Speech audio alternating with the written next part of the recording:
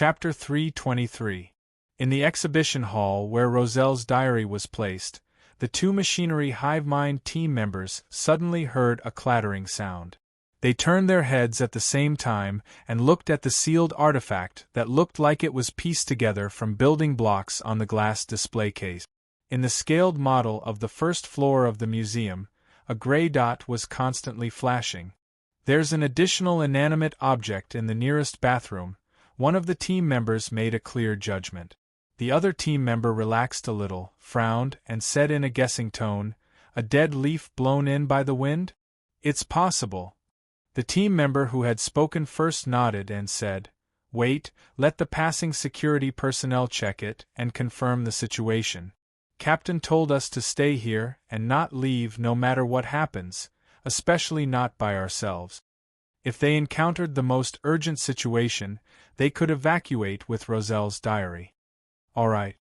His companion had no objections to this. In the office area on the second floor of the museum, Klein was like a floating ghost, passing through one wall after another and flying towards the top of the restored study. However, he didn't fly too fast. He kept sensing the fire seed downstairs and calculating the distance.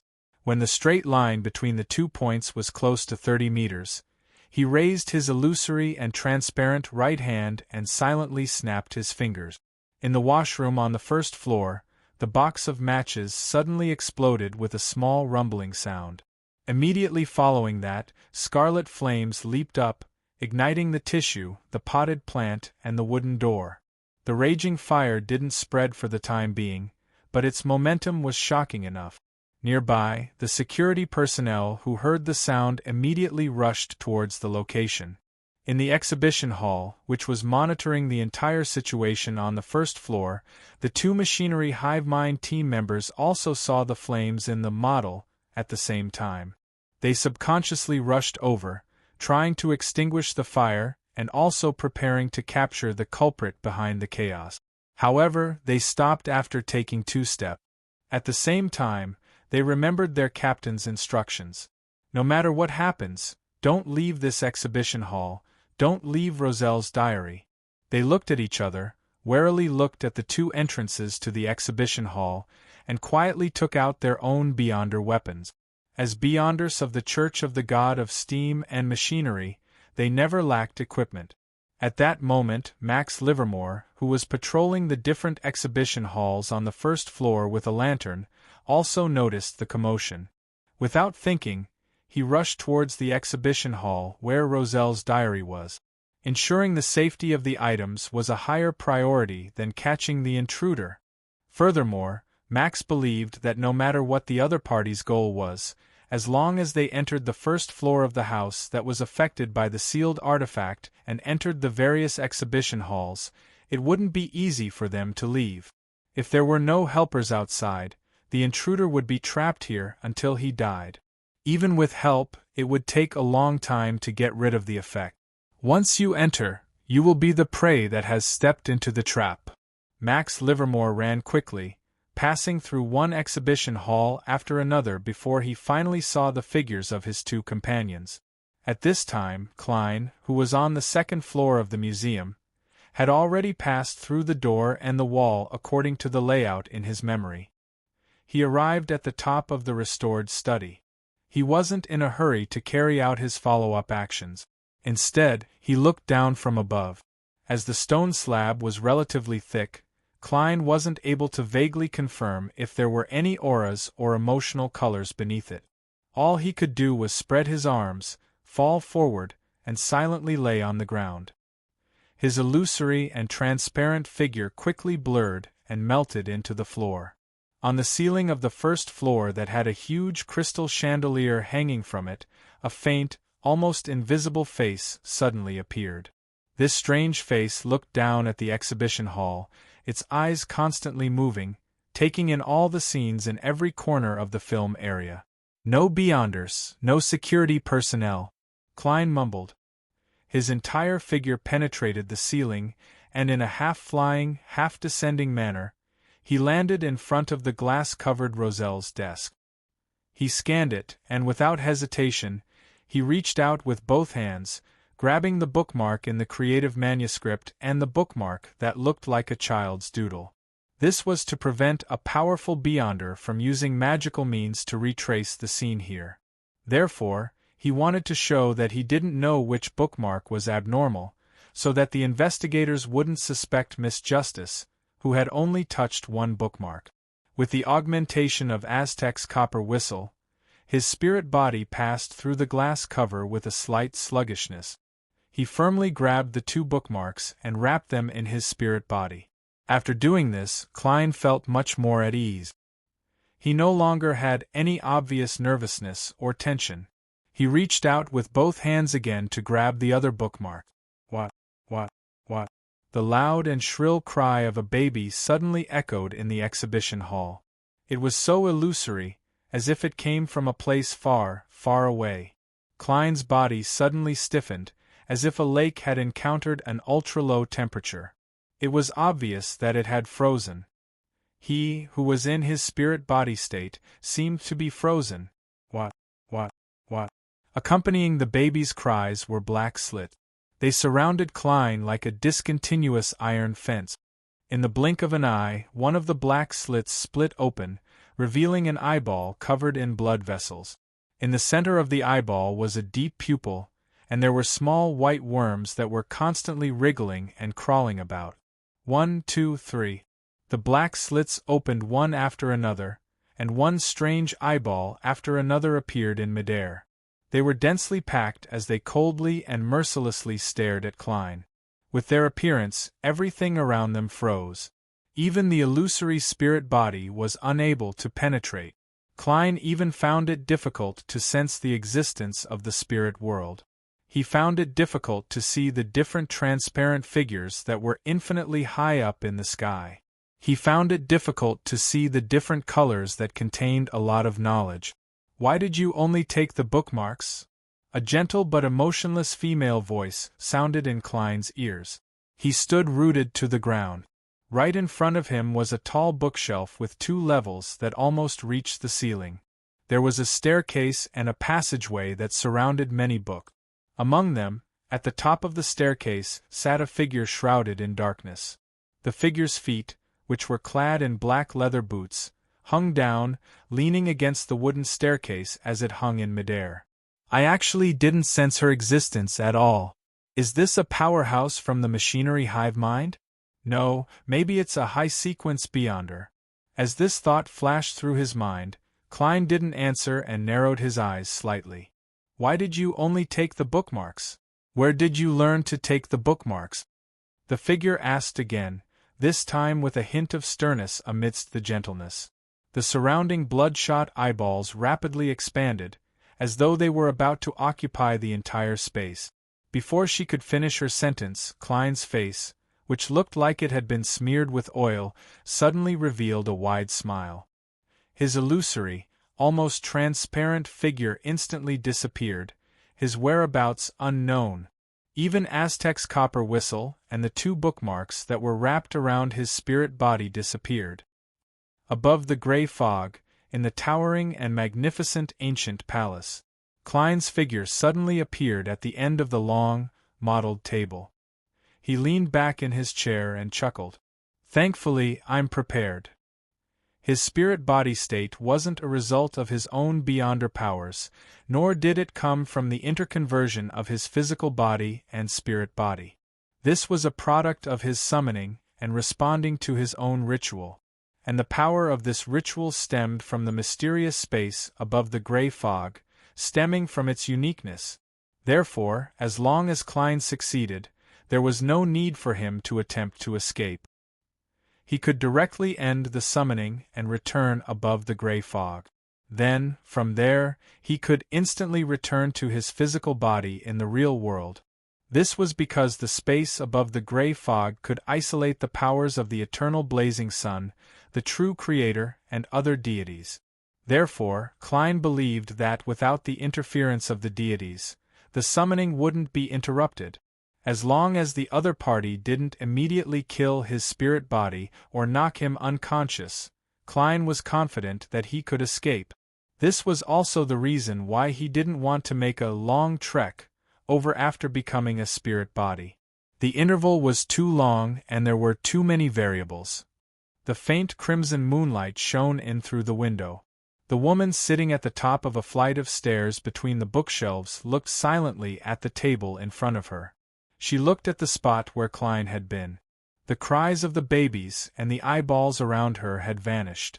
After an unknown period of time, the top of the stairs suddenly became empty, as though no one had ever been there. In the exhibition hall where Roselle's diary was stored, Max Livermore said to his two teammates, "Guard this place well. You guys guard this place. I'll go find the guy who snuck in. He must still be trapped by the power of the sealed artifact somewhere on the first floor." As he spoke, he looked at the sealed artifact and the model on the first floor of the museum. He wanted to find the red dot that belonged to the infiltrator and quickly lock onto his location. However, no matter how he looked and counted, he couldn't find anything amiss. The number of people hadn't increased at all. Max Livermore froze on the spot. 18 Kings Avenue, in the storage room of a wealthy merchant. Klein's eyes lit up once again, and the corners of his mouth curled up bit by bit. He left the bookmark and Aztec's copper whistle above the gray fog and returned to his body to save time. After extinguishing the candles and ending the ritual, Klein cleaned up the scene. He used a specially concocted potion to neutralize the smell of the holy night powder and the essential oil extract from the ritual. After doing all of this, he removed the wall of spirituality and let the wind blow away the remaining traces. Following that, he took out the master key and passed through the houses to take a rental carriage in the distance. After using his cane to determine the direction to prevent himself from getting lost and returning to the Royal Museum or a particular cathedral, Klein began to move forward quickly, constantly using the master key to open doors and walls. After walking in a straight line for a while, he suddenly couldn't grasp his location. I'll leave in 2 more houses. If I'm no longer on King's Avenue, I'll find a rental carriage or do another divination. I'll immediately study the card of blasphemy when I get home. Klein quickly made a decision. He placed the brass key against the wall and gently twisted it. An invisible ripple spread out as he arrived at the house next door to the townhouse. At that moment, his nose twitched as he smelled the strong smell of blood. The strong smell of blood. Klein frowned and looked up. He saw a lady in the living room in front of him. The lady's expression was filled with pain. There was a huge wound on her abdomen, and her internal organs seemed to have disappeared. Chapter 324. The 12th time. That devil killer. The instant he saw the corpse and heard the sound, Klein's hair stood on end. He knew that he had encountered something bad. In his line of sight, the living room's decorations were mainly bright yellow. There was nothing unusual about the coffee table, sofa, and other items. Only the carpet was stained with bright red blood that was slowly soaking through. There was nothing inside the wound on the abdomen of the female corpse, and there was a large black dog squatting next to it. Its mouth was half open, revealing rows of sharp, white teeth that made people shiver. On each of its teeth, there were dark red marks that looked like rust. It seemed to be the result of eating flesh for a long time without cleaning it often. At this moment, the large black dog's teeth were still wrapped in blood-colored intestines, with shredded raw meat clustered around them. Its head moved over, and its magma-like eyes reflected Klein, who was dressed like a worker, as well as his disguised face. Gasp! The large black dog let out a threatening growl. It's really an animal. It's a Sequence 6 devil, a devil that's about to advance. And the preparations I made today weren't aimed at it. These thoughts flashed through Klein's mind. Suddenly, the black dog's body rapidly expanded, turning into a monster that was 2 to 3 meters tall. On its back, a pair of huge bat wings slowly spread open, and goat horns covered in mysterious patterns grew beside its ears. Within its moist and shiny fur, scarlet flames with a tinge of blue leaped out, and the strong smell of sulfur spread out. Almost at the same time, Klein stomped on the ground, and instead of retreating, he swung his cane and charged at the devil dog like a cannonball. Rip! The black devil dog quickly pounced forward, its spiked claws leaving afterimages as it struck Klein. Without a sound, its claws pierced through the figure as if it was piercing through air. Klein's figure dimmed and quickly became transparent. This was just an illusion. It was an illusion created by Klein. And at this moment, he had already rolled on the ground and approached the oriel window. Then, with a push of his left hand, his entire body soared into the air and slammed straight into the glass. After identifying who the enemy was, he made up his mind to escape immediately. Seeing this, the demon hound's lava-like eyes suddenly lit up, as if there were flames burning in them. It opened its mouth and spat out a word filled with filth. It was a word from the demon language. Die. Puff. Klein's body suddenly froze, and his heart felt like it was being gripped by an invisible hand. The figure that was frozen in midair instantly became thin and faint, turning into a crudely cut paper doll. The paper doll was covered in red rust, mottled red rust. Clang. Crack. Amidst the two sounds that were indistinguishable, Klein's figure reappeared.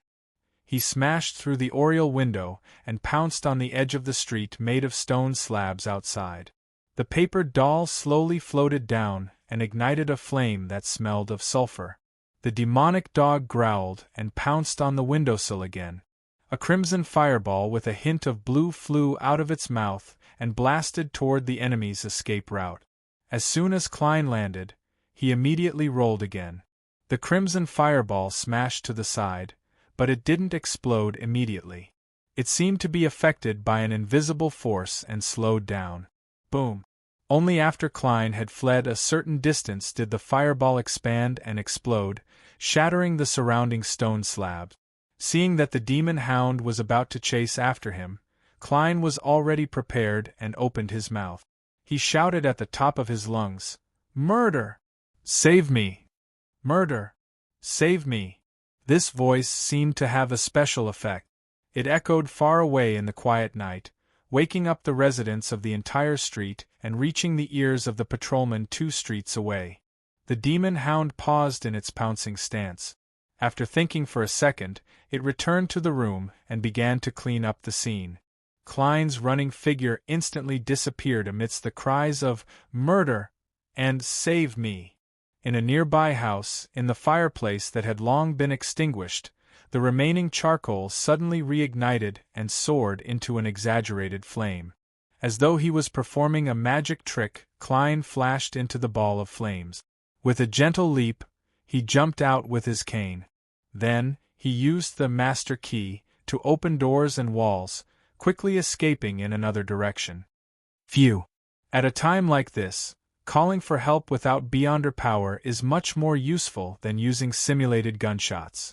Sighing, Klein took out a bottle of Amantha extract and dripped a few drops on himself. Because the original race of the demon was a dog, he had to be wary of the other party's special ability of tracking by smell. Just like that, he passed through another intersection before Klein stopped and looked around. Seeing that it was relatively quiet and unaffected, he hurriedly walked to the side of the street and hired a rental carriage. After the carriage traveled a long distance in the middle of the night, Klein finally heaved a sigh of relief. He knew that the demon wouldn't chase after him. The master key is really strange. It actually made me lose my way and end up at the scene of a murder. I have to be very, very careful when I use it in the future. That really is an animal that has transformed into a demon.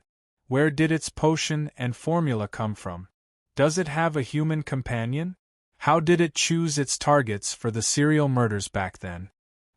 What's gratifying is that after confirming this, it will be much more difficult for it to commit crimes, and the chances of it being caught will increase greatly. Thoughts and questions popped up in Klein's mind as the carriage sped along the wide and empty road, between the gas lamps. Suddenly, Klein's heart stirred as an image naturally surfaced in his mind. Pea vines hung down from the sky, interweaving into a dense forest road. However, the coachman didn't notice it as he continued to drive the carriage over the green plant. Not good. Without hesitation, Klein pounced towards the window and was about to jump onto the street. Bang! The carriage shook and he was bounced back. At the same time, the pea vines really hung down. Klein frowned and tried to control the flames to ignite the carriage, but he couldn't make any sound when he snapped his fingers. At this moment, the surroundings had become abnormally quiet. Even the sound of the horses' hooves trampling on the green plants and the wheels rolling over them had disappeared. Klein tried his best to calm himself down. He looked out the window and saw that the carriage had already traveled along the road formed by the pea vines and was in midair. This isn't Bakeland. He narrowed his eyes. At this moment the carriage stopped. Outside the window was a seat that looked like a hammock formed by the pea vines in midair.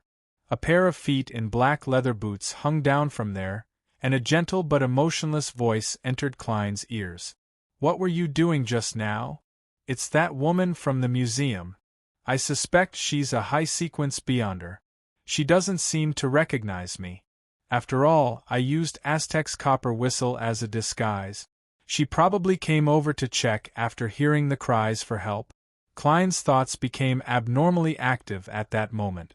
He deliberately swallowed his saliva and said, "I'm a private detective. I'm a private investigator. I'm with a lot of friends. We're investigating the recent serial murder case. I have a mystical item called the Master Key. It can open doors and pass through walls, but it will cause one to get lost. It was during this process that I directly bumped into the crime scene. As I wasn't a match for her, I could only run and shout for help. Everything I said is the truth," Klein silently added in his heart. After he said that, there was a short period of no response from outside. However, he felt a gaze penetrate the carriage, passing through the obstruction and directly examining the items he was carrying. "Thankfully, I left Aztec's copper whistle and the bookmark above the gray fog to be safe." At this moment Klein was rejoicing. Being cautious and careful is indeed useful. After the indescribable and excruciating silence, the gentle but emotionless female voice finally spoke. "That key has a certain curse. Don't use it unless absolutely necessary." Just as she said that, everything around her suddenly changed. The pea vine, the forest path, and the path that led to midair all disappeared. The carriage continued driving on the street, between the elegant iron-black gas lamp. Klein kept his heart in his mouth until the carriage arrived near Eastborough. He paid the fare of 8 soldi. Under normal circumstances, a rental carriage wouldn't enter any streets in Eastborough because it was very likely to be robbed. In the one-bedroom apartment on Black Palm Street, Klein changed his clothes and went straight to bed. He didn't attempt to return to Minsk Street after midnight. With the appearance of the 12th murder, the situation in Bakeland would definitely be more tense. There would definitely be all sorts of investigations outside. He also didn't immediately go above the gray fog to study the secret of the bookmark. He acted as he had described to the mysterious woman, that he was only a low-sequence private detective with some beyonder powers. Tonight was really full of surprises. It was quite exciting. "I just stole something. Yes, most of the problems are to be blamed on the master key." Klein gave a self-deprecating remark and quickly fell asleep. The next morning, he breathed in the choking and irritating fog as he slowly returned home. He also took out the newspapers and letters from the mailbox. After opening the door, he casually flipped open the newspaper and found the headline on the front page as expected. "The 12th case. The devil has reappeared. The police claim to have locked onto the murderer." As for the theft of the Royal Museum's exhibit, it was only mentioned in an inconspicuous place. It didn't even mention what was stolen. The letter without a stamp that came with the newspaper was a water bill. Klein had to pay it himself. He glanced at it, threw it on the coffee table, and returned to the second floor to boil water for a bath. When the steam filled the bathroom, he took the opportunity to take 4 steps counterclockwise and go above the gray fog.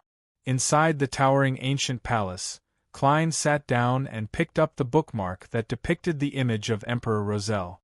Chapter 325. From its appearance, there was nothing special about the bookmark. Roselle's portrait could be seen everywhere in the memorial exhibition. It was the same for the emperor's image and his middle-aged state. Klein examined it a few times and found a tiny mark that had been poked out. He confirmed that it was the bookmark that Miss Justice had verified. He attempted to spread his spirituality and slowly inject it, but just like with ordinary items, his spirituality only flowed and blanketed it. It didn't seep into it, nor did it cause any abnormalities. That's right. Roselle's idea is to find a fated person. He wouldn't specifically limit it to beyonders. Klein thought for a moment and switched to Faysac's deep pronunciation. Pirate King. The bookmark still didn't react. He tried using ancient Faysac, Intis, and Ruan, but he received the same result. As for Jotun, Elvish, Dragonese, and other mystical domains languages, Klein could only give it a try without much hope due to the limited target. Without a doubt, he failed. Right on the heels of that, Klein used Faysac's language to translate. One Piece. The bookmark lay quietly in his palm, showing no signs of abnormality. Klein followed the process from before and tried again in different languages, only to encounter constant setbacks. From the looks of it, my initial guess was wrong. The young Roselle might have joked about One Piece, but he might not have done so in his old age. People will eventually age and change.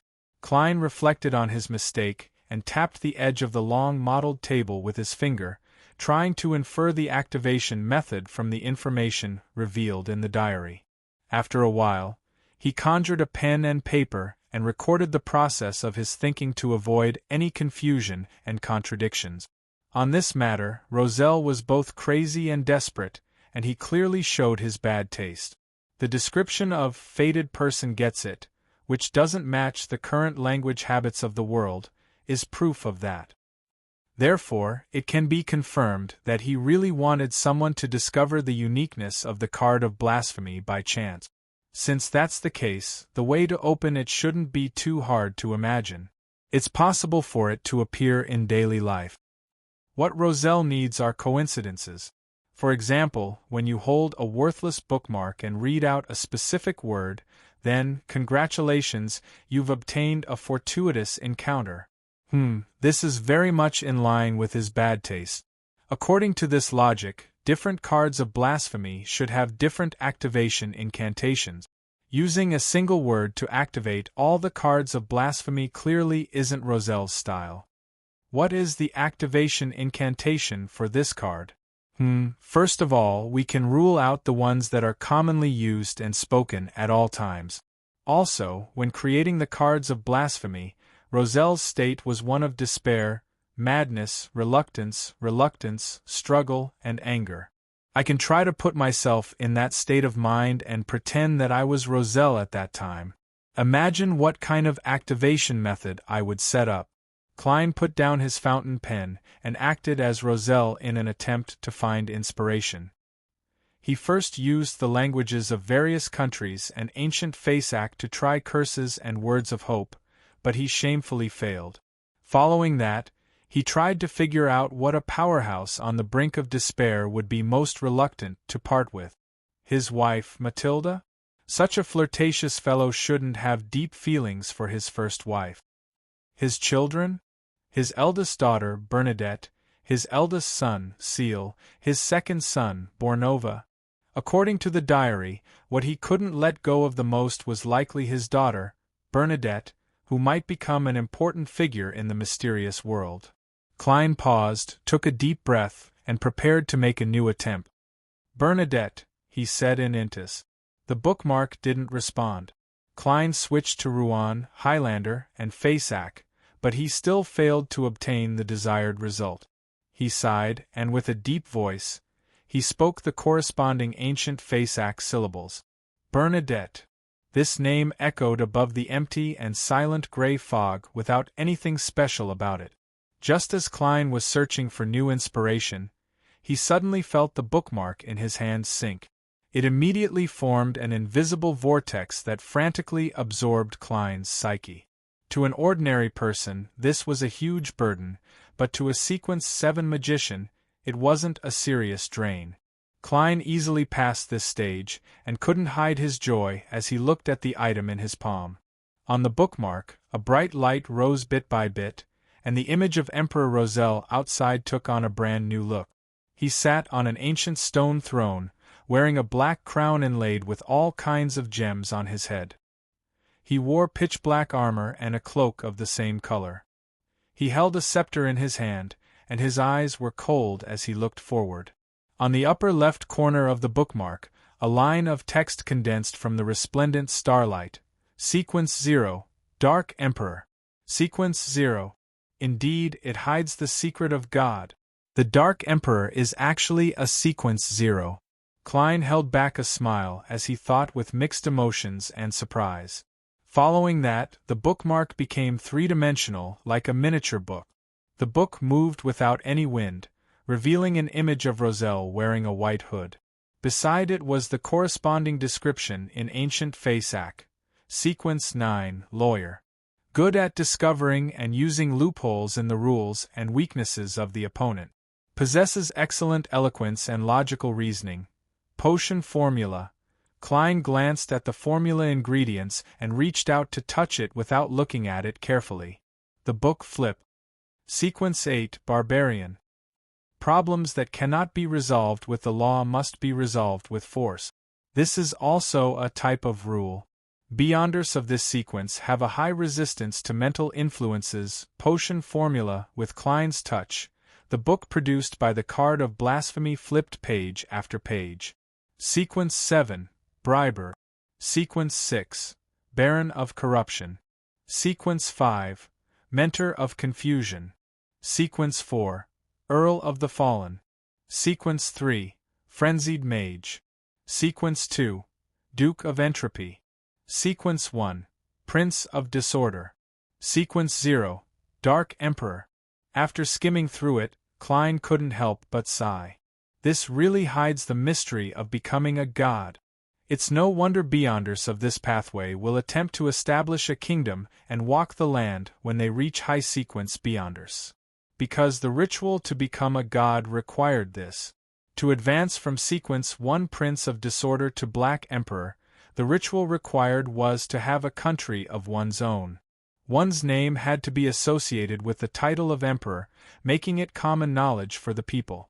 Furthermore, one needed to establish a set of strict and complicated rules that violated normal circumstances, including the architectural style. Following that, one had to drive the people to secretly build 9 pyramid-like mausoleums. Then, one would enter one of them and consume the Sequence 0 potion in the corresponding sacrificial ritual that was spread across different cities. Once the advancement was successful, the Dark Emperor wouldn't truly die before the 9 secret mausoleums were destroyed. Even if he died, he could still awaken from one of the mausoleums.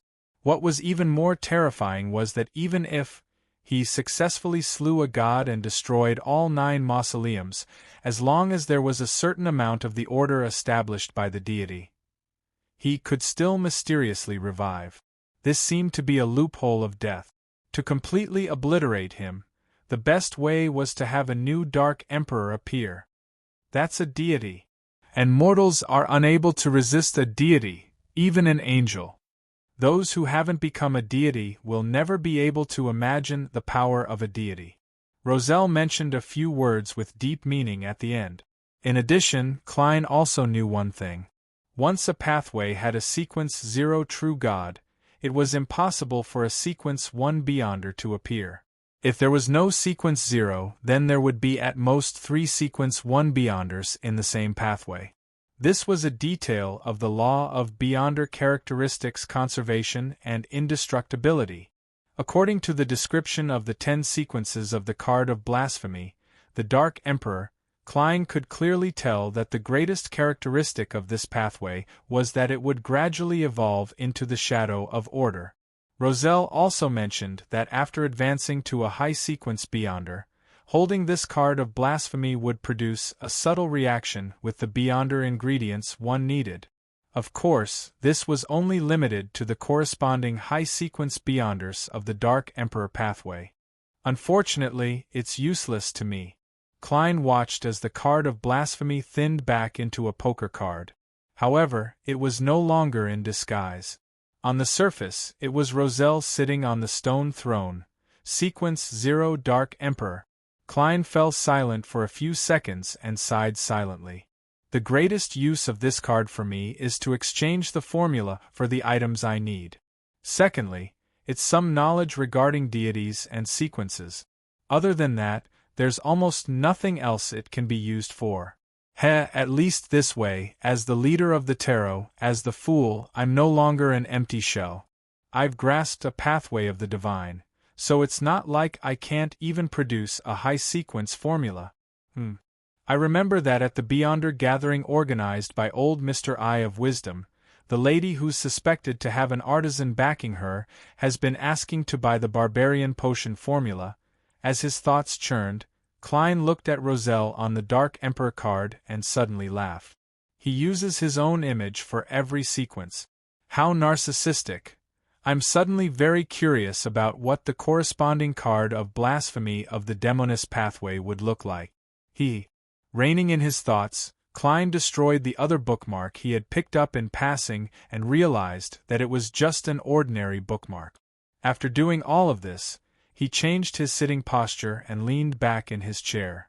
In response to Miss Justice's prayer last night, he said in a low and calm voice, Chapter 326. Empress Burrow, Earl Hall's house, in the dining room. As per usual, Audrey was praying before the meal with her father, mother, and brother. Praise the Lady. She tapped her chest 4 times in a clockwise fashion, ending her prayers with this sentence. However, before she could finish her sentence, a thick gray fog filled her vision that was covered by her eyelids. A figure that looked down at everyone and everything spoke in a distant and dignified manner. That's a card of blasphemy created by Roselle. Mr. Fool. Card of blasphemy?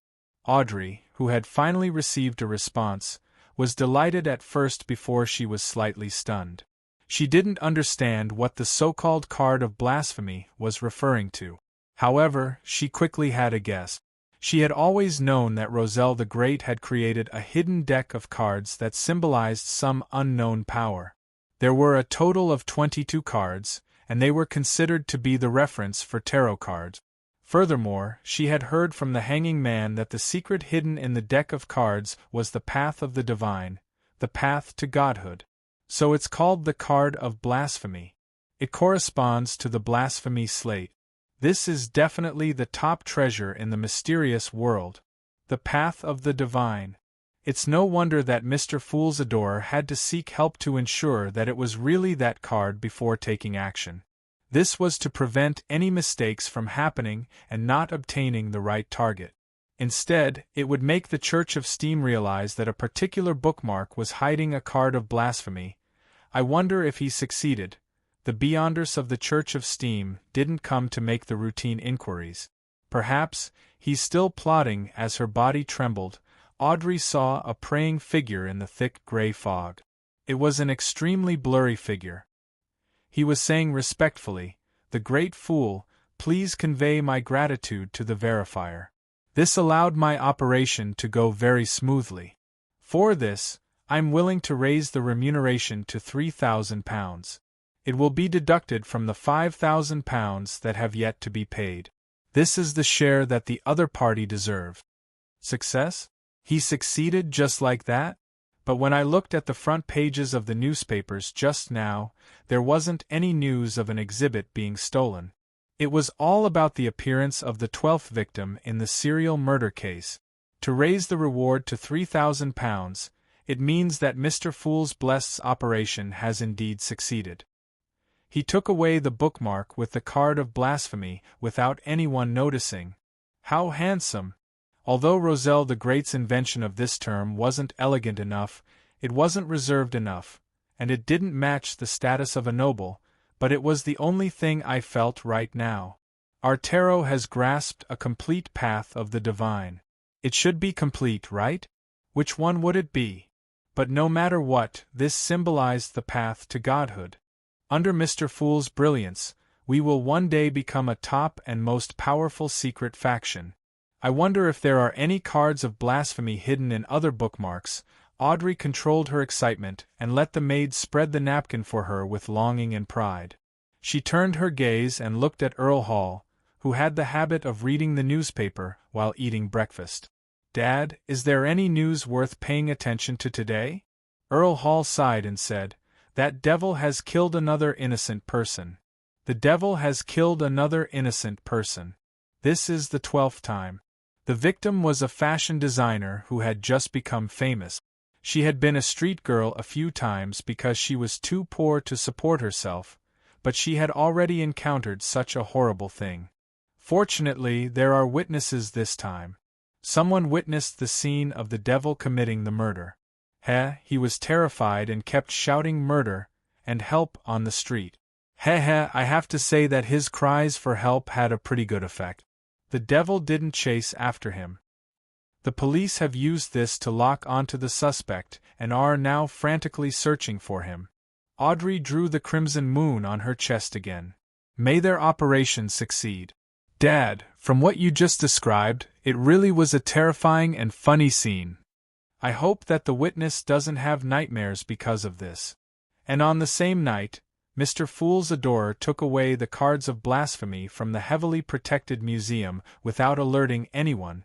Audrey added in her heart longingly as she filled in some details herself. "In the Royal Museum, in the restored study." "Are you sure that only 2 bookmarks were stolen?" Machinery Hive Mind's captain, Max Livermore, asked his team members. As he spoke, he secretly glanced at the important figure standing in front of the desk with his back facing him. It was an old man wearing a white priest's robe and a clergyman's bonnet. He was the person in charge of the Church of the God of Steam and Machinery's Bakelin Diocese, a member of the Divine Synod, Archbishop Horamic Haydn. This important figure wasn't only a clergyman, but he was also a very famous scientist, an honorary professor of physics at the University of Bakelin. "Yes, only those 2 bookmarks were stolen," the team member who was questioned answered with certainty. Max nodded slightly and looked at Horamic Haydn. After thinking for a moment, he asked after some deliberation, after some thought, he deliberated and asked, "Your Grace, after the museum closed yesterday evening, some noble children came to visit. They touched some of the exhibits, including one of the 2 stolen bookmarks. Do you need them to cooperate with the investigation?" "I'm aware of this matter." Horamic turned around with his hands hanging naturally and said calmly, "I've already confirmed that those noble children have nothing to do with the thief who stole the bookmarks. There's no need for them to cooperate with the investigation." "Yes, Your Grace." Max didn't find anything wrong with it, not to mention that Archbishop Haydn had enough mysticism knowledge and various beyonder skills to confirm it. Horamic had a very gentle and benevolent face, and at that moment, he similarly didn't show the slightest bit of anger. He looked around and said, "And there was more than one person here last night. At least 2 of them were divided into 2 opposing sides. One of them might even have a higher sequence than me, but the other party strangely escaped. Although I'm unable to restore the entire scene, there are some things that I can still see. Things are more complicated than we imagined." Having said that, he sighed and said, "I also know why they stole the bookmarks. We've been deceived by Roselle for more than 150 years. 3,000 pounds. How painful. I've been saving up for so long, but I don't even have 1,000 pounds. However, the card of blasphemy is a priceless treasure that can't be exchanged for with money. Miss Justice's contribution in this matter is definitely worth the price. Thankfully, it's all deducted from what she owes me, reducing the pressure a little. If I were to meet Mr. Aztec in the future, I'll use a high-sequence formula to pay the 15,000 pounds that belongs to the blessed. I wonder what other cards of blasphemy have been disguised as. According to the Emperor's personality, it should be quite unexpected. Klein ended his response and looked at the gray fog sea outside the palace as he sighed silently. Being cautious, he temporarily left the dark emperor card above the gray fog, on the surface of the long bronze table directly opposite the fool's seat. Similarly, there was also Aztec's copper whistle. When he returned to the real world, he held another ritual and summoned himself. He threw the sealed artifact that was a combination of being lost and unlucky, which didn't seem to have much negative effects, but it could be fatal in a serious situation. He didn't plan on using it unless necessary. The Master Key is only the relic of an unlucky fellow who had just advanced to Sequence 9, but it actually has a negative effect that even a mid-sequence Beyonder can't weaken. From the looks of it, there were additional factors that caused the apprentice to lose control back then. Hence, there's something unusual about it. With this in mind, my previous decision was right. I have to be careful about exploring 32 Verdi Street south of the bridge. I have to be prepared. Yes, I have to be clear about one thing. The effects of a sealed artifact might not be completely related to the sequence of its owner. I have to consider many factors, such as whether or not it has been corrupted by an evil god. Klein took a shower with the water that had cooled down significantly. He walked out of the bathroom feeling refreshed and went downstairs to enjoy the corn pancakes he had bought on the way. This was a specialty of the Fainapotter Kingdom's highlands. It was crispy, fragrant, and sweet. After eating and drinking to his heart's content, he ruminated over last night's experience to see if he had left any clues for others. Even with the Master Key, if I'm not a Beyonder, it's impossible for me to escape from a devil. Back then, that mysterious and powerful lady must have confirmed that I wasn't an ordinary private detective. I didn't think of hiding it either.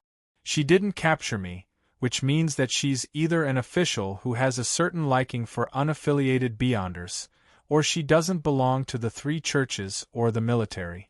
Yes, I'm inclined to the latter. The former has a high chance of confiscating the Master Key. Sigh, I was in despair back then. I thought that I would be treated as an ordinary Beyonder and imprisoned in the underground of the Church of Steam and Steam. I even began considering how to escape from prison. Who knew that she would leave just like that? Which organization is she from? Or is she unaffiliated? No, for unaffiliated Beyonders to reach such a powerful level, they must have their own organizations. That Devil Hound will definitely use its Beyonder powers to erase any clues related to itself, which naturally includes mine. In the field of mysticism, there's no way to separate them, and it's very likely that it's not appropriate for that lady to be exposed. It seems like the clues I left behind during my escape were also disrupted. As for what happened in the museum, they're looking for a special spirit body, a strange existence. What does that have to do with me, Sherlock Moriarty? Klein mocked himself, feeling more and more at ease.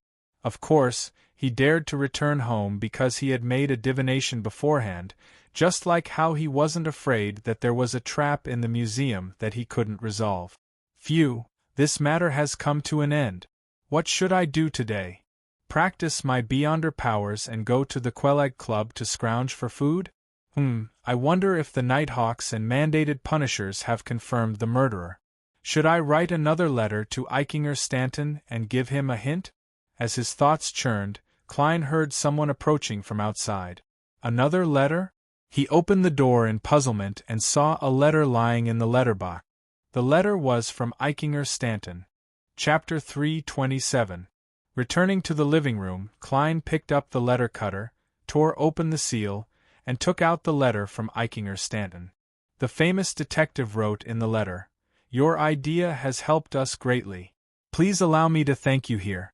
After receiving your letter, we immediately organized people to investigate some key areas. As expected, we found the corresponding clues. Many stray animals that often appear nearby and are remembered by the residents have disappeared one after another. During this process, we also noticed something interesting. In the serial murder case 4 years ago, Yes, the one where the target was a single prostitute with a child. Many people who lived around the crime scene mentioned that although the most suspicious youth was unsociable and sinister, he was rather loving towards animals, especially a rather large black dog. After the youth died in a gang fight, the people around never saw the dog again. I'm very curious as to who its current owner is. Is it the murderer of an unsolved serial murder case from even longer ago? The above matters were all proven at the scene of the 12th murder case and played a key role, allowing the police to initially lock on to the suspect. If everything goes smoothly, we will be able to obtain most of the bounty after the criminal is arrested. My friend, I clearly remember your contributions, and I will never forget your share. Eichinger Stanton seems to suspect that I know the truth about the devil, so he deliberately hinted at something? Klein put down the letter and muttered silently. However, this letter also made him feel truly relieved. The official Beyonders didn't find the wrong target. If the giant devil dog didn't receive any other help, it would only be a matter of time before it was captured and killed. As for Eichinger Stanton's speculation that the dog had an owner, Klein lacked sufficient evidence to confirm it. He could only say that there was a certain probability. In short, my mission ends here. Next is the matter of the Nighthawks, mandated punishers, and machinery hive mind teams. Klein took out a brand new piece of paper, picked up a fountain pen, and replied to Eichinger Stanton with a humble letter. He ignored his subtle hints, just like an ordinary private detective. After cutting another paper figurine and sending the letter out, Klein walked to the public carriage waiting area and thought in a relaxed manner, "That's right. Now, I can just wait to collect the money." Leopard said that he would be looking at the Roselle Memorial Exhibition for 3 days in a row. I'll have to wait until Saturday to pay him the final sum. Hopefully, the patent for the bicycle will have been applied for by then. Sigh, Bakeland's patent office doesn't seem to be very efficient. Klein had already thought of today's arrangements. With the Beyonder gathering unable to be held and unable to buy the corresponding items, he was suddenly free. He didn't need to be busy for the time being. I'll go to the Quelleg Club in the morning to practice my marksmanship, Beyonder powers, and have lunch there.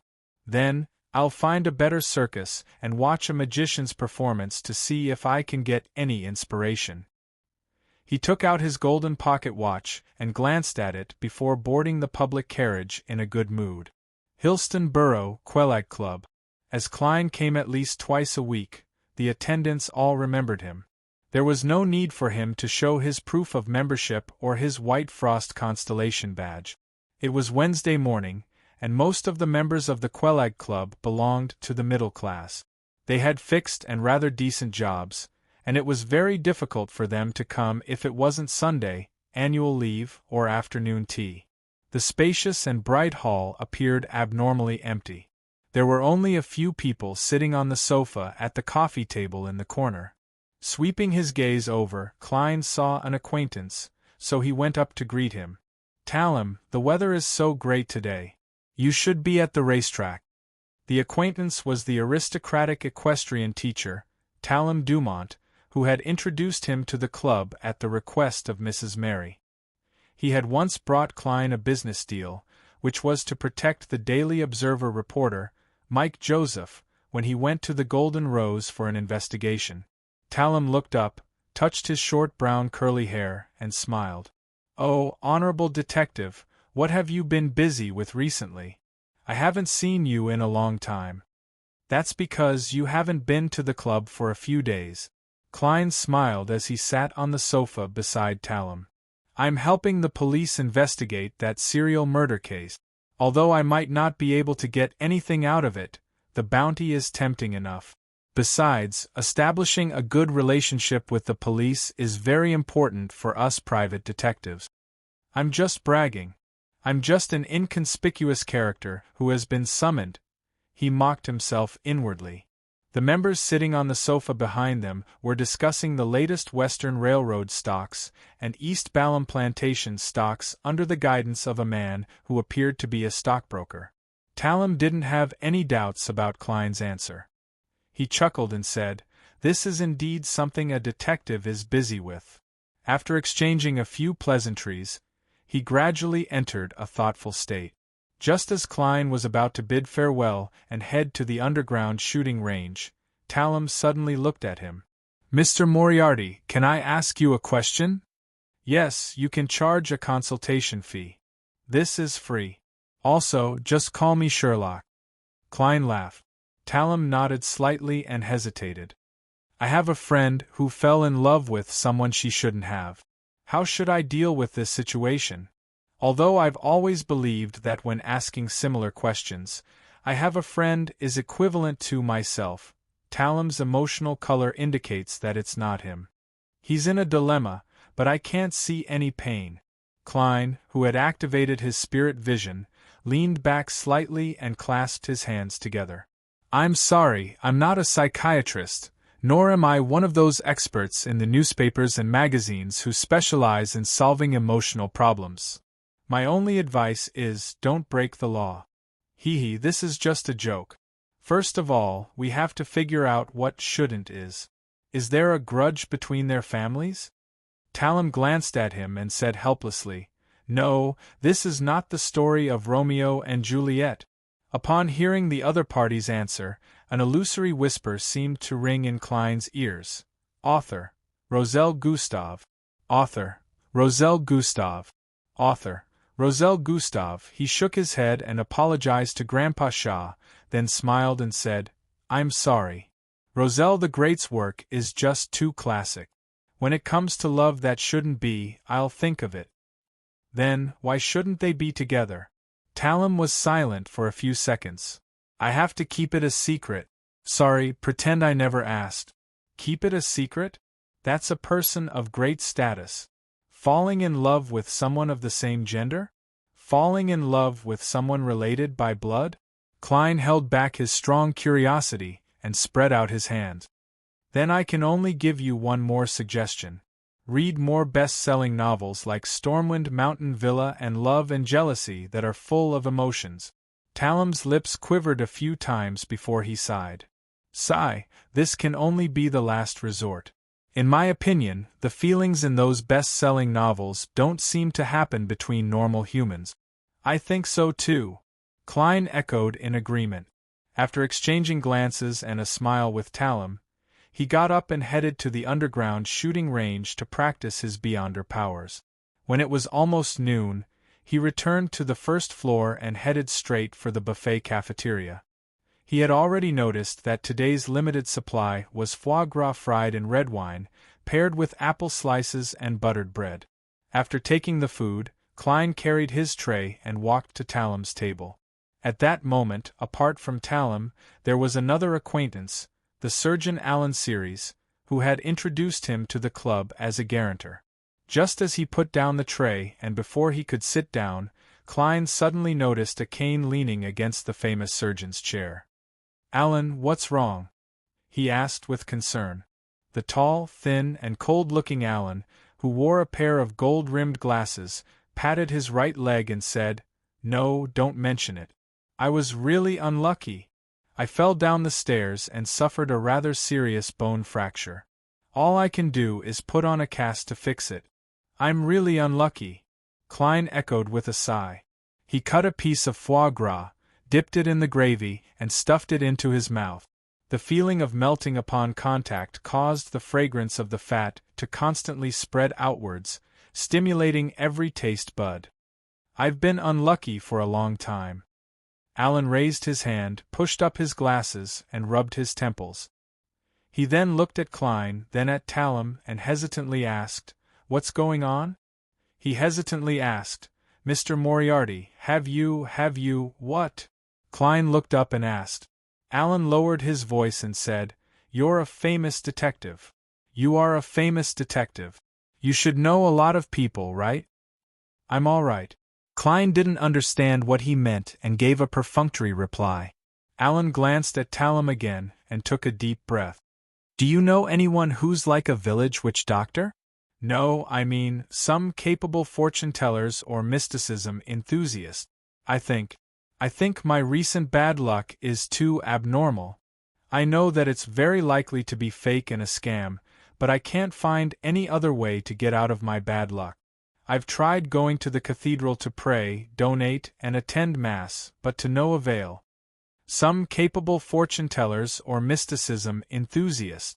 You seem to be talking about me. Klein thought and said, Alan, tell me in detail what happened to you.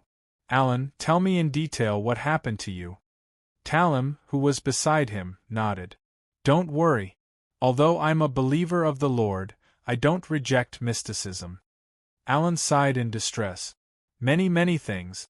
For example, I made a mistake during surgery, encountered a steam locomotive accident while traveling, found a thief when I returned home, went to the hospital, and ended up falling down the stairs. Do you think someone is cursing me? Yes, I've heard Alan mention something similar before. Klein frowned slightly. As a former Nighthawk, he easily thought of a sealed artifact from such a description. The misfortune cloth puppet. A similar item? He activated his spirit vision and asked seriously, Alan, think back carefully. Alan, think about it carefully. Before those unlucky events happened, did you or your family, did your family also encounter unlucky events? Chapter 328.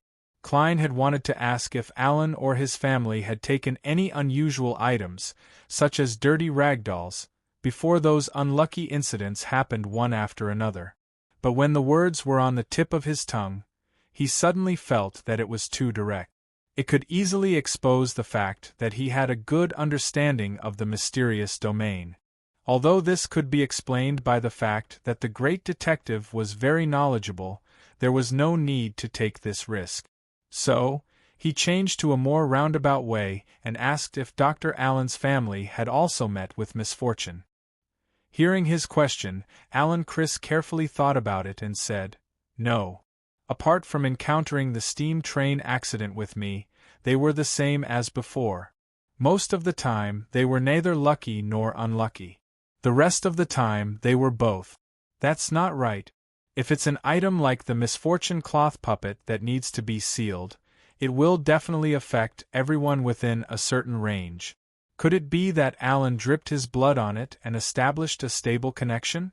In Klein's spirit vision, Alan's aura and emotional color matched his physical and mental state. There was nothing special about him. He deliberated and asked, Is there anyone as unlucky as you in the hospital where you work? No, so I think I must have been cursed by someone. Alan tugged at his bow tie, looking rather anxious and uneasy. Under Talim's curious gaze, Klein thought for a moment. Before you were unlucky, did you encounter anything strange, such as cutting yourself? In folklore, blood is a powerful medium for curses. After I suspected that it was a curse, I confirmed it. In the past 3 months, I haven't bled. Alan pressed his knife and fork and replied with a heavy expression. That's a little strange. It's not like I can do a complicated divination in front of them. Klein asked again, What about other strange things? Alan, think about it carefully. There must be a reason for this. Have you offended anyone recently? Or have you become an obstacle to others? Talim echoed with concern. Alan looked down at the food on his plate and fell into deep thought. Klein didn't stay idle either. He finished the food before it became cold and unpalatable. When he began to enjoy the dessert, Alan finally raised his head and said, I'm not a sociable person. I don't get along well with my colleagues, but it's hard to believe that they would think of a way to curse me. After your reminder, I thought of something. It might be related to mysticism. What is it? Klein and Talim perked up at the same time. Before my streak of bad luck, I was in charge of a patient. It was a child less than 10 years old. He was very pitiful. Due to some problems, he needed to amputate his left leg. Alan pushed up his gold-rimmed glasses and recalled, I just became a father not long ago, and I'm always full of sympathy for my child's misfortune. Every time I check the ward, I'll chat with him, encourage him, and comfort him. After a pause, Alan spoke more smoothly. I remember that it was the day before his surgery. I specially went to the ward to look for him. He was indeed rather uneasy and was playing tarot card. This was something he brought with him when he was admitted to the hospital. He didn't even allow his family to take it away. In order to make him relax, I played tarot divination with him. At that time, I flipped over a card. It was the reversed Wheel of Fortune. That child looked at me and said with a pure and innocent smile, "Doctor, your luck will turn for the worse. Doctor, your luck will turn for the worse." Talon took a deep breath and said, "Why do I feel that such a scene and such words make my body feel a little cold? That child later died on the operating table?" Alan shook his head and said, "The surgery was very successful. That surgery was very successful. Not long after, he was discharged from the hospital. He even thanked me. That's why I've never doubted this matter. But now that I think about it, I realize that this is the only time I've come into contact with an item involving mysticism in the past 2 months. No matter what, whether it's useful or not, tarot cards are ultimately used for divination." At some point in time, a brass coin had appeared in Klein's hand. It was jumping and rolling at his fingertips, as though symbolizing the analysis process of a famous detective. The coin bounced up and fell into his palm. Klein glanced at it from the corner of his eye and ended his thought. "What's the child's name? Where does he live?" Alan answered without hesitation, "His name is Will Ausepton. His name is Will Ausepton. As for where he lives, I don't remember." "Mr. Detective, what's your suggestion? Do you know any experts in mysticism?" Klein drank a mouthful of black tea and smiled under Alan and Talon's expectant gazes. "My suggestion is to go to the cathedral of the deity you believe in and describe your recent misfortune to the bishop. Then, ask him if he has a solution. Alan, I remember that you're a believer of the Evernight goddess, right?" He almost called out the goddess, but thankfully, he remembered in time that his current identity was that of a detective who believed in the god of steam and machinery. "But my prayers to the goddess, my participation in Mass, and my donations of money and items were all useless. I think we still need to find some capable fortune-tellers." Alan didn't agree with Detective Moriarty's suggestion. Talon nodded in agreement. "That's right. The deities don't care if you're lucky or unlucky. Being lucky is a blessing, and being unlucky is a test. My friend, your faith isn't pious. Be careful that the Lord of Storms strikes you with lightning." Klein looked at the two of them and smiled. "This suggestion is based on very simple logic. If, and I'm saying if, there's really a useful and effective mysticism in this world, then the ones who are best at it are definitely the 7 Orthodox churches. Otherwise, they would have long been replaced by other factions that have grasped mysticism. If there's no such thing as true mysticism, then finding a fortune-teller or a witch-doctor won't help me in any way. I might as well see if a bishop with a higher status has any solutions." Alan carefully analyzed the situation and finally nodded. "That makes sense. Perhaps I need the bishop to help me convey the message so that the goddess will protect me. No, to be precise, the Nighthawks will only notice your abnormality with the bishop's message," Klein retorted inwardly. He had no intention of helping Alan, because to solve the problem of his luck, apart from finding the root of everything, he definitely had to set up a certain ritual. Ignoring the fact that Klein didn't know the true luck enhancement ritual, even if he did, he would expose the fact that he had beyonder powers in front of unfamiliar people because of the ritual. It would increase the risk for no reason. Since I can get the Nighthawks to do it, there's no need for me to do it myself. I just don't know if the problem comes from the boy or the tarot cards in his hand. If it's the latter, then it might be a sealed artifact that's rather suitable for me. What a pity! Klein shook his head silently, suppressing the greed and other emotions that surged to the bottom of his heart. At this moment, Alan had already made up his mind.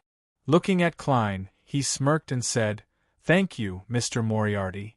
Thank you, Mr. Moriarty. Although you don't know much about mysticism, you relied on strict logic to give the best suggestion. Yes, I don't know mysticism. Klein smiled. Just call me Sherlock. Alan. Ever since I'm no longer a Nighthawk, the composition of my mysticism knowledge has become stranger and stranger. On one hand, I've grasped many secrets related to high-sequence deities, and on the other hand, I only know relatively basic ritualistic magic. For the more complicated ones, I only know sacrificial and bestowment rituals. As for charms, I've been stuck at 3 types for a long period of time. Klein sighed inwardly, feeling that he urgently needed a more comprehensive and in-depth book on mysticism. As for being able to separate the knowledge of an evil god's mental corruption from a beyonder characteristic, he didn't have any clues at the moment. After a short lunch break at the club, Klein took a public carriage and arrived at the Rice Circus near the Tussock River in Sherwood Borough. It wasn't a festival, nor was it a holiday. There weren't many guests in the circus, and the clowns who were in charge of entertaining and amusing the crowd appeared listless. After passing through the divination hut and the tents that sold pies, pancakes, fruit pies, and alcoholic beverages, Klein walked along the periphery of the circus and found a small theater. The blackboard at the entrance stated that there would be 4 performances a day, each one an hour, during non-holidays. The first performance in the afternoon was at 2 o'clock, and it had just begun. After buying a ticket, Klein entered the theater and heard cheers. At that moment, a beast tamer was on the stage with a whip in hand, ordering a black bear to perform in a charmingly naive manner. Beside him was a tiger with yellow and black stripes, and sitting on it was a baboon with deep curly fur. But, as the beast tamer lashed out with his whip, the black bear clumsily somersaulted. "I say, this fellow wanted to slap you just now." At the front of the rows of seats, someone suddenly shouted loudly, immediately drawing laughter from the small number of audience members in the venue. They thought that this was a new way for the circus to amuse people. However, Klein didn't think so, because he realized that the beast tamer's emotional colors were leaning toward anger and annoyance. He smiled, walked to the first row, and sat down to enjoy the performance on the stage, so that he wouldn't feel guilty for the ticket. At that moment, the person who had just spoken shouted again, "That tiger wants to bite your neck off. That tiger wants to bite off your neck, and that curly-haired baboon wants to grab you and use you as a cushion." Amidst the laughter of the audience, the beast tamer's actions clearly stiffened. Although those words sound like they're trying to cause trouble, why do I hear a hint of warning in them? Klein turned his head to look at the person who had spoken in the same row as him and realized that it was a round-faced man in his 30s. This tone, this method, is a little familiar. Klein muttered silently. Chapter 329. Inside the Rice Circus's small theater. As long as it felt familiar, it wasn't a problem for a seer not to recall it. Klein nudged the gold-rimmed glasses on the bridge of his nose, leaned back slightly, and muttered a few words almost silently. Following that, he pretended to close his eyes for more than 10 seconds, but in fact, with the help of cogitation, he quickly fell asleep and received a notification from the dream. It was a rather dim room. There was only one candle flickering on the coffee table. The people sitting around were all wearing black hooded robes and iron masks that only covered the upper half of their faces. After deliberately rubbing his eyebrows, Klein opened his eyes and continued watching the beast-taming performance. He had already interpreted the revelation and understood the source of the sense of familiarity. The scene in the dream was the Beyonder gathering held by old Mr. Eye of Wisdom. There was an apothecary who also had a chubby face. He liked to use sarcasm to remind others. He was clearly a kind-hearted fellow, but he always gave people the feeling that he deserved a beating. Could it be that apothecary? It doesn't seem like it. When did he know how to tame beast? According to the internal records of the Nighthawks, the spirit vision of an apothecary isn't like the seer pathway, which can distinguish the color of emotions in detail. Yes, they do have their own specialties when it comes to aura colors. Klein's thoughts slowly dispersed, but it didn't affect him from enjoying the performance on stage. In his spirit vision, The black bear, tiger, and curly-haired baboon's emotional colors were indeed unstable. With a certain degree of stimulation, it was very likely that they would explode on the spot. This also indirectly confirmed that the chubby man who had just spoken wasn't causing trouble. He seemed to be able to read the thoughts of the three animals and understand their impulses. With his reminder, even though the beast tamer was enraged and his expression darkened, he still instinctively softened his movements and became much more careful. The performance ended smoothly. After that, there was a simple but comical play. Magicians only came up to perform after it was over. The magician was wearing a tuxedo, a bow tie of the same color, and a tall and big top hat. As soon as he came up, he spewed fire from his mouth, which immediately caused the audience in the venue to cheer and applaud. It's a very simple technique. Klein, who had excellent eyesight and had watched many magic teaching programs, understood the key with just a glance. Following that, the magicians performed the classic tricks of escaping from the locked box, taking off the hat and flying pigeons, taking out flowers, card tricks, and so on. Klein thought that he could easily see through every trick, but he was surprised to find that at some point, he didn't learn anything at all. His attention was drawn to the part that the magician wanted, and he neglected the key details. He clearly doesn't have any beyonder powers, but his techniques are still able to fool my eyes. Yes, the key is his grasp of attention. Magicians' second rule is to fully divert the target's attention to achieve the desired effect. Klein made a guess in his heart, but he didn't know if it was right or wrong. This would require feedback through acting. At this moment, the performance of the magicians came to an end. The audience did not hesitate to give them warm applause and cheers. The atmosphere in the venue reached its peak in the afternoon. The third rule. Magicians' performance needs to be applauded by the audience? Klein muttered to himself in a half-joking and half-guessing manner. After 3:00, he tugged at the collar of his black double-breasted frock coat, got up and left the small theater. He didn't attempt to make contact with the chubby man who was suspected to be an apothecary. All he did was secretly memorize his appearance. If he were to rashly strike up a conversation with him, it might result in an extreme reaction. Riding a tracked public carriage, Klein returned to Minsk Street. The carriage was divided into 2 levels, with passengers sitting on each level. As usual, Klein chose a seat on the bottom level by the window. The carriage stopped for a while, and with his eyes half closed, he suddenly felt his heart palpitate as he recalled the inspiration he had just received. He became clear-headed and rational, as though he had been forcefully invaded by someone in a dream or had his spirit directly channeled. At this moment, he clearly knew that he was no longer in the real world. With his rich experience, he pretended to be nonchalant. He looked around and found that the gentleman in a tuxedo and top hat on his left was still flipping through the newspaper. A woman in a light blue dress with 2 children was scolding disobedient troublemakers. Beside her, there were people chewing on bread and drinking tea. Everything was the same as before. However, in Klein's spirit vision, these passengers didn't emit the corresponding aura or emotional colors. They don't have ether bodies. They're clearly talking, eating bread, and reading newspapers, but there's no sign of them being alive. Is this an illusion, or have they suddenly died, and are only moving according to the habits they had when they were alive? Klein tried his best to remain calm as he turned his head to look out the window. He saw carriages and pedestrians coming and going on the street. It was still afternoon. However, they don't have any aura. As the carriage moved forward slowly, Klein became more and more solemn. He didn't understand what had happened. He looked down at himself and saw a clear spiritual glow that was completely different from the others around him.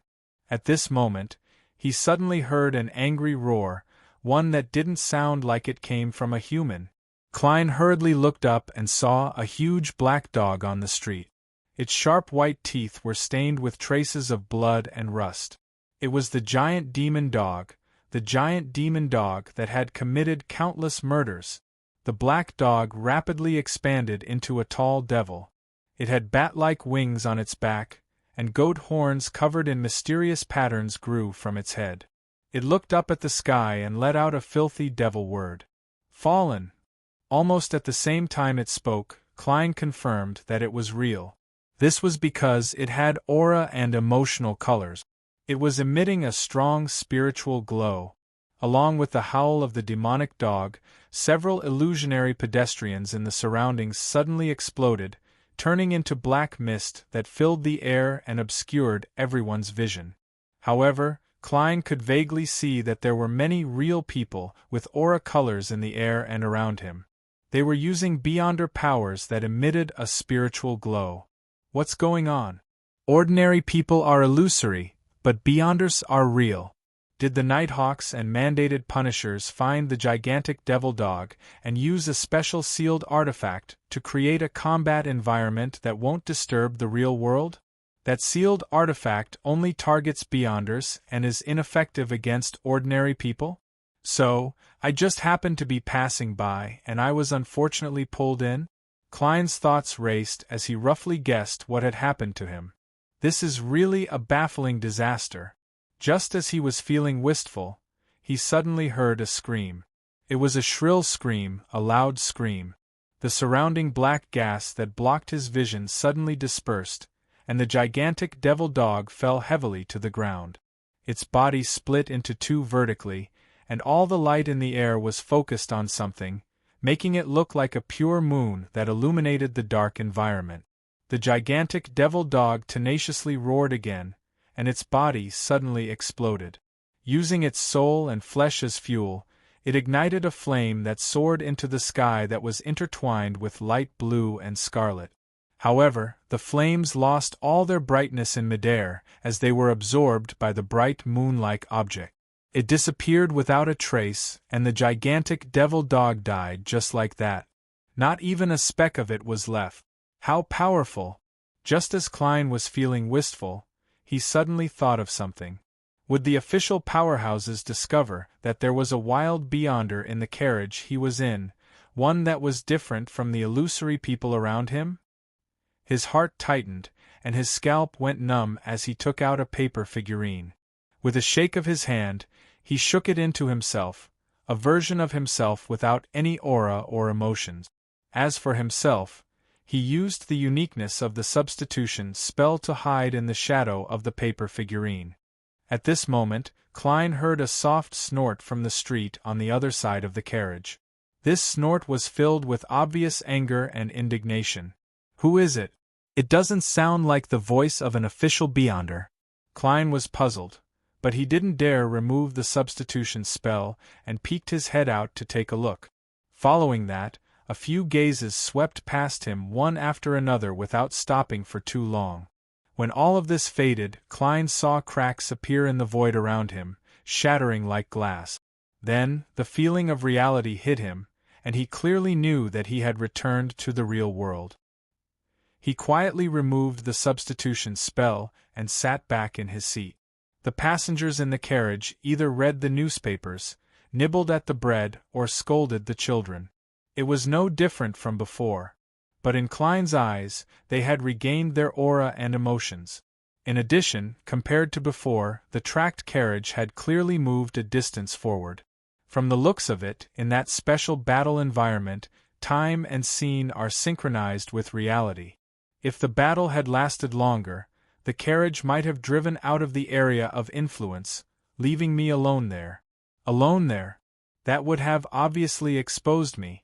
Fortunately, Bakeland is the capital of capitals, the land of hope. The three churches have high-sequence Beyonders here. Klein thought with some lingering fear.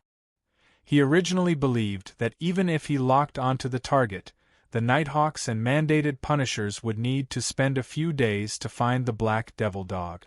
Furthermore, there was a prerequisite: the other party hadn't left Bakeland. This was certain, because leaving Bakeland was equivalent to leaving the ritual's range, and the advancement would fail. And to a devil, the negative effects of the ritual's failure would likely cause them, who were struggling on the edge of bloodlust to lose control, who knew that in just one night and half a day, the devil dog would be discovered, executed, and purified. It was terrifying. This is Bakeland. This is the true strength of the three churches.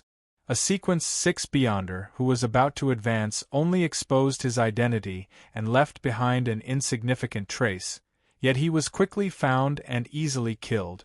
This is a devil that can detect danger ahead of time. It looks like some sealed artifacts happened to restrain this. In the future, I have to be more cautious and careful.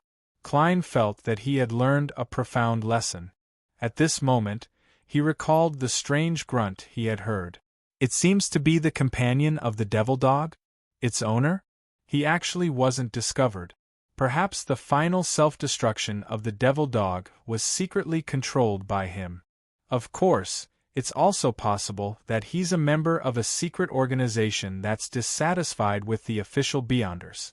Klein suddenly looked at the window opposite the carriage and saw that the passers-by outside were all ordinary. They were either wearing woolen coats, half-top hats, or brightly colored dresses. There was nothing wrong with them. Chapter 330. The wheels pressed against the tracks, and the horses dragged the carriage forward heavily but steadily. Soon, they left the street where nothing had happened. Klein held his cane with a normal expression until the tracked carriage passed 2 stations. Only then did he alight ahead of time. He circled around and slowly returned to the spot where the devil dog had been killed. He wasn't searching for the Beyonder characteristic that the dog had seeped out. It was impossible for the church's top powerhouses to not know of this matter. They must have taken it away long ago. He wasn't investigating the source of the soft grunt either. It had been so long, and there were carriages and people on the street. How could there be any clues left behind? Even divination wouldn't give him an answer.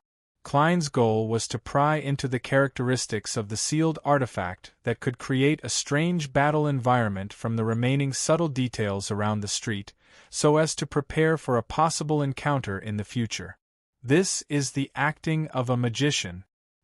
He sighed silently as he walked under the gray sky and along the street that was separated by gas lamp. The reason why he waited 2 stations before getting off and taking a detour back was that he was worried that there would be official Beyonders who were secretly cleaning up the battlefield. He tried his best to avoid meeting them. Dressed decently and holding a cane, Klein, who had a golden watch hanging from his lapel, took a certain amount of time to finally return to the scene of the devil dog's death. However, there were no traces left on the street. The passers-by clearly didn't know that an intense Beyonder battle had taken place here. That sealed artifact sure is magical. It's even more powerful than large-scale hypnosis. Klein activated his spirit vision and made his footsteps even slower. He was like a gentleman who was out on an outing and not on an errand. It took him more than half an hour to circle the area, but his spirit vision didn't yield anything. There was nothing abnormal about the target street. However, Klein's spiritual perception still sensed something. It was the range and boundary. When I entered the street and left from another direction, I had a subtle illusory feeling. It was as if I had entered another world from another world. In other words, the sealed artifact's range of influence can reach at least a street. The upper limit is temporarily unknown. Yes, I can also confirm that it only works on Beyonders. Klein stood outside the target street and nodded thoughtfully. Then, he returned again and found a rather high-class coffee shop. He ordered a cup of Southville coffee and sat by the window. As he drank the fragrant liquid, he observed the bustling streets outside. He wanted to see if there would be any other changes as time passed. Unfortunately, what he was looking forward to didn't happen. Of course, he didn't gain anything. At the very least, he confirmed that magicians don't perform unprepared was indeed one of the rules of acting. He felt that the subtle characteristics in his body had been slightly stirred. In the evening, Klein stopped observing and took a public carriage back to Minsk Street. At this moment, the gas lamps on both sides of the road had all been lit up. The blue flames illuminated the slightly wet cement ground and the withered trees along the road. With his cane in hand, Klein passed by Lawyer Jurgen's house and strolled towards Unit 15. As he walked, he suddenly thought of something. The ingredients at home had been used up, so there was no way for him to make dinner when he returned. Should I go to a butcher's shop or a fruit shop, or should I find a restaurant to fill my stomach first? Klein hesitated for a moment and finally decided to slack off tonight and eat ready-made food. Although many of the dishes in this world were relatively simple to make and very fast, to the point where it took an hour to cook and 5 minutes to eat, it still required a certain amount of labor. Furthermore, he had to wash the plates and knives and forks himself. Touching his wallet, Klein turned around and walked in the direction where he remembered there were more restaurants. He once again passed by Lawyer Jurgen's house. Standing behind the open oriel window, Jurgen looked at the confused Detective Moriarty and raised his voice.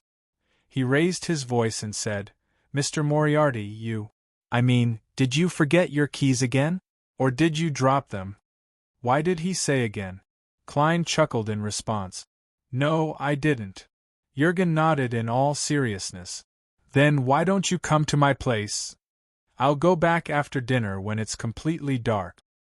Klein hesitated for a second and smiled. "It would be my honor." When he entered, Brody the black cat was licking its paws in the corner. Jurgen didn't exchange pleasantries and entered the kitchen. After Klein hung up his coat and hat, put away his black cane, he walked into the dining room step by step. The table was already filled with food. There were black steaks and mashed potatoes of the same color. He wasn't surprised.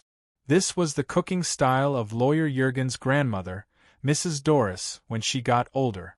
It didn't look good, but it was delicious enough. "She's a chef."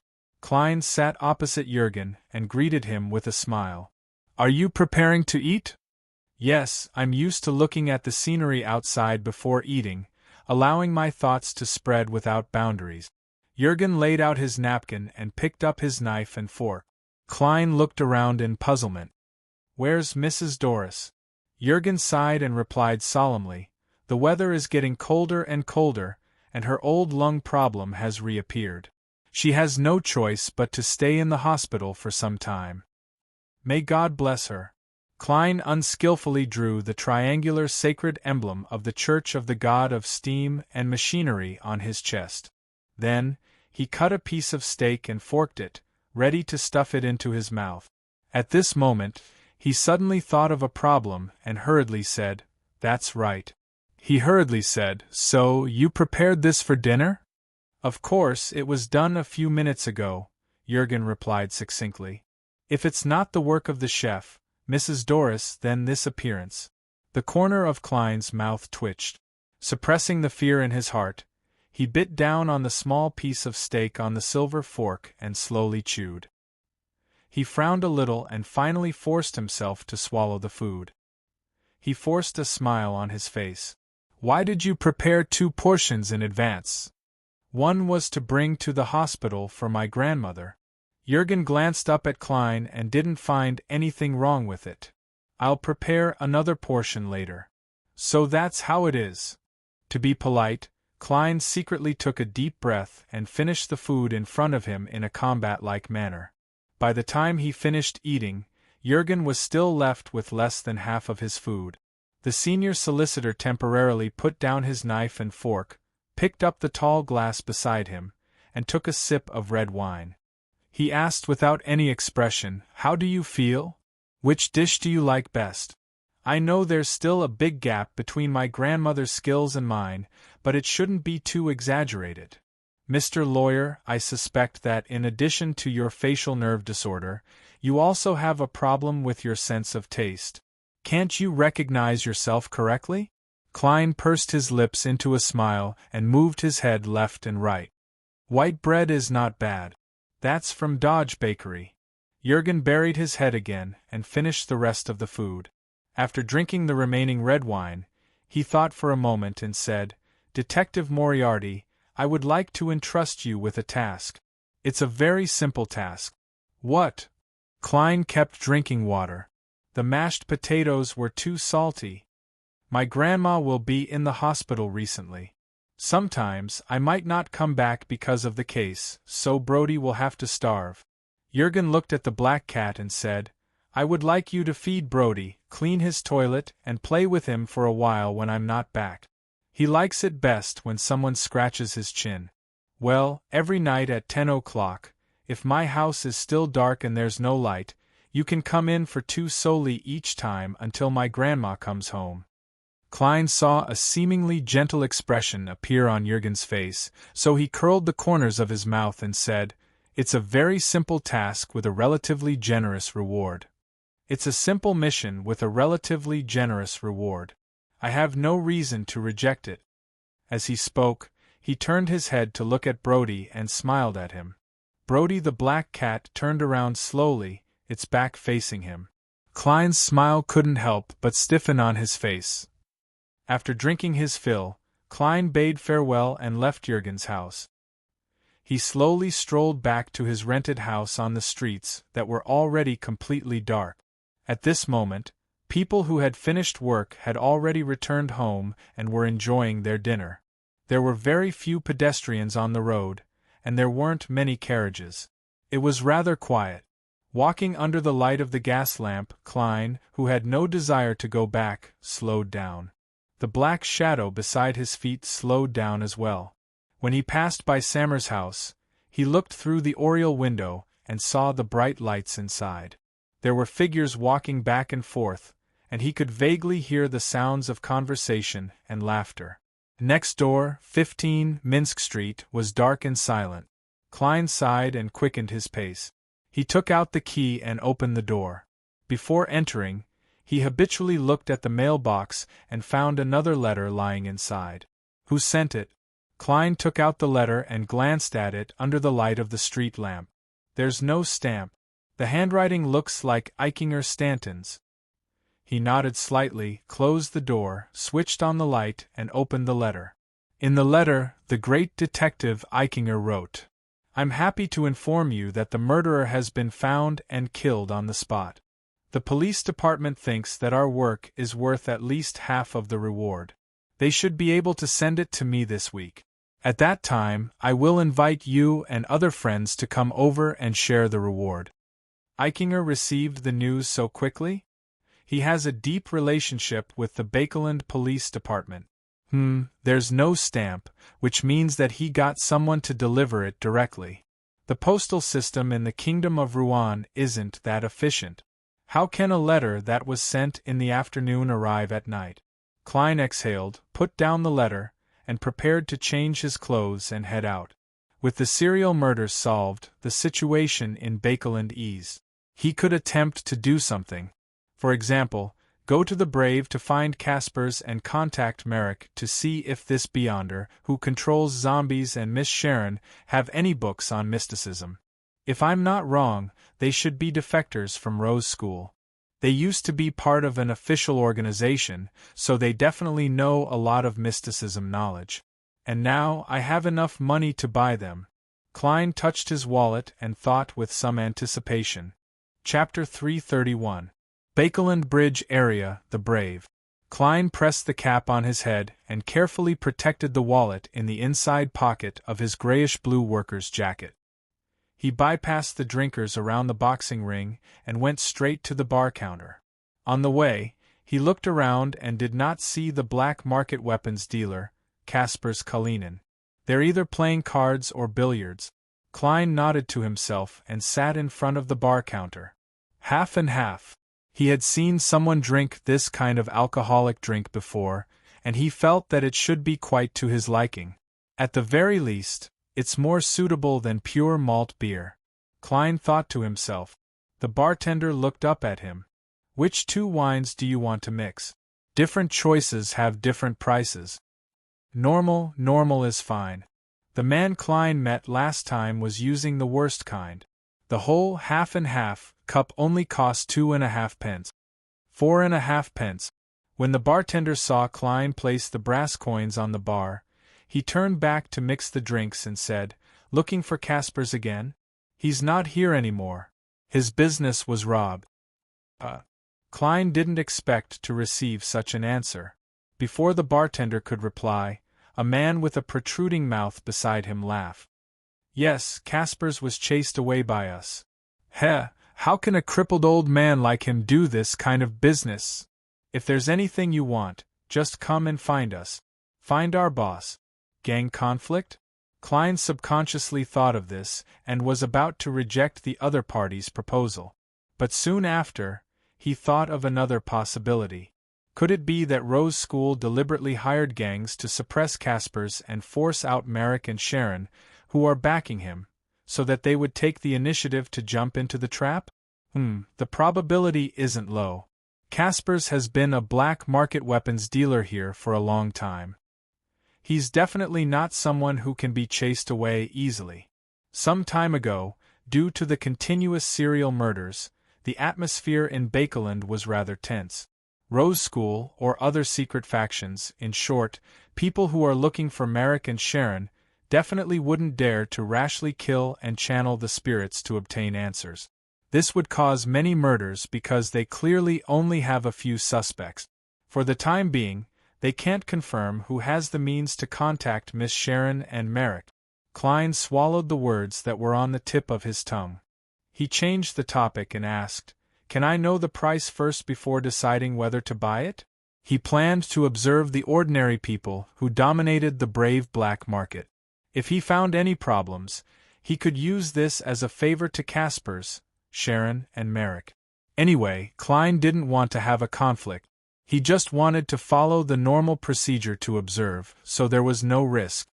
Yes, the only requirement is. The man raised his hand and made a zipping motion in front of his protruding mouth. No problem.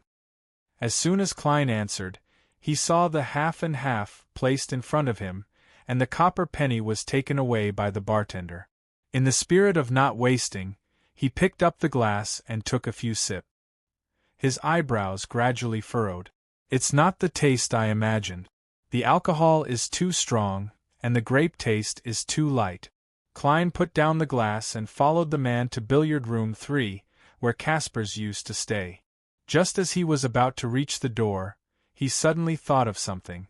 As a person who doesn't know much, I can guess that this is a trap. I wonder how Miss Sharon and Merrick, who have been pursued for a long time, wouldn't know? They definitely won't show themselves, however. Caspers knows more than one Beyonder. He has connections with several Beyonder circles. Perhaps he will find other helpers, and that will make things a little complicated. At this moment, the man with the protruding mouth stopped at the door of the billiard room. The distracted Klein nearly bumped into him. He pointed inside and said, "Don't speak nonsense later. Don't talk nonsense later. Our boss doesn't have a good temper.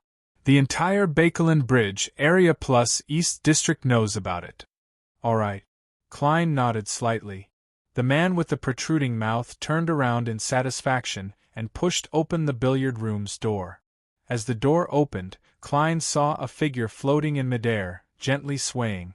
It was a burly man with a full beard. There was a rope around his neck. It was a rope that was very tight. His feet were off the ground, and the tip of his tongue was exposed. His face was purple, and his expression was abnormally warped. "Boss!" The man with the protruding mouth shouted in disbelief. Someone took action just as the tense atmosphere in Bakeland disappeared. Klein glanced sideways at the man's subordinate and drew a triangular sacred emblem on his chest in all seriousness. "May God rest him in peace. I hope his temper can be cured as a result." The man with the protruding mouth didn't even hear what he was saying. He suddenly shouted, "Boss! Murder! Boss is dead." Klein took 2 steps back from the loud and shrill voice. He activated his spirit vision and observed the interior. There were no special signs, only the billiard balls on the table were scattered everywhere. Was it done by a Beyonder on Caspers's side? How would the faction that laid the trap react? If there's such a trap.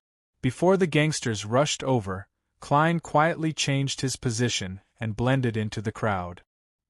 He glanced at the Braves' kitchen and went over in thought. He skillfully went through to the back door. Just as he pushed open the wooden door that wasn't considered heavy, he felt a cold wind that made him shiver. And in the cold wind there was a faint smell of blood. He listened attentively and didn't hear anything, so he took out a penny and flicked it up. The clanging sound was blocked by the wind. Klein looked down at the copper penny in his palm and confirmed that the king's portrait was facing up. Putting away the coin, he carefully walked in the direction his spiritual perception told him to go. He walked all the way to a dark and gloomy corner without the illumination of the street lamps before the smell of blood suddenly became stronger. With the help of the weak moonlight that penetrated the clouds, Klein took a closer look and nearly gasped. The ground was littered with bloody thighs, calves, feet in leather boots, ribs, hearts, arms, eyeballs, and other human body parts. On the wall was a piece of intestine that was red and white. The background was a large patch of bright red mixed with milky white marks. Upon seeing this scene, Klein felt like he was looking at a slaughterhouse specially prepared for humans. They're afraid that the Nighthawks and mandated punishers have too much free time. They made it so exaggerated that the police department would definitely hand over the case immediately. Klein muttered in his heart to fight against the discomfort caused by the scene. He walked around the area with the blood and approached the opposite wall. He was surprised to find that there were many deep scratches there. It was as if a thick and sharp claw had forcefully dragged it out. They were quite similar to the claws of the devil dog from before. Could there be another one? Could it be that it's not dead yet? No, I know what's going on. Klein suddenly came to a realization. The deceased should be the Beyonder who killed the gang boss in the bar. He was killed by the faction that set up the trap. According to Little Son's description, I've always suspected that the faction is Rose School because they control the prisoner pathway, which is also the mutant pathway. And one of the mutants is a werewolf. This matches the traces at the scene. This also proves that Miss Sharon and Merrick are defectors from Rose School. Klein calmly retreating from the scene step by step. During this process, he confirmed that there were no Beyonder characteristics at the scene. Of course, it was also possible that they hadn't appeared yet. Then, he turned and walked to another street, intending to find someone to call the police. He didn't want such a scene to frighten the ordinary citizens and make them suspect that some ferocious beast had infiltrated Bakeland. With the mentality of not getting involved in trouble because of his greed, Klein didn't wait for the possible Beyonder characteristics to appear. Just as he reached the exit of the alley, he suddenly saw a brown carriage slowly drive over in the night. The carriage didn't drive straight ahead like the others. Instead, it stopped in front of Klein. Klein narrowed his eyes and prepared for battle.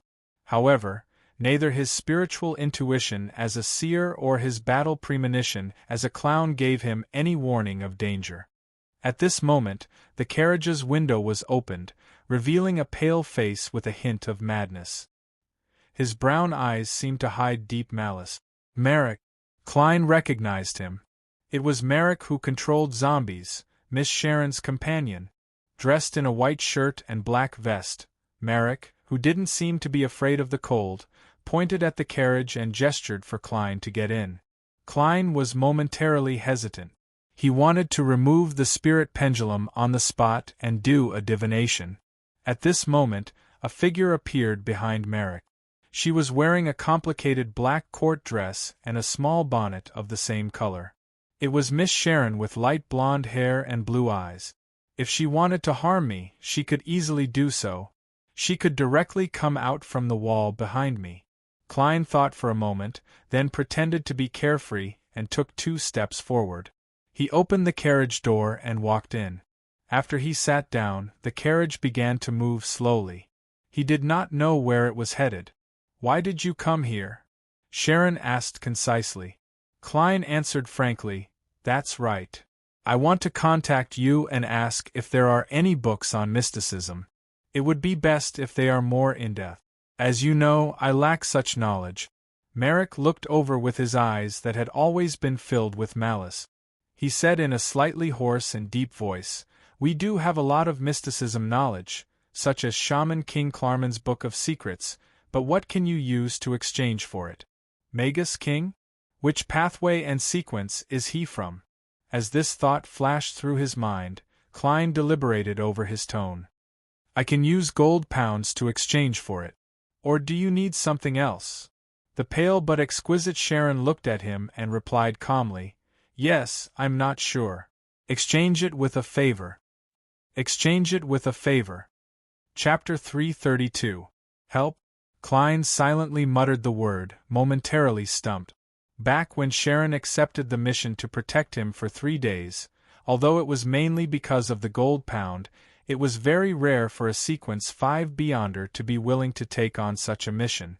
Could be chanced upon, but it couldn't be forced. Furthermore, Klein was in a state of panic where he was trying his best to save himself, unwilling to let go of even a single strand of straw. To obtain the help of such a powerful Beyonder, even if it was for money, he was still somewhat grateful. However, that was all. He wouldn't rashly intervene in a dangerous matter that he didn't know the inside story or the situation without considering his own strength and situation. Klein's original idea was that the mysticism knowledge from Little Sun could basically be confirmed to be from before the cataclysm. The ancient gods who wielded authority back then didn't seem to overlap with the 7 deities and evil gods of the present. The entire mysticism system was definitely very different from the present. Therefore, even though he knew the details, he didn't dare to rashly attempt it. He had to verify it indirectly to know what could still be used and what could no longer produce any effect. This was just like the sacrificial ritual from before. Klein had clearly figured out the exact process from Sun, but he had to wait for Mr. Aztec's reply before he dared to experiment, to prevent any unexpected changes from happening. As for the hanging man, he was a figure at the level of a bishop or captain of a small team in the Church of the Storm. He had grasped and obtained quite a bit of mysticism knowledge. However, the problem was that it was too orthodox and involved too much of the domain of the Lord of Storms. It wasn't necessarily suitable for Klein to use. Not all rituals could be completed by praying to oneself. Furthermore, praying to oneself also had to consider the spiritual burden one could withstand. Due to these factors, Klein cast his gaze towards the former members of the secret organization, Sharon and Merrick. The mysticism knowledge they knew was often more suitable for unaffiliated Beyonders to refer to. Furthermore, there would be quite a bit of unorthodox and bizarre content that was sufficiently effective. Of course, this didn't mean that he would give up on exchanging for relevant information from Sun and the Hanging Man. An ancient remnant, an orthodox one, a secretive one, and an unorthodox one. Only when added together would he have comprehensive and rather deep mysticism knowledge. This was exactly what Klein desired. He had never forgotten that his ultimate goal was to return to Earth. Therefore, the more mysticism knowledge he had, the better. The more comprehensive and in-depth, the better. Of course, the premise of pursuing this goal is to kill Zangwill and successfully avenge Captain and myself. Klein looked at Sharon and Merrick as the corners of his mouth curled up. I need to know what kind of help you need from me before I can consider whether or not to agree. I won't, and it's impossible for me to joke around with my life. Sharon, who was wearing a small black bonnet, nodded lightly, agreeing with Klein's words. Merrick, who was sitting on the other side, leaned forward and clenched his fist against his mouth. We originally belonged to a rather ancient secret organization. That's what I guessed. Klein maintained a straight and serious expression. That organization was formed in the early 5th epoch. After the Berserk Sea separated the northern and southern continents, it was formed in the southern continents Highlands Kingdom and Perth Kingdom. However, this is only in terms of formation. The origins of this organization can even be traced back to before the 4th epoch, to before the cataclysm, the pale Merrick continued describing. I know that too. Rose School. It should be traced back to the Mutant King. Klein assumed an attentive posture. Merrick scratched his slightly messy hair and said, "This organization believes in an evil god. This organization believes in an evil god and believes that magic is the science and art of changing things through one's own will. This requires the establishment of a religious ritual system, including order and law. Yes, before the invasion of the northern continent, they were an orthodox organization on the same level as the Church of Death in the Paz Valley and the Star Plateau. At the same time, they believe that their will mainly originates from all kinds of desires. When combined with beyonder powers, they can accomplish all kinds of inconceivable things. It's precisely because of these ideals that they maintain ancient and bloody sacrificial traditions, including skinning humans, using human pillars, and using children's skulls as ritual objects, allowing a large number of believers to release all kinds of desires in a frenzy. We can't accept those cruel things, but we also believe that there's a huge problem with how they handle desires. Therefore, we found an opportunity to escape the organization. There's a problem with how they handle desires. Klein knew that Rose School was famous for its bloody sacrifices, so he wasn't too curious about the former. The blonde Sharon, who was dressed in a black regal dress, replied with an ethereal voice, "There's a problem with how they handle desires? Their way of doing things is to indulge and burn. Our ideals are repression and temperance. Is that so?" Klein suddenly thought of the description of the prisoner sequence. The body is the cage of the heart, and the world is the cage of the body. Madness is restrained, and desires are repressed. If Rose School really controls the prisoner pathway, then Miss Sharon and the others' ideals are clearly more in line with the requirements of acting. Why can't the other members see this? That shouldn't be the case. He frowned slightly. Upon seeing his reaction, Merrick, who thought that he didn't understand, explained with a slightly hoarse voice, they were influenced by that evil deity. They believe that indulging one's desires can help improve one's will. When many people indulge together, they can influence each other, increasing their fanaticism and pushing their state to its peak. And our point of view is the exact opposite. We believe that desires must be suppressed in one's heart at all times, just like underground flames and magma. Only at the critical moment will it erupt, producing terrifying power. To put it simply, it's the difference between the lust-inducing and abstinence-inducing. The influence caused by that evil deity is a little contrary to the requirements of my own pathway. It feels a little off. Klein thoughtfully asked, "So you fled to Bakeland, and now they're chasing after you?" "The deceased in the alley was involved in this matter. We didn't involve him. He was the one who was implicated because of something else." Merrick refuted the latter guess and tacitly agreed with the former. "Then, why didn't you just escape from Bakeland? There are still quite a number of large cities along the mid-seashore coast and Desi Bay in the Kingdom of Rouen. Furthermore, you can go to Intis, Faisac, Fainapotter, Lemberg, Mason, and other countries. In other words, you have a reason for not leaving Bakeland? What could it be?" Klein thought for a moment and said, "All right, I roughly understand. All right, I think I understand. What do you need help with?" "My sequence isn't high, and I don't know any powerful beyonders. It's impossible for me to directly fight that secret organization. After obtaining the sequence 7, 6, and 5 potion formulas of the seer pathway and killing Lenivus, Klein didn't actually have to stay in Bakeland.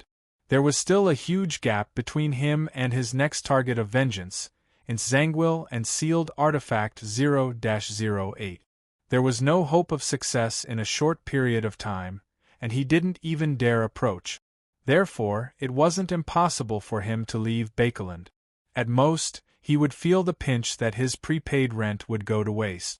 The reason why Klein stayed in the city was that it had the most beyonders, and the most materials and resources. It was the most convenient place for him to advance his sequence, which was in line with the revelation he had received from divination.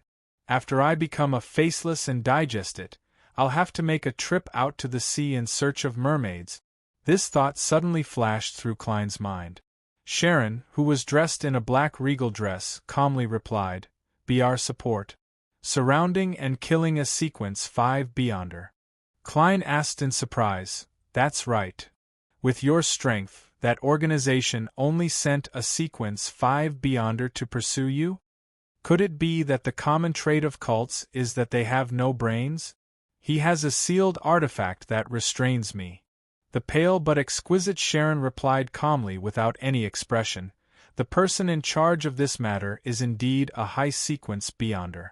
But he was led somewhere else by the clues we deliberately left behind." Merrick added, "We don't only have this one stronghold in Bakeland. If we can kill the sequence 5 Beyonder in charge of the nearby area and snatch the sealed artifact from him, we can immediately pretend to escape. After that, we won't be too afraid of a normal pursuit." Klein tersely acknowledged, "But why do you think I can provide help? I look so weak, and the target is a sequence 5 with a powerful or strange sealed artifact. You're not just a sequence 9. There's something special about you." Sharon looked at him quietly with her blue eyes, her tone very firm. "Ha!" Klein could only give a dry laugh in response. Sharon's illusory voice sounded again. "Furthermore, you have that eye." "That eye? Is she referring to the all-black eye left behind by Nimblewright Master Rosago?" Klein nodded slightly and said, "But I can only use a little of it. I can't use it too much because it contains the mental corruption of the true creator." "That's enough." Sharon's words were always concise. Merrick then added, "The sequence 5 Beyonder we need to deal with has the same characteristics as Sharon. Your eye can help us find him."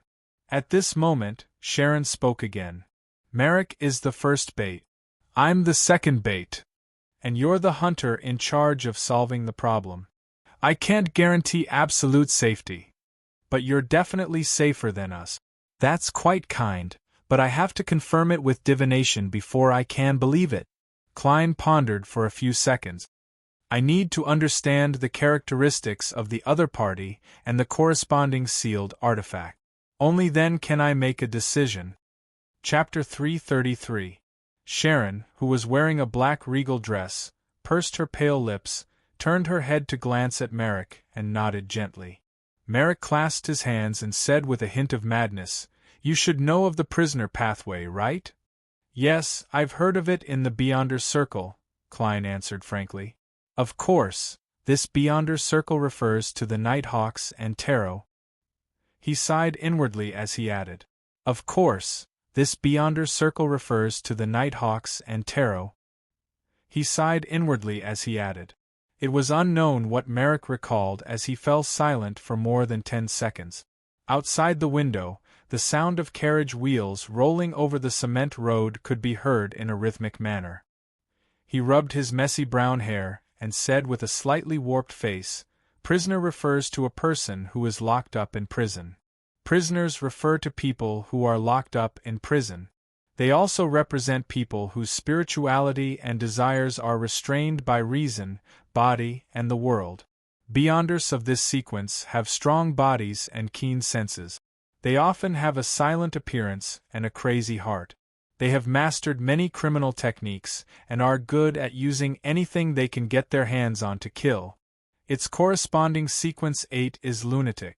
I don't think you're aware of this, because even the orthodox Beyonder organizations of the 7 churches don't know much about this. That secret organization's control over its members far exceeds your imagination. Those nearly twisted fellows seem to be bound physically and spiritually.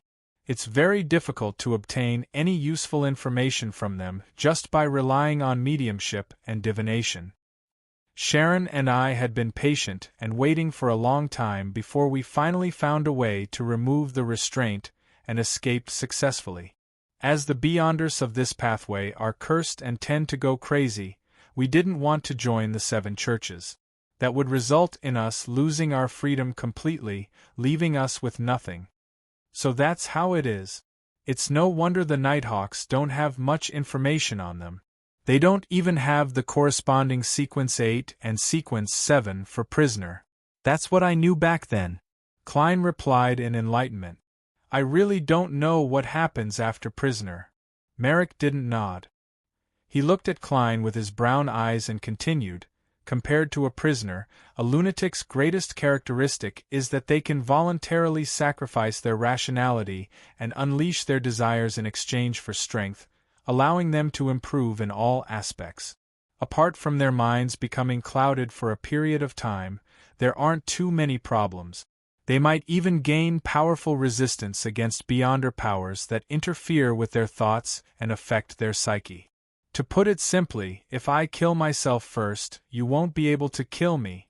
Klein couldn't help but think to himself. From this sequence onwards, the curse will gradually appear. It's easy for a lunatic to lose control, Merrick said as his facial muscles twitched. Isn't that obvious? If a person's mental state was in a trough for an extended period of time, or if there were frequent abnormalities, it would be abnormal if the probability of losing control wasn't higher than other beyonders. Klein had his own understanding of this as he turned his head to glance at Miss Sharon. He found it hard to imagine what she was like during the prisoner and lunatic stages. As for Sharon, she still maintained her ghost-like ethereal state. Seeing that he didn't say a word, Merrick slowly exhaled. The sequence 7 after that is werewolf. It's beginning to mutate? However, in the eyes of a normal person, the prisoner who goes crazy and a lunatic who easily loses his rationality are actually no different from a mutant. The werewolf is actually only sequence 7. It's a little lower than I expected. Klein's thoughts suddenly wandered. Merrick didn't notice that he was in a daze as he continued. The werewolf is already a complete cursed one. The werewolf is already a complete cursed person. Every time the crimson moon turns round, he will lose most of his rationality and grow black fur all over his body. His desire to kill and bloodthirst will reach its peak. His voice gradually became a little erratic, as though he was recalling the bitter period of time when he had to endure and suppress himself. The werewolf has relatively strong self-recovery abilities, as well as terrifying strength, agility, and speed. His claws and teeth are in no way inferior to beyonder weapons of the same sequence, and they come with poison. He also knows some darkness-type spells. For example, he can control a target that has been immersed in the werewolf's poison for a period of time and turn the target into a subordinate, turning them into a monster similar to a werewolf. And such monsters often have very short lifespans. After listening to Merrick's explanation, Klein gave a pertinent assessment. At the sequence 7 level, in terms of actual combat strength, the werewolf was considered above average. The werewolf who is unable to suppress his bloodlust and bloodlust on the night of the full moon will become colder and more warped. Gradually, he will lose the feelings that normal humans should have, Merrick added, unable to hide the pride in his tone. It matches Mr. Aztec's description of mutants. Klein subconsciously looked at Miss Sharon again, instinctively imagining her state when she transformed into a werewolf. He almost shivered when he saw the cold look in her eyes. He quickly turned his head away. Merrick subconsciously licked his lips with his tongue. It wasn't the seductive kind, but the kind that gave off a very dangerous feeling. His eyes seemed to lose focus for a moment, as if he was recalling something. After a few seconds, he spoke again. I'm the corresponding sequence 6 zombie. Zombies. They really look like zombies. No wonder they often play cards with their own kind. So this is also considered a mutant, a real living corpse. Klein thought for a moment. I heard from Caspers that you're not afraid of bullets? Merrick nodded. My body can be as hard as steel. Even if you point a revolver at my head and fire, I will only be stunned at most. You have to hit the same spot at least 5 times to break my defense. And even if it's broken, as long as the head isn't shattered, the other injuries aren't fatal to a zombie. My strength has improved from the foundation of werewolf, and I've grasped a few death-related spells. I can easily awaken corpses, control ghosts, and command them. I can also skillfully use the beyonder powers of coldness and decay. The mutant pathway also has different characteristics for every sequence. There are very few progressive changes. Klein pondered for a moment. Then, what about the curse of the zombie? Merrick clenched his teeth slightly and said, I crave the warm blood and fresh flesh of humans. I will crave the warm blood and fresh flesh of humans. This condition will be especially severe during the full moon. The only consolation is that the zombie curse replaced the werewolf curse and the lunatic curse. They do not exist at the same time, and it will be the same in the future. Every time the crimson moon turns round, I'll be in great pain. If I don't give up self-control, I'll be in so much pain that I lose the ability to fight. And if I indulge myself, I'll similarly become less and less human. The risk of losing control is very high. Even normally, I'm constantly fighting against the desires in my heart, fighting against the intense malice. Few, compared to the beyonders of this pathway, the others are much better. Except for Abyss and Demonis. Klein suddenly had this thought. Merrick paused and glanced at Sharon, who was wearing a small black bonnet. Sharon opened her mouth and said in an illusory voice, Sequence 5, Wraith. Resentful spirits? There's such a sequence? As expected of the mutant pathway, Klein was first surprised before he felt that it was indeed in line with the characteristic of being able to easily switch between a physical body and a spirit body. Merrick, who had received the hint, added, After you become a wraith, you can transform yourself into a real shadow and gain the corresponding abilities. For example, you can pass through obstacles, hide in mirrors, attack the enemy's soul directly, and jump to most places that can reflect images. And unlike ordinary wraiths, even with spirit vision, it's impossible to discover such shadows without being a high-sequence beyonder. Yes, a wraith also grasps many death-related spells. There are many strange techniques, such as forceful possession, controlling enemies. Her curse is that on the night when the crimson moon turns round, she will either consume a certain number of human souls or become extremely weak. Choosing the former means that she is constantly on the verge of losing control. Without waiting for Klein to speak, the similarly pale Sharon suddenly said, Our target is also a wraith. Our target is also a wraith. The beyonder powers of zombie, werewolf, lunatic, and prisoner will not be lost due to advancement, Merrick emphasized. Sounds like a type that's very effective against me. I'm afraid that pistol bullets won't be effective, and ordinary flames won't be able to cause great damage. To put it simply, I'm afraid of ghosts. Klein felt his heart pound when he heard that. He thought for a few seconds. What's the effect of that sealed item? Why would it restrain you? It actually made you willing to tell me the weakness of your curse. Klein had a rough guess. Merrick replied with a slightly gloomy expression. The cursed item that needs to be sealed is called the Scarlet Lunar Corona.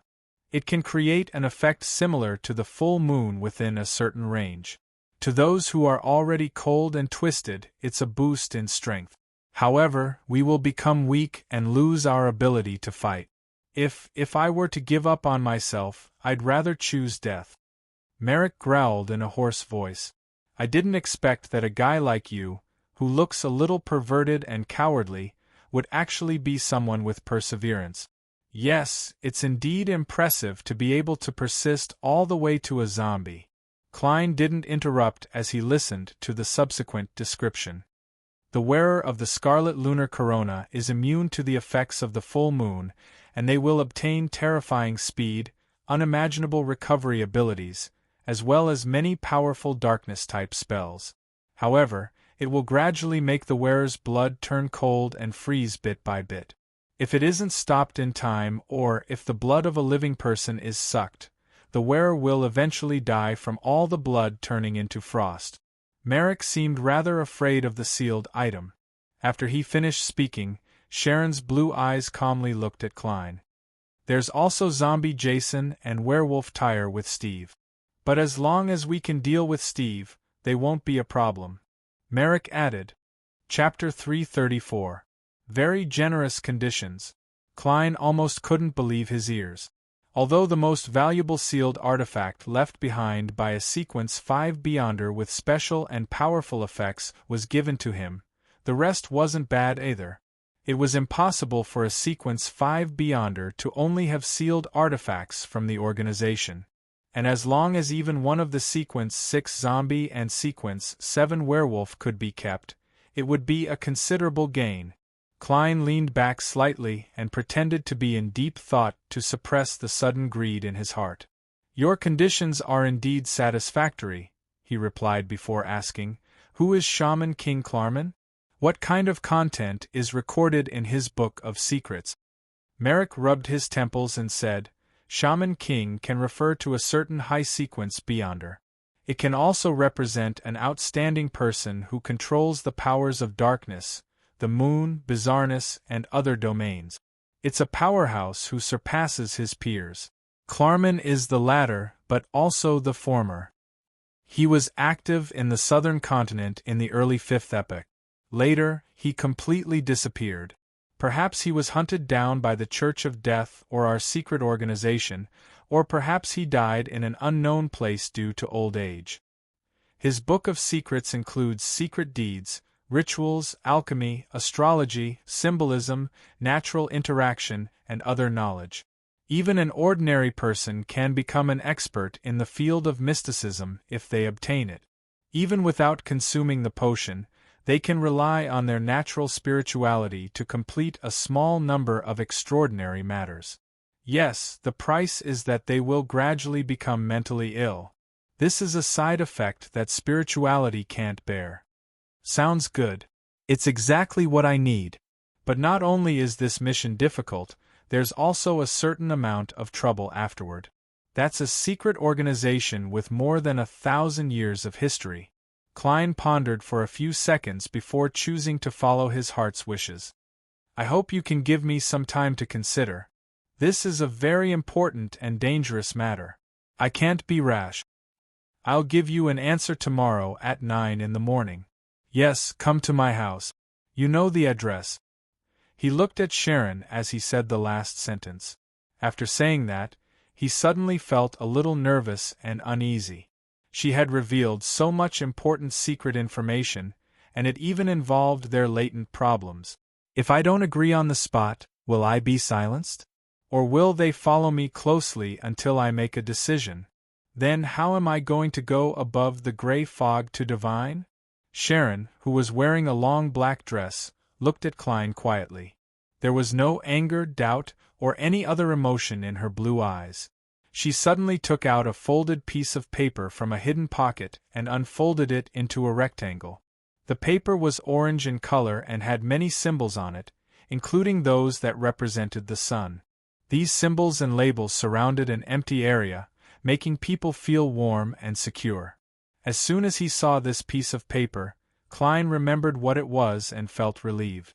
This similarly came from Nimblewright Master Rosago. It was a notarial certificate. This was the magical item that belonged to Sharon when they were dividing the spoils of war. The pale and exquisite Sharon handed the notarial certificate to Klein and said succinctly, "That's right. Press here. I promise I won't tell anyone what I just heard." Phew. Klein exhaled and nodded solemnly. "All right." According to the notification, he took the notarial certificate and pressed his palm on the blank area. Then he deliberated and said, "I promise I won't tell anyone what I just learned from Miss Sharon and Mr. Merrick." As he said each word, the symbols and magic labels around the notarial certificate lit up one after another, emitting a bright and warm glow. When everything was over, the light formed a stamp-like image that pressed onto Klein's palm, passing through it and covering the empty area. A warm current flashed, and Klein immediately felt a subtle but invisible connection between him and the notarial certificate. Back then, old Mr. Eye of Wisdom's simulated powers were indeed that of a notary. He suddenly thought of something from the past. "I'm done." Klein handed the notarial certificate back to her. Sharon nodded calmly and didn't say anything else. Her indifferent figure quickly turned incorporeal and disappeared from the carriage. Merrick continued, suppressing the malice hidden deep in his eyes as he tapped the wooden board of the carriage with his finger. The carriage immediately came to a slow stop and the carriage door opened. This is using a zombie to drive the carriage and a shadow as an attendant. It really is Merrick's style. With his spirit vision activated, Klein took off his cap in enlightenment, pressed it to his chest, bowed slightly, and jumped out of the carriage. The surroundings were on a secluded street, and several of the gas lamps were broken, but no one had repaired them. Klein first went to the one-bedroom apartment in East Borough before returning to 15 Minsk Street. He pretended to do 2 divinations in the living room. The first time was to see if he should accept the commission, and the second was to see if the commission was dangerous and how dangerous it was. As for the answers he obtained from the divination, he didn't take a careful look at them. This was because wraith beyonders of the mutant pathway could transform into spirit bodies and directly come into contact with the spirit world to obtain information. In other words, they were naturally equipped with divination and anti-divination abilities. Therefore, be it Sharon or the target, Steve, they could make Klein receive wrong or deviate from the truth. After finishing the divination, he read the newspapers and books as usual and practiced his beyonder powers in the activity room. Then, he washed up and went to bed. Nothing out of the ordinary happened. At 4:10 in the morning, Klein suddenly woke up and got out of bed. He found some candles, created a wall of spirituality, and secretly held a ritual to summon himself. Then, he took 4 steps counterclockwise and went above the gray fog, but he wasn't in a hurry to respond to the prayer. Sitting on the high-backed chair belonging to the fool, Klein stared at the surface of the long bronze table. He saw the all-black eye, Aztec's copper whistle, the dark emperor card, and the image of Roselle, who was dressed in black and holding a scepter. The corners of his mouth twitched as Klein reached out his right hand and flipped the card of blasphemy so that it was facing down. Out of sight, out of mind. After conjuring pen and paper, he took off the topaz pendant and repeated the 2 divinations from before. The result of the first divination was that the spirit pendant spun in time at a moderate speed. In other words, he should accept the request, but it wasn't necessary. The result of the second divination was that the topaz pendant spun counterclockwise at a faster speed and a greater amplitude. Klein's interpretation was that it was dangerous, rather dangerous, but as long as he dealt with it properly, it wasn't life-threatening. Phew! After pondering for a few seconds, Klein recalled a previous guess. That was, perhaps, any magician needed to perform. Otherwise, the name of the potion would be magician, and not magician. The key to not performing unprepared is both to be prepared and to perform. And this might not only be shown in battle. The 2 hypotheses of diverting the enemy's attention and making the audience cheer also require a performance. As long as the method is appropriate, the disguise is done well, and there aren't any problems, it will be very difficult for Rose School to find out that it's me. Many thoughts flashed through Klein's mind. Combining the revelations he had obtained from the divination, he quickly made a decision. He leaned back into the fool's high-backed chair and looked up at the towering ancient palace and the endless gray fog. He smiled and said, "Then, let us have a grand performance." With that said, he took the all-black eye and Aztec's copper whistle and responded to his prayer. The next day, which was Thursday morning, Klein, who had gone to buy ingredients early, made homemade Feinapotter noodles that were closer to noodles with meat sauce, and went to the mailbox at the door to take out the day's newspaper. As he read the newspaper while eating, he obtained information about the Beyonder gathering from the Bakeland Morning Post. As expected, once the tense situation is alleviated, the gathering begins. Klein smiled and muttered to himself. At 9:00, he took out his golden pocket watch and opened it. Then, he faced the empty living room and the oriel window. "I'm willing to help. The conditions are what you mentioned. But the premise is that you give me a few more days." He paused and said with a smile, I need to make some preparations. Apart from Klein, there was no one else in the living room. Suddenly, an ethereal voice sounded. All right. After you're done with your preparations, go to the bar. In Viscount Glaint's study, Audrey sat on a chair and reached out to help Susie tidy up the hair at the back of her head. She then said to Furs, who was tasting the Ormer wine, and Zio, who was sitting quietly beside her. Why were you in such a hurry to get me here? Although this was the first time she was meeting Furs and Zio after the Lenivus incident, she had already paid them through Susie. After joining us Taro, Furs doesn't seem to have changed much. She's still lazy and likes to attack Zio, but there's something hidden in her that's completely different. In the past, she would occasionally appear dispirited and melancholic, as though she didn't have much hope for the future. But now, this aspect has completely disappeared. Telepathist Audrey smiled faintly on the surface as she calmly observed Miss Magician's condition. Furs drank the rest of the wine and said, "It really is Ormer. It's indeed the most famous wine. It's much better than the ones I've had in the past. The levels are very distinct, and each level has a different feeling." She put down her glass and said, "It really is Ormer. The gathering that might lead to the spectator formula and clues to psychological alchemy is about to be held in the afternoon." "Is that so? Why the rush?" Audrey asked in puzzlement. Furs smiled and explained, "That serial killer has delayed too much of everyone's work. That serial killer has delayed too much of everyone's work. Furthermore, that place is in the suburbs of the North Borough. The Nighthawks are most relaxed in the afternoon." "Yes." Audrey nodded slightly and didn't ask further. At the same time, she swept her gaze and sighed silently. Compared to the past and present Furs, Zio was a lot quieter. At this moment, Viscount Glaint chuckled. "Audrey, I'll go with you." "Why?" Audrey asked despite knowing the answer. Glaint cleared his throat and said, "I've already obtained the apothecary formula. I've already obtained the apothecary formula. I need to trade for some materials. My family's treasury doesn't have the corresponding to." "Yes, Furs sold it to me for £300. She guaranteed that it's real." Chapter 335.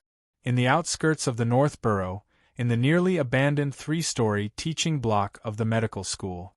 Even though it was only 3 in the afternoon, the fog and clouds had already caused the entire Bakeland to turn gloomy and gloomy, as if a heavy storm was about to arrive. In the dilapidated corridor, the gloomy and cold light shone through the windows, making everything seem desolate and eerie. Audrey, who had come here for the second time, was no longer as nervous and tense as before. She wore a surgical cap and a large mask and turned her head left and right slightly. She habitually observed the environment and every detail of the place. Viscount Glaint walked to the side and gradually grew afraid. He couldn't help but lower his voice. He couldn't help but whisper, "Why does this place feel a little strange? Could there be ghosts or evil spirits?" As a mysticism enthusiast who only had one foot in the circle, the only supernatural phenomenon he had seen was Furs's ability to pass through walls and open doors. He wasn't sure if wraiths and shadows really existed. But this didn't stop him from being afraid of such monsters. Furs turned her head to glance at him and held back her laughter. "Most of the people attending the gathering are Beyonders. If there really are evil spirits or ghosts, they would definitely be very happy. This means ingredients or servant." Seeing Viscount Glaint heave a sigh of relief, she deliberately added, "Of course, I'm only talking about the weaker kinds of ghosts. Of course, I'm only talking about the weaker kind of ghost. A real shadow might be able to kill everyone here silently. If you want to run, you can only run back and forth between the 3 floors. No matter how hard you try, you can't get out. It's like entering a maze." Zio nodded in agreement. "I've encountered similar wraiths before. I couldn't escape even after circling the cemetery a few times. In the process, there were people who kept turning back for no reason before suddenly dying. If it wasn't for a Beyonder carrying a sun charm, you might not be able to see me today." Viscount Glaint shuddered and quickly turned his head to look out the window. At that moment, a withered tree branch happened to hit the glass in the cold wind, producing a soft sound. Glaint nearly cried out. He frantically moved closer to the two beyonders, Furs and Zio. Audrey held back the smile that was about to reach her lips and watched the scene quietly. She thought to herself, I've seen Mr. Fool, who's almost a god. I know about the City of Silver in the forsaken land of the gods, and I've heard of the various terrifying monsters in the depths of the darkness. Why would I be afraid of wraiths and shadows? But I really haven't met a real ghost yet, bah. Audrey, what are you thinking? It was better not to encounter this kind of thing. Unless I've already become a psychiatrist and have the Beyonder powers to influence other creatures, or I've obtained a mystical item that can restrain ghosts. The group of four could not help but quicken their pace and quickly arrived at the location of today's gathering. Before entering, Furs found an opportunity to bend her back slightly and whisper into Zio's ear. You cooperated well just now. You can actually make up a story to scare people so quickly. Look at the parts of Viscount Glaint that aren't covered by his mask. They're so pale that you can't see any other color. Zio turned her head and replied in a daze, That's right. I didn't make up a story. That's something I encountered before I came to Bakeland. Furs was taken aback for a moment before she blurted out a question. Is that true? What's there to lie about? Zio's puzzled face was covered by her mask. Furs turned her head and took 2 steps forward. Suddenly she trembled. At that moment, Glaint, who didn't want to stay in the eerie corridor any longer, reached out and pushed open the door to the gathering location. As the creaking sound echoed, he saw the cement floor, and the smell of preservatives that made him frown came into his nose. Then, he saw a rather large pool in the middle. It was filled with a transparent yellow liquid, and there were figures floating in it. The figures were all naked. Some were relatively intact, while others had half of their skin peeled off. They were brown like beef jerky. They were all corpses. A man's scream echoed in the room. Many gazes were cast on Glaint. These gazes came from the figures in white coats surrounding the pool. They were also wearing surgical caps and masks. Only their eyes and some of their skin were exposed. Glaint's body swayed. He wanted to turn around and run, but he saw Audrey, Furs, and Zio walk past him as if nothing had happened. They walked in, pretending that they weren't companions who had come with him. Glaint took a deep breath and nearly vomited. He looked outside and saw that the corridor was dark and cold. There were shadows everywhere, and not a single living person could be seen. Shivering again, Glaint quickened his pace and caught up to Audrey and the others. He found a spot furthest away from the pool and sat down. After a few minutes, a figure in a white coat stepped forward. He used a wooden pole with a hook beside the pool and pulled a corpse to the side. He then pulled the corpse to the cement floor. He paused for 2 to 3 seconds, took out a scalpel, and cut open the corpse's abdomen. As the wound went deeper, a cold and hoarse voice suddenly sounded from inside. The gathering has begun. Glaint pressed down on the mask on his face. His throat moved a few times, and he nearly vomited. As the various transactions succeeded or failed, the gathering entered its midpoint. Audrey, who had been observing calmly, finally said, I want the spectator potion formula. I want the spectator potion formula. Before she could finish her sentence, she immediately felt a few gazes sweep over, but they quickly looked away and didn't linger. After dozens of seconds of silence, the transaction failed. It was a little past 4 in the afternoon, and it was getting closer to night. Why isn't there a single one? Glaint didn't maintain his aristocratic demeanor. He leaned weakly against the carriage's wooden planks and sighed softly. This Beyonder gathering had left a deep impression on him. It made him feel that he had taken a huge risk. But even so, he still didn't manage to buy the horn of an adult Pegasus or the crown jellyfish's venom crystal. Furs secretly curled her lips and said, That's normal. That's very normal. Although Backlund is the easiest place to obtain ingredients, if you can't participate in every Beyonder gathering, there will also be situations where you can't find the items you want for a long period of time. This requires either luck or patience. Look, Mr. Viscount, Miss Audrey still hasn't found any clues about the spectator formula. Sometimes one encounters it but doesn't have the money to buy it. Zio, who was sitting beside him, thought helplessly. Audrey, on the other hand, consoled Glaint. When I return, I'll search my family's treasure vault. Perhaps there's something you want. She had brought the rainbow salamander's pituitary gland with her today, but she hadn't encountered the Farsman rabbit's spinal fluid. Therefore, she had only exchanged it for £320 in cash. This was in preparation for Susie's advancement.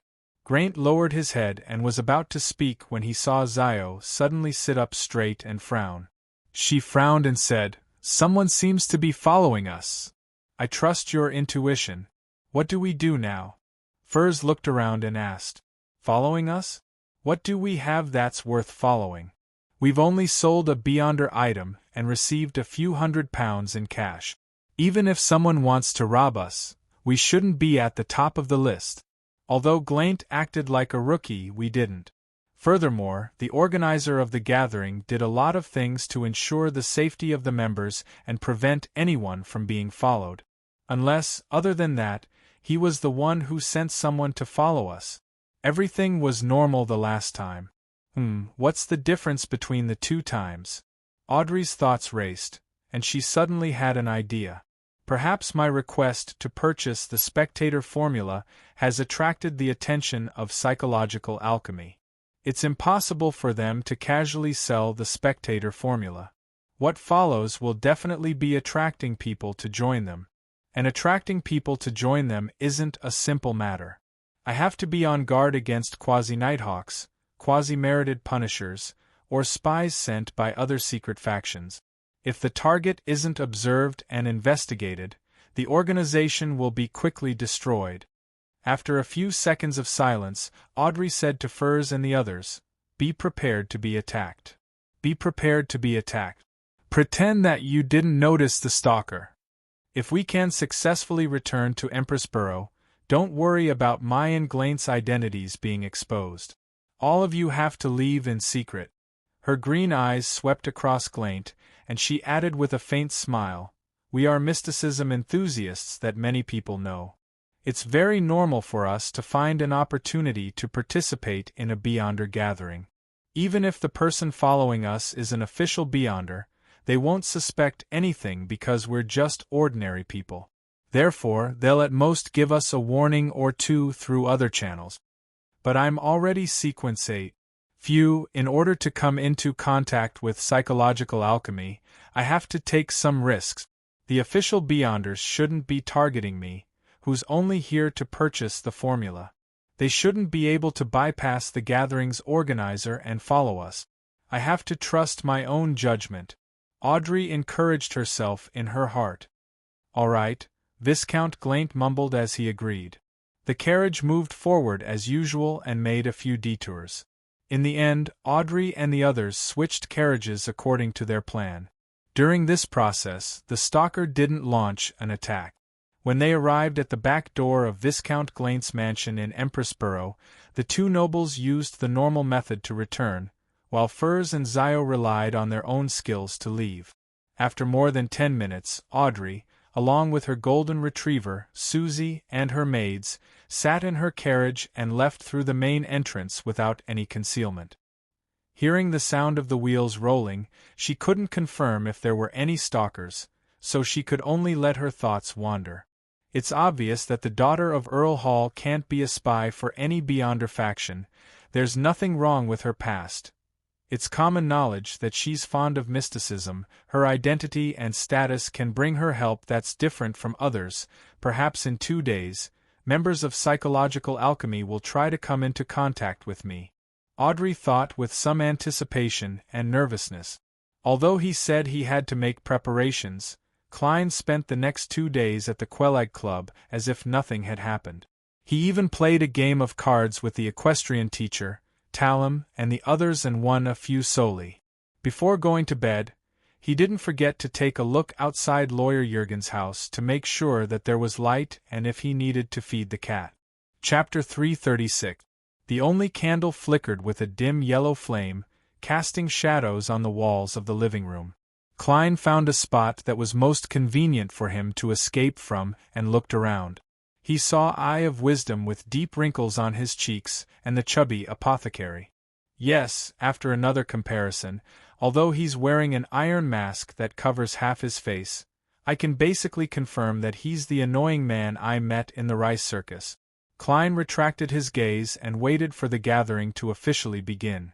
The woman with the artisan backing her was rather well concealed, just like most of the participants. Therefore, he couldn't confirm if she had arrived before she spoke. After a few minutes, Eye of Wisdom looked up at the mechanical clock on the wall and chuckled. "Everyone's here today. Let's begin." Before he could finish his sentence, the chubby apothecary spoke first. "I need a beyonder creature for an experiment. It's best if it's a beast, and it's best if it's already subdued and not too dangerous." A beast-type beyonder creature? Klein was slightly touched when he heard that. He recalled what the other party had said in the circus and how he seemed to be able to read the thoughts of beasts.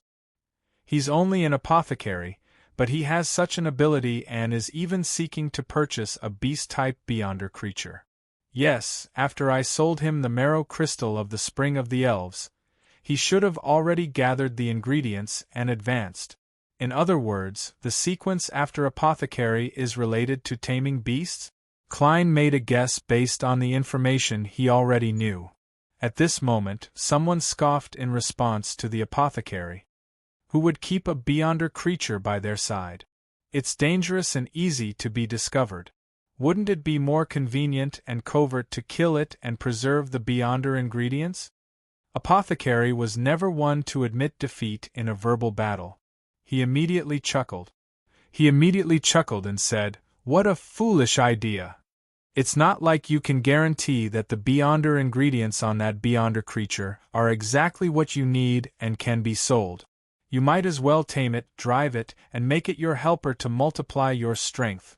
As he spoke, his voice gradually softened, feeling as though he had revealed some important secrets. T. Why can't I control my mouth? The apothecary slapped himself in his heart. As expected, Klein nodded indiscernibly. Without a doubt, the apothecary's needs weren't met. Most of the participants here weren't high-sequence beyonders, and they weren't people with prominent statuses in Bakeland. They were rather vigilant and were barely able to maintain themselves, so how could they be extravagant enough to rear a beyonder creature? More importantly, wild transcendent creatures were often hostile to humans. Once they encountered one, it was either you or I who died. If one wanted to capture them alive, one needed a sufficiently powerful team or to crush the other party in terms of strength. Of course, one couldn't rule out the possibility that some sequence beyonders had special abilities that were suitable for such situations. After a moment of disappointment, Apothecary coughed lightly. "I've brought a lot of potions with me. You know the effects of these potions. If you want them, you can tell me when it's almost over." Another potion that could heal injuries, strengthen oneself, and enhance that aspect of ability? Klein criticized in his heart. He chuckled and gave the other party an idea. "You can buy a Sequence 9 formula, find the corresponding beyonder ingredients, and concoct it into a potion to feed it to a beast you fancy. This way, you will have a Sequence 9 beyonder creature, and you can continue to advance it through subsequent potions. Of course, the premise of all of this is that you have enough wealth and can deal with defective products that lose control." The apothecary was stunned for a few seconds before he said, "How extravagant. It's already difficult enough for me to save money and find the beyonder ingredients I need. There's a high chance that an animal will lose control after consuming a potion. It'll be very difficult to succeed if I don't do it a few more times. A person who can do this must have a mine or a bank. Artero's Miss Justice should be rearing a beyonder creature. Klein suddenly felt his heart ache for the apothecary. If he really went all out to earn money, the apothecary was definitely the type of low-sequence beyonders who could easily amass large amounts of wealth. But the problem was that it was also easy for him to be targeted by the official beyonders. After a few more transactions were completed or failed, Klein heard a deliberately suppressed voice. I only brought one beyonder weapon this time. There are 50 bullets with different effects. 20 of them are engraved with the marks and symbols of the Sun domain, forming a complete charm. They can effectively purify ghost-type monsters and harm the more powerful wraiths and shadows. Therefore, they are called Purification Bullet. There are also 20 bullets that target filthy and depraved creatures and are called Demon Hunting Bullet. The other 10 bullets are more effective against evil monsters and are called Exorcism Bullet. The effects can be maintained for 18 months or even longer. 50 bullets for £500, or the Barbarian Potion formula, along with a special revolver with a suitable caliber. Indeed, he made a similar bullet according to my previous suggestion, but it looks more complicated than the average beyonder weapon. It took him so long to make a set. Klein didn't give anyone a chance. He directly said, I have the Barbarian Potion formula.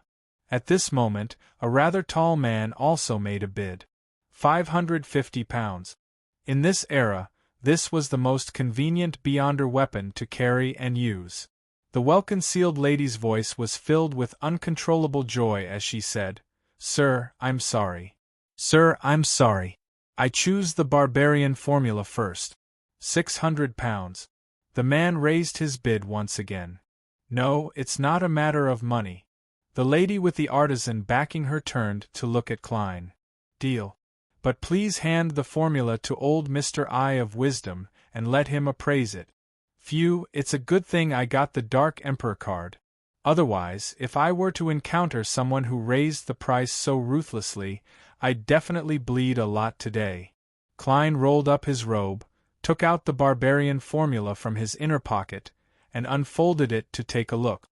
Sequence 8 Barbarian. Main ingredients: 1 stalk of frenzy grass, solid horn crystal of an earth rhinoceros. Supplementary ingredients: 1 deep patterned walnut, 1 stalk of sweet bee grass, 10 milliliters of pure dew soaked from poplar bark, 100 milliliters of liquor. After confirming that there were no mistakes, Klein folded the paper again and handed it to the attendant.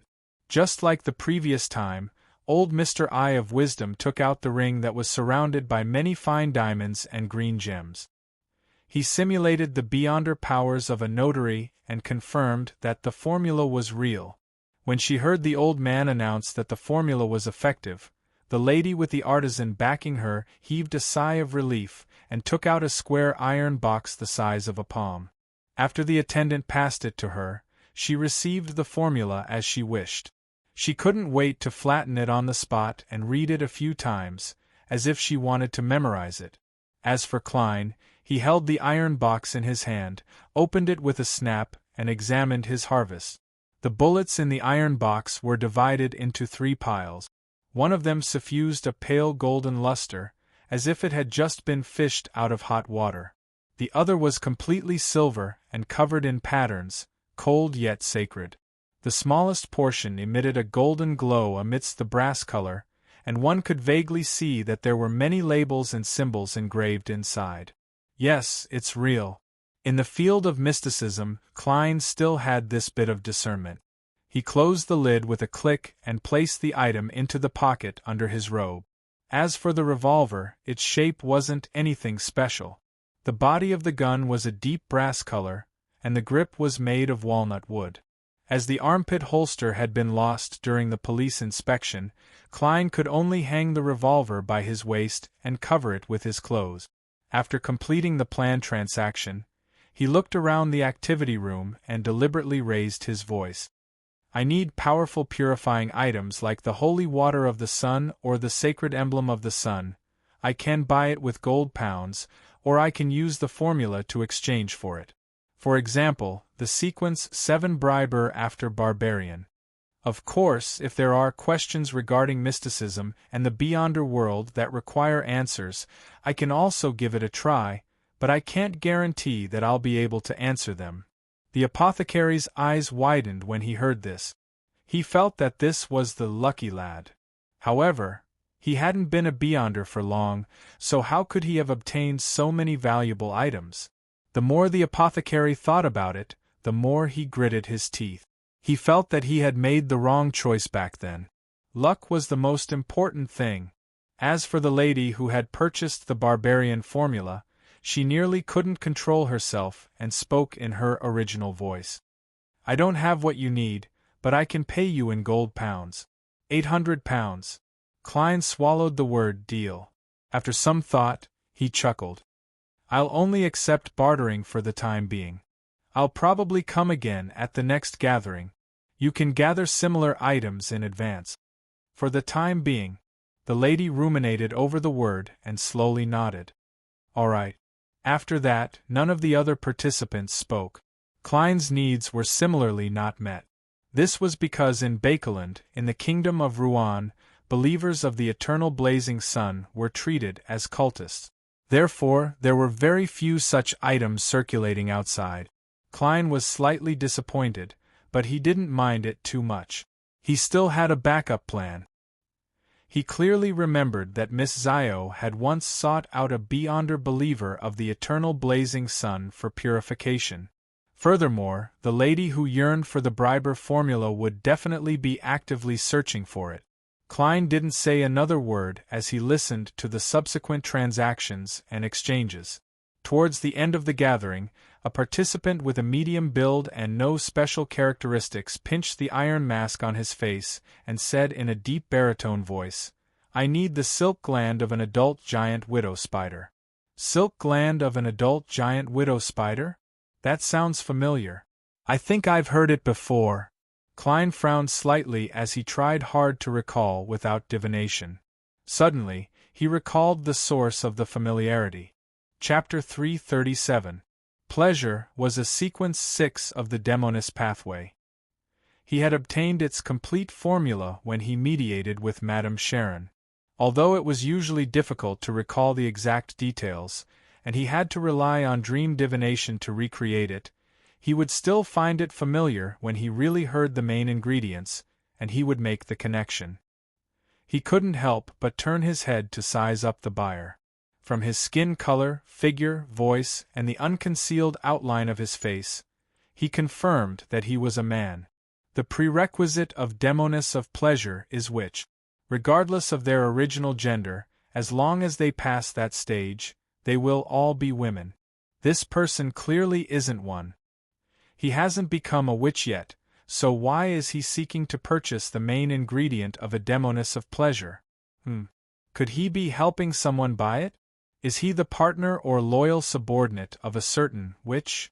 However, as a rather ancient secret organization that has been passed down to this day, the demonist sect shouldn't be lacking in the corresponding ingredients. With their nature, it's normal for them to use the beyonder characteristics left behind by former members to concoct a potion. The witch behind the buyer has lost contact with the organization? Amidst his thoughts, Klein had the urge to follow the buyer.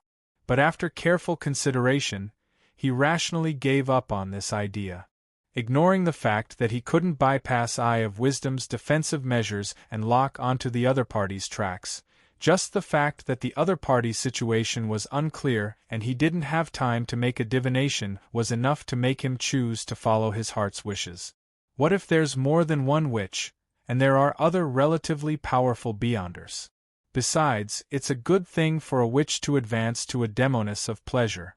The former will spread calamity and harm many innocent people, but once she becomes a demoness, her target will be pleasure.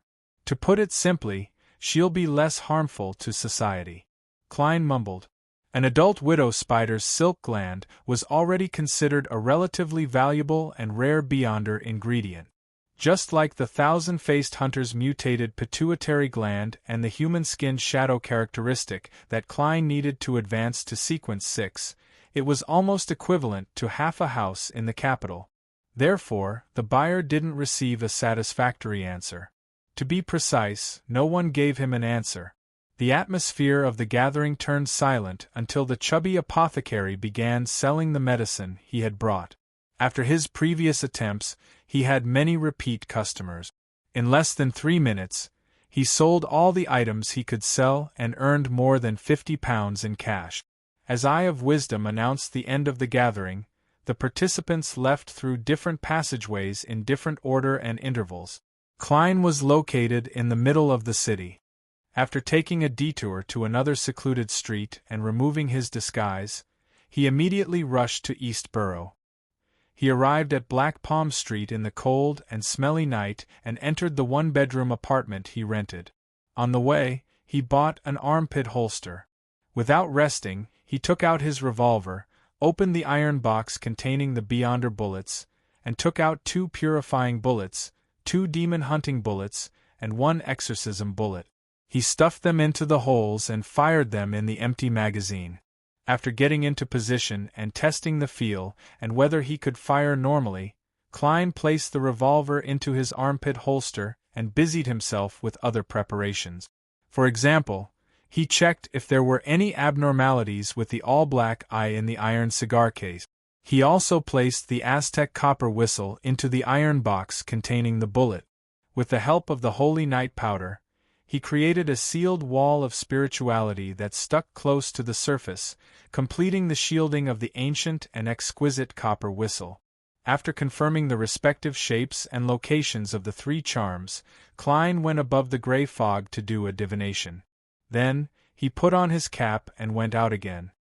His target was 32, Verdi Street south of the bridge, the place where the thief had found the master key. There might be clues to the apprentice's subsequent formulas or related items there. Klein had long wanted to explore it, but he suspected that the person who had died tragically had turned into a wraith creature. He didn't dare to take action until he bought the purifying bullet. Magicians never perform unprepared. Before the steam subway stopped operating, Klein used the most economical method to arrive south of the bridge. He then switched to a public carriage and arrived near Verdi Street. At that moment it was already late at night. It was drizzling with a biting chill in Bakeland. There were almost no pedestrians on the streets, and the light from the gas lamps was blurred by the liquid on the glass surface, making everything look like a dream. Klein circled around and observed the situation of Unit 32.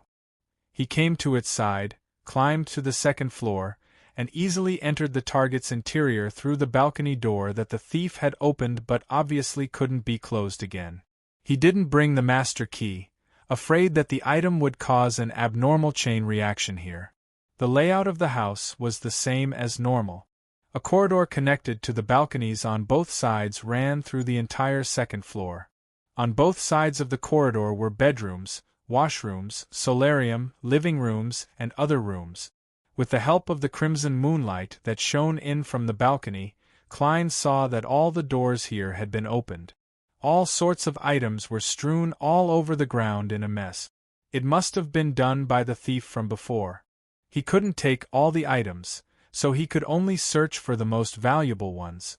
However, since he has the master key, there's no need for him to open the door. Klein checked each room, searching for items that might be related to mysticism. After an unknown period of time, he arrived at the staircase in his black gloves without finding anything. Just as he took 2 steps down, a figure suddenly appeared in front of him. The figure was clinging to the wall at the corner of the staircase. Its back was facing Klein, and the black hair at the back of its head was so thick that it almost covered its neck. Before Klein, who had already activated his spirit vision, could observe it, the figure suddenly moved. As his neck creaked, his head turned around, but his back was still facing the 2nd floor. In the hazy, weak, and illusory crimson light, the figure's eyeballs were completely protruding out, filled with fear. Pop, pop. The 2 eyeballs fell to the ground. Bang. The figure's head separated from its neck and smashed onto the wooden staircase. It's long dead. There's no spiritual light. Klein watched calmly and judged. as though everything that had just happened was a farce. He made a guess from the person's old black clothes and the many open rooms on the second floor, believing that it was another thief, one that had visited this house after the previous thief. But unfortunately, he wasn't that lucky. Could it be that the master key is actually restraining the danger here? Once it's taken away, everything will erupt? Klein drew his revolver, adjusted the firing position and trigger, and walked down the stairs to the corpse's side. He squatted down and did a brief examination, but he couldn't find any other cause of death other than a broken neck. After a few seconds of silence, Klein stood up and carefully walked down. Even though the bottom of his feet was made of wood, he didn't make a creaking sound. 1 step, 2 steps, 3 steps. He finished walking down the stairs and stepped onto the ground. In front of him was a corridor that connected both sides. The crimson moonlight shone in, faintly outlining the outline of the balcony. On both sides of the corridor, the doors were wide open, revealing the messy scene of items scattered inside. There was no living room, dining room, or kitchen. This was the second floor. Klein went down from the second floor, and after walking down the stairs, he returned to the second floor.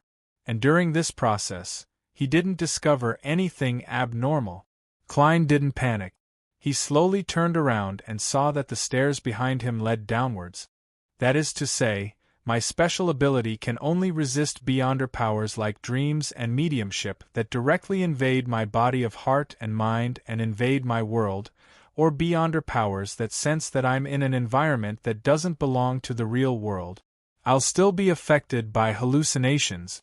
Klein took out his matchbox and used his gun-wielding hand to take out a few matches. He continued to go down, throwing a match every few steps. Klein came to the corner of the stairs again and saw the corpse with its head separated from its body. At this moment, a cold wind that made his hair stand on end blew at the back of his neck. Puff! Klein snapped his fingers, and a scarlet flame rose from his back and rushed towards the roof. The flame burned like a monster baring its fangs and claws, but it didn't burn anything. Just as Klein was about to turn his head to observe with his spirit vision, his body suddenly froze, as if he had fallen into a frozen lake in winter. He couldn't help but tremble. His left hand slowly reached for his neck, but he forcefully pressed it back. At this moment, Klein suddenly sighed. He reached his left hand into his pocket, dispelled the wall of spirituality, and opened the metal box that contained the bullet. Right on the heels of that, he grabbed Aztec's copper whistle, took it out, and with a forceful shake, he threw it into the air above the stairs. Almost instantly, he felt the coldness and stiffness in his body disappear. In his spiritual perception, an evil and cold object leaped out, like a dog playing with a ball, and pounced at Aztec's copper whistle. The corners of Klein's mouth curled up. He raised his right hand, aimed at the copper whistle, and pulled the trigger. He then said softly, "Bye-bye." Bang! A pale gold purifying bullet flew out and accurately hit the cold and indistinct object. A blood-curdling scream rang out, and the golden flames formed the outline of a human figure in mid-air. In the warm and bright light, all the coldness and evilness quickly dissipated. Clang! Aztec's copper whistle landed on the ground, bounced a few times, and rolled into the living room on the first floor. Klein looked at his surroundings again and realized that it was somewhat different from before. For example, the corpse's head wasn't separated from its body. It had strangled itself with both hands. Heh, it's indeed very easy to be prepared. Klein chuckled softly, walked down the stairs, and successfully reached the first floor. He picked up Aztec's copper whistle and swung it twice to determine if there were any other wraiths or shadows around. After confirming that there were no more problems, he identified the direction and went straight to the basement. Chapter 338. Other than the master key and the silver pocket watch inlaid with diamonds that have been taken away by the thief, this place is still the same as it was in my dream divination. Klein looked around and took in the black iron pot, glass jar, and the bronze lamp stand that had many extinguished candles. His spirit vision and spiritual perception told him that these were very ordinary items that didn't have any spiritual luster. But compared to before, there's still something more. Klein stretched out his black-gloved left hand and touched the surface of the long table. His fingers were immediately stained with obvious dust. Klein searched carefully and did a preliminary divination. He didn't find any secret rooms or hidden compartments, so he cast his gaze at the brown notebook. He carefully flipped it open, and the contents of the first page were reflected in his eyes. This will be the history of a cursed family's rise again. I want to remember every key point. Future generations, please remember every word that I say. It's a pity that you lost control and died just after consuming the Sequence 9 potion. The glory of the House of Abraham can only remain at the tip of your tongue. Klein lampooned as he continued browsing and quickly flipped through the pages. Once he confirmed its value, he would take the notebook away and not stay at the scene any longer. Our House of Abraham was one of the top aristocrats of the Fourth Epoch. We were the main supporters of the Tudor dynasty. In that era, be it the Augustus family of Rouen, the Einhorn family of Faisac, the Sauron family of Intis, or the Castilla family of Fainapotter, they could only look up to us. Indeed, they weren't weak back then, but we were stronger. Even the rumored Antigonus family and Zeridal family were slightly inferior to us. Unfortunately, the glory of the family vanished during the War of the Four Emperors. Ancestor Bethel disappeared in that war where the deities personally participated. The remaining high-sequence Beyonders all perished. And from then on, our House of Abraham suffered a terrifying curse. Generation after generation of our ancestors who attempted to revive our family went mad without exception and lost control. Some of them did so before becoming high-sequence Beyonders, while others remained at Sequence 8 or Sequence 7. And every time they lose control, it brings disaster to the family that is almost destroyed. Those cursed have forgotten the surname engraved in their bloodlines and are unscrupulously harming other members of the family. They are already monsters. For the continuation of the family, the Abrahams made a painful decision. They no longer lived together and migrated to different parts of the northern continent in the form of small families. This way, even if someone lost control and started a massacre, the bloodline would not be cut off. My father was afraid of the curse, so he chose to become a normal person. If it wasn't for the family name still shining in his blood, he wouldn't even be willing to tell me these things. I will record them, and I will look back upon them often, and remember the glory and the disaster of the House of Abraham. Every generation of Beyonders will eventually lose control, and none will be spared. The curse of the House of Abraham is even more terrifying than the City of Silvers. Wait a minute, they should all be from the apprentice pathway. Could it be that they heard Mr. Door's cry for help? This isn't a cry for help, it's clearly a life-reaping curse. However, according to Miss Magician's description, it wasn't because she had become an apprentice that she heard the illusory ravings during the full moon, but because she had used the bracelet on her wrist. After that, regardless of whether she wore the bracelet or not, she couldn't escape from it. What's the reason for the Beyonders of the House of Abraham? Perhaps the curse has nothing to do with Mr. Door? Yes, the notebook mentioned that the ancestor of the House of Abraham, Bethel Abraham, disappeared during the War of the Four Emperors. Could he be Mr. Door? He was exiled from the world of reality, lost in the depths of the darkness, and trapped in a storm? There's a certain possibility. The easiest target for him to seek help from is naturally a descendant of the same bloodline and a lower sequence of the same Beyonder pathway. Unfortunately, as all the powerhouses perished, his cry brought about a curse that lasted for more than 1,000 years to the family. It nearly caused all the Abrahams to disappear. Is this the reason why Mr. Door understands the history of the Fourth Epoch and the details of the War of the Four Emperors? If my guess is correct, I can only sigh. The Abrahams are truly an unfortunate family. I wonder if the matter mentioned by the owner of the notebook was affected by more than 1,000 years of time and the fact that the family has been scattered all over the world, resulting in deviations. In the War of the Four Emperors, the deities actually personally took part? Klein frowned slightly as he flipped the pages faster and faster.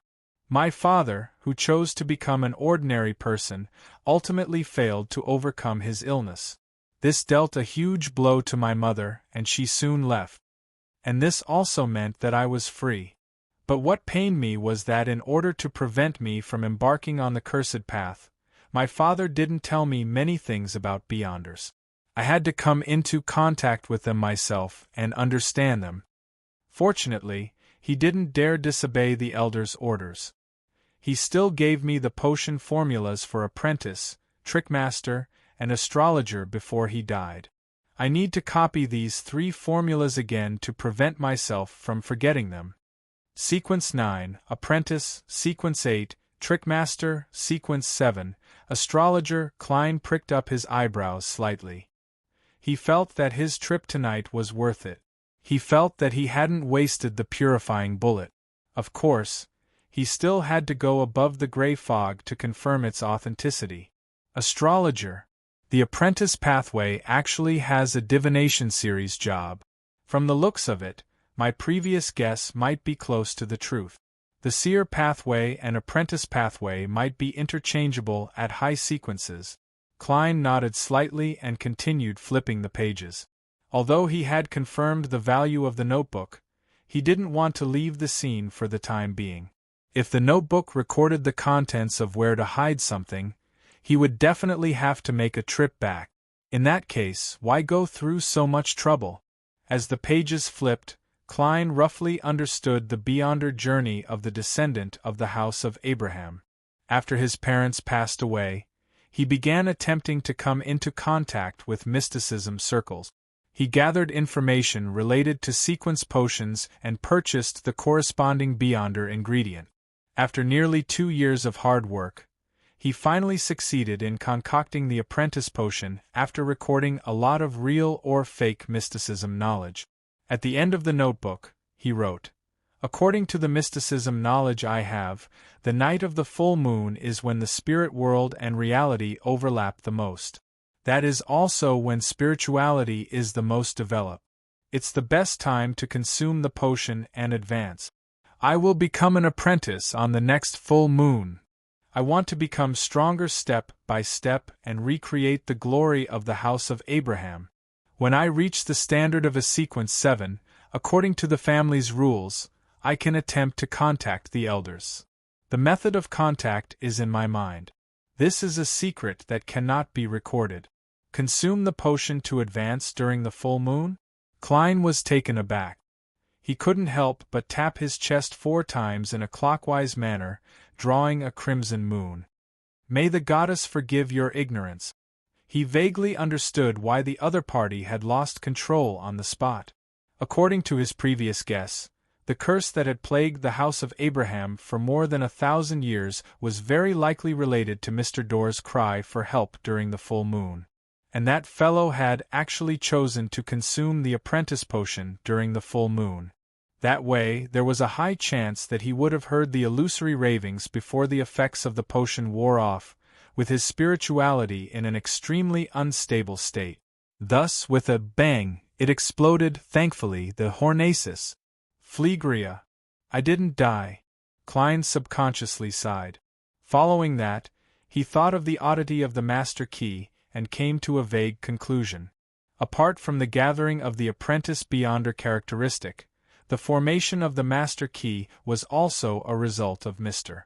Door's illusory ravings.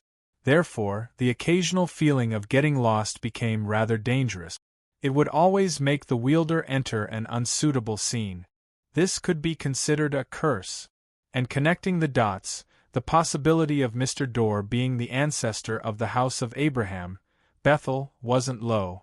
Phew. Seeing that there was no information about the hidden treasure, Klein exhaled. Without staying any longer, he took the brown notebook and left the basement. As he tossed Aztec's copper whistle, he retraced his step.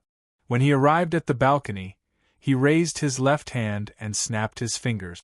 The matchsticks scattered on the stairs suddenly ignited, emitting a scarlet glow.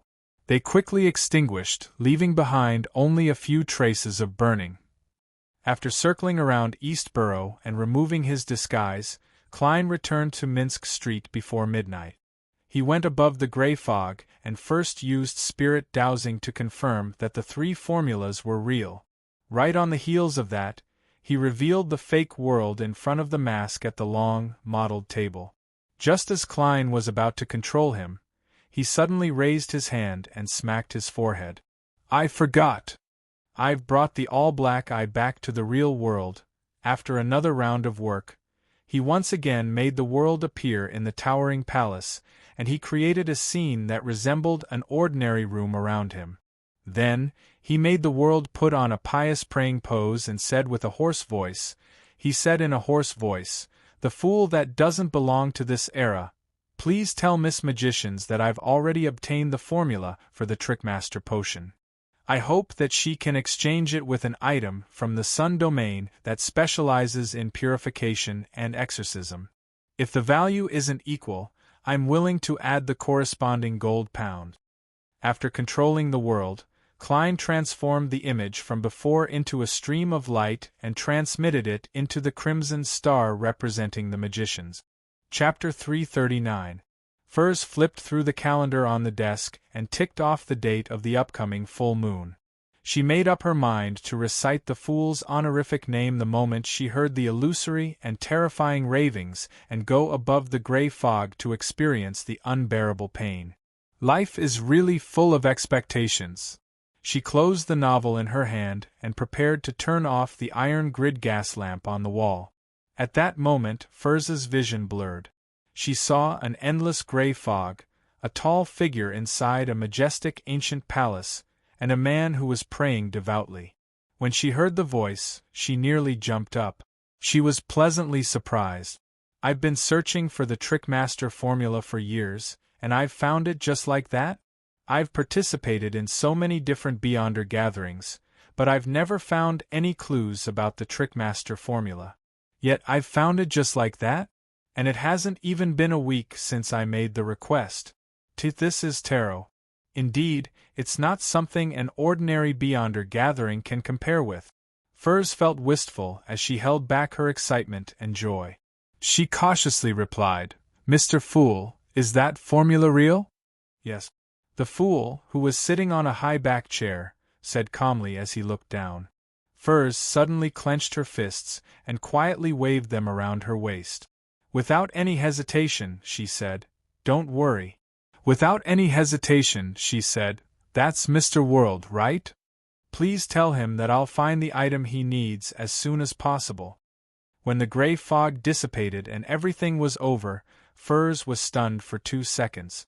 She couldn't contain her excitement as she stood up and paced back and forth in the room. The Sun domain, an item that specializes in purification and exorcism. I've only encountered it twice in the past, but it was bought by others. The other party might not be willing to sell it again. Yes, at the gathering that Mr. A convened, Zio invited an eternal blazing sun believer to perform a purification and exorcism ritual. He's at least a sequence 7, so he should have a similar item, or should I say that he has relevant clues. I just don't know how much it will cost. Although Mr. World has promised to make up for the difference, I might not be able to fork out the amount I need to pay in advance. Furz gradually turned her thoughts to her financial situation. She now had £370 in cash, mainly from the premium that Viscount Glaint had paid for the apothecary formula. She also had £510 in her bank account, which added up to nearly £900. As for a similar item, the most expensive one might cost £2,000, while the cheapest one would cost £500 to £600. It might not be the type that Mr. World needs. If I encounter something suitable, but I don't have enough money, what should I do? I'll get a loan from the bank or find a loan with a higher interest rate. As long as everything goes smoothly, I'll be able to easily repay my debt once Mr. World pays the difference. Perhaps I can borrow from Miss Audrey for a few days. She's never been one to care about money, so she definitely won't charge any interest. Furs quickly came up with a solution. At that moment, Zio, who had gone to a secluded spot to train her combat skills in the middle of the night, returned to her rented two-bedroom apartment. Seeing that Furs's room was still lit, she knocked on the door and asked, "Are you going to stay up late to write the beginning of your new book? Furs, you seem very happy. Did the publisher increase your remuneration?" No, no, no. Furs was taken aback for a moment before she forced a smile and said, "I just received a piece of news. It's suspected to be a clue to the Trickmaster potion formula." "Really? You've finally found it?" Zio didn't notice Furs's hidden abnormality at all. Seeing how happy her friend was for her, Furs couldn't help but sigh inwardly. "I've already become a member of a secret organization. From now on, I have to bear the fate of constantly hiding and deceiving my friends. Is this one of the prices?" On Saturday morning, Klein once again visited the inventor, Leopard, at St. George Burroughs' Surd Street.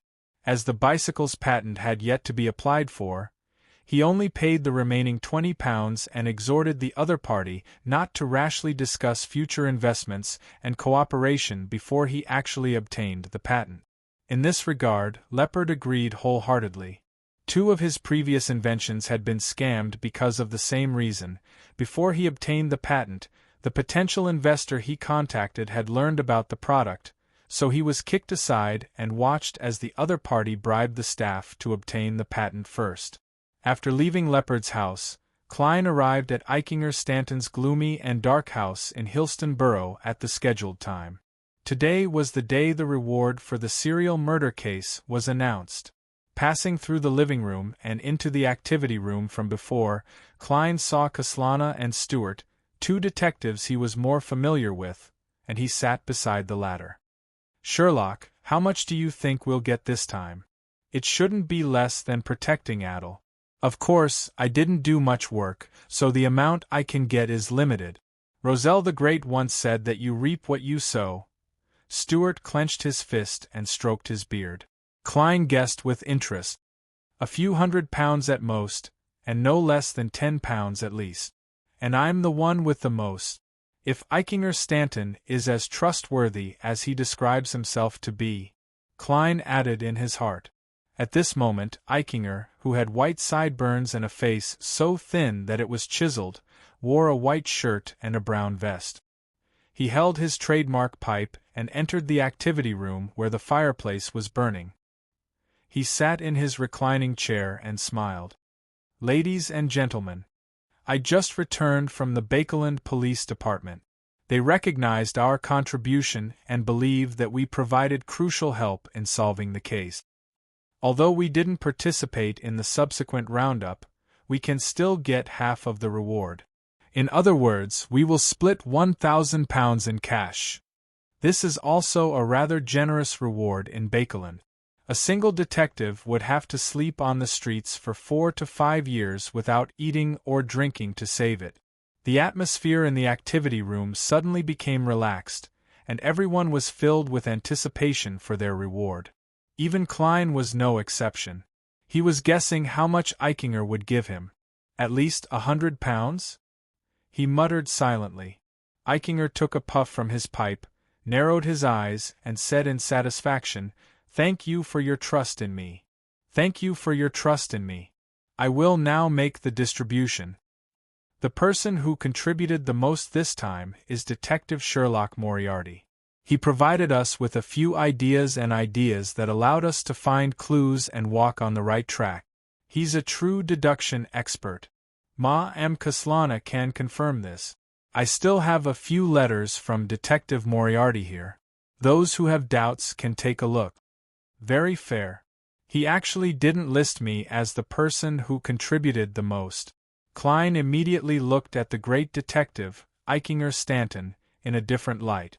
It's no wonder he's so authoritative in the detective circle. Seeing that no one raised any objections, Eichinger nodded gently.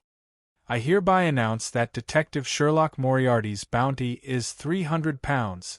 With a rumble, the detectives in the activity room whispered to each other. From time to time, they would look up at Klein, as though they had finally gotten to know this excellent detective who had been praised by Mr. Stanton as a deduction expert. What a generous and fair person! Klein gaped, but he ultimately didn't act humble. The person with the second highest bounty was Eichinger himself and Kaslana. They each took £160, while the other detectives split the remaining £380 based on their different contributions. Among them, the lowest received £15, which was equivalent to 3 to 4 weeks of their usual earnings.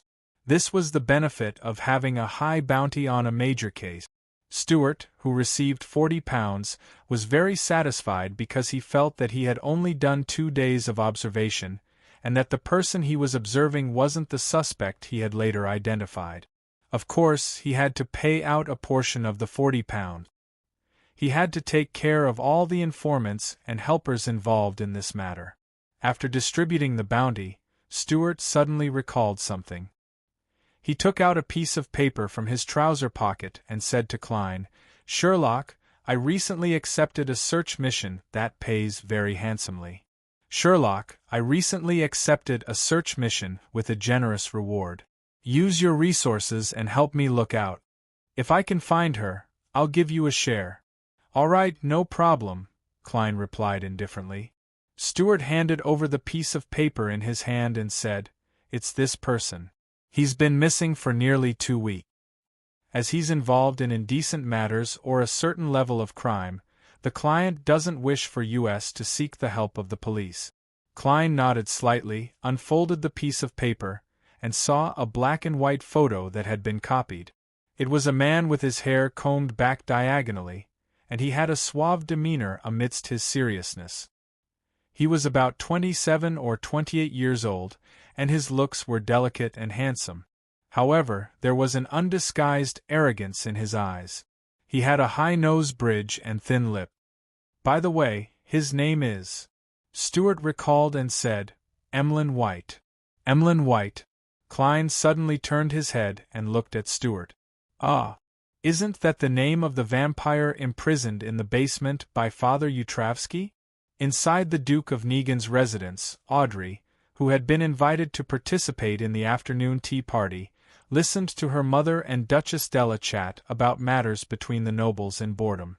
Her gaze swept across the exquisite 3-tiered rack, the unique muffins, cakes, and other delicious items. Feeling that she had been indulging her appetite recently, she gently picked up her teacup and took a sip of the black tea. After a while, she got up apologetically and went to the bathroom with the maid accompanying her. Just as she came out, she met a tall, well-dressed middle-aged lady with slender eyebrows. She was none other than Duchess Della's younger sister, the wife of a viscount, Lady Norma. After bowing, Norma looked at Audrey and chuckled. "I heard that our beautiful girl is very interested in mysticism?" She mentioned mysticism. "Could it be that someone from psychological alchemy is here to test me?" Audrey instantly switched to her telepathist state and lowered her head in embarrassment. Chapter 340. Regarding Abraham's diary, some people said that it was rather stiff and didn't seem like it was written for him. However, why did I choose this method? Why didn't I choose a softer method, such as the inherited formula hidden in the middle of the notebook? This was based on the character's personality. Although that unlucky guy died as soon as he became an extraordinary, he still had his own personality. He thought of himself as the protagonist and believed that he could restore the house of Abraham to its former glory. See Volume 2, Chapter 101. Therefore, he wrote at the beginning of the diary, "This will be the history of the rebirth of a cursed family. I want to remember every key point." From this, it can be seen that his diary was not only a diary, but also an autobiographical history. He hoped that his future descendants would be able to use this diary to admire the glorious, correct, and great ancestors' hard work to overcome the curse and restore the family's glory. Therefore, his diary should be closer to the type for others to read. Therefore, he would record every choice he made, so that his future descendants wouldn't be able to understand the glorious, correct, and great ancestors' intentions. This was the reason why I handled it that way. As for the existence of the formula, it was even more normal. For such an important matter, ordinary people would definitely be afraid of forgetting, so they wouldn't rely purely on memory. There must be a corresponding paper record. The only difference was where it was recorded and whether there was a need to look for it again. Based on the character mentioned above, it was very normal to use the diary as a notebook. After saying that, I still had to sigh. This time, I didn't write it well enough. For an author, if the meaning they wanted to express could not be read directly by the reader, and they had to give additional explanations, it proved that the writing was indeed not good enough. Perhaps I should strengthen the feeling that this was an autobiographical history written for others to read at the beginning of the diary. For example, I should add a sentence, "Future descendants, please remember this history." That way, the later parts would seem more logical. Also, it wasn't a coincidence that I bought the purified bullet. Little Ko had made a request before, and getting it this time was part of the plan. See Volume 2, Chapter 89, at the end. Well, it's fine to argue with this chapter in the book review section, but please don't attack me personally. Finally, since I've already written a single chapter, of course, I'll ask for monthly votes. I'll try to get 3 chapters next week, but after that, I'll have things to run around before the 25th, so I can probably only get 2 chapters. Chapter 341. Upon hearing Audrey's affirmative answer, Lady Norma immediately laughed. What an honest child! I happen to know some very knowledgeable mysticism experts. Are you interested in chatting with them? Sure, that's my wish. Praise the lady. Audrey pretended to be pleasantly surprised as she drew a crimson moon on her chest. Lady Norma smiled and nodded slightly. How about we have afternoon tea tomorrow? No problem. Audrey's excited eyes had a hint of innocence. After bidding farewell to Lady Norma and walking towards the living room, her smile gradually faded, and her temperament became tranquil and leisurely. Her body language, the color of her emotions, and the detailed changes reflected by her body of heart and mind indicate that she doesn't have any ill intentions, but she's rather nervous. From the looks of it, Lady Norma might really be a member of psychological alchemy. Yes, she was observing my expression and actions, but she was unable to adjust or hide her emotions. Perhaps she's like Susie, also a spectator. Unfortunately, she doesn't know that the person in front of her is a telepathist. Audrey thought, half nervous and half proud. She couldn't help but move her feet forward and gracefully step in a straight line. In Eichinger Stanton's house in Hillston Borough, Klein's lips quivered a few times, but in the end, he didn't ask Stuart who his employer was or what he looked like. He decided to try his best not to get involved in Emlyn White's matters. Although he had heard from his own account that he was a law-abiding vampire, that was only limited to the content of his description. There were too many gaps in the first half of his life, and Klein couldn't be sure if he had really never harmed the innocent. This way, he lacked the motivation to find Father Yutravsky to rescue him. He was a Dawn Paladin who was rather good at combat and had the aid of a mystical item. Furthermore, he hadn't been weakened. Furthermore, this would easily reveal his true identity to Father Yutravsky and Emlyn White. I hope he can get the approval of that priest, who's very good at fighting, as soon as possible and be released from prison after his sentence is served. Klein silently tapped 4 times in a clockwise manner for Emlyn White in his heart. After dividing up the bounty, the detectives took their leave one after another. Klein was even escorted to the door by the great detective Eichinger. Eichinger held his pipe and coughed lightly. There are still some suspicious points in the serial murder case that haven't been investigated clearly. Maybe there's an even more vicious person hiding behind the murderer. You have to be careful these days. Don't announce that you played an important role in this case. From the looks of it, the official Beyonders also suspect that the gigantic devil dog has an owner. Klein replied solemnly, I know, I also have this speculation. Mr. Stanton, you have to be careful as well. You're the organizer of the gathering, the main partner of the police. Eichinger stuffed his pipe into his mouth, and took it out again. Sherlock, I'll call you Sherlock. You can rest assured. Although I'm no longer young, I'm still an outstanding fighter, an outstanding sharpshooter, and I have formed an instinctive vigilance. Furthermore, there's a high chance that you're a beyonder of a fairly high sequence. I just don't know which pathway you belong to. Klein thought for a moment. Mr. Stanton, you don't seem to be a native of Bakeland? Your accent is closer to Civilhouse County. Yes, it's just like your East Coast mid-seashore accent, Eichinger admitted frankly. The two detectives immediately looked at each other and smiled, acknowledging each other's ability to observe things without batting an eyelid. Before evening, Klein returned to 15 Minsk Street. Yes, I now have £1,224 in cash, 5 gold coins, and a small amount of change. Compared to when I first came to Bakeland, it's more than enough. However, a sequence 6 beyonder ingredient costs at least £1,500 each. Sometimes, due to its scarcity and rarity, it might even double the price. And beyonders who can obtain such items aren't of a low sequence. It's impossible for them to misjudge the value and sell it at a low price, so there's no possibility of picking up a bargain. Although the lady with the artisan backing her has an extreme desire for the Black Emperor Pathways potion formula, I have to consider the speed at which she advances. When she was still a sequence 9, it was almost impossible for her to spend a large sum of money to purchase a sequence 6 formula in advance, unless she had a mine at home or opened a bank. Yes, I can't always be able to find a good deal. Amidst his thoughts, Klein wasn't in a hurry to prepare dinner.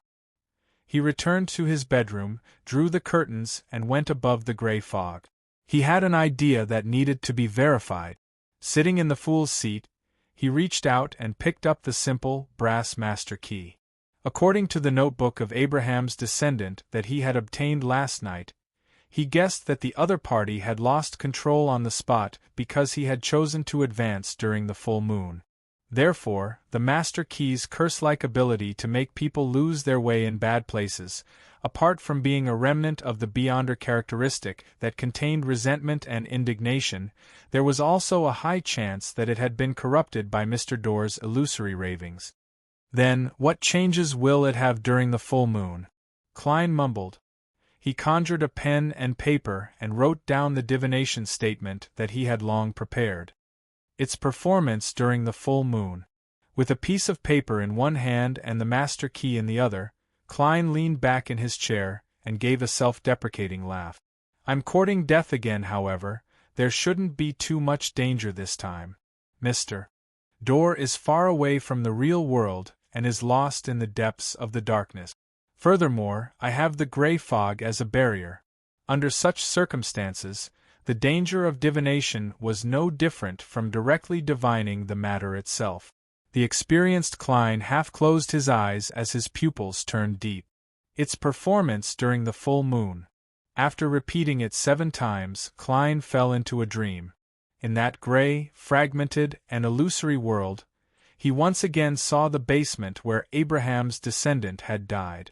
The flesh and blood here had long dried up, and the diamond-embedded silver pocket watch and the ancient-looking master key had yet to be stolen. They were still lying on the ground. Suddenly, a sharp and hollow illusory voice echoed in Klein's ears. It was like a thin needle had been inserted into his head. Bit by bit, it extended and poked, as though it was going to peel off his scalp. This extreme pain jolted Klein awake as he suddenly sat up straight. He saw the blue veins on the back of his hand protrude out before quickly calming down. It's much easier than spying on the eternal blazing sun and eavesdropping on the true Creator's roars. Klein changed from pressing to knocking as he thought leisurely. Of course, if he were in the outside world, he believed that he definitely wouldn't have such a reaction. If Miss Magicians kept hearing such a cry for help, she would have long lost control. From the looks of it, The master key has caused the voice to become clearer because of the curse. That's not right. Father Yutravsky should have spent the night of the blood moon with the master key. He clearly wasn't affected, perhaps. He had placed the master key in his bedroom while he was repenting in the hall outside. Only by coming into contact with the master key can one hear the cry for help during the full moon? Phew, before becoming a high-sequence beyonder, I didn't even dare to listen in the real world. Just now, it seemed to be the word, request for help, in ancient Hermes. Klein seriously recalled it a few times to confirm his listening result. With regards to this, he could only twitch the corners of his mouth, unsure whether to laugh or cry. This is a life-demanding cry for help in the truest sense of the word. What a pity!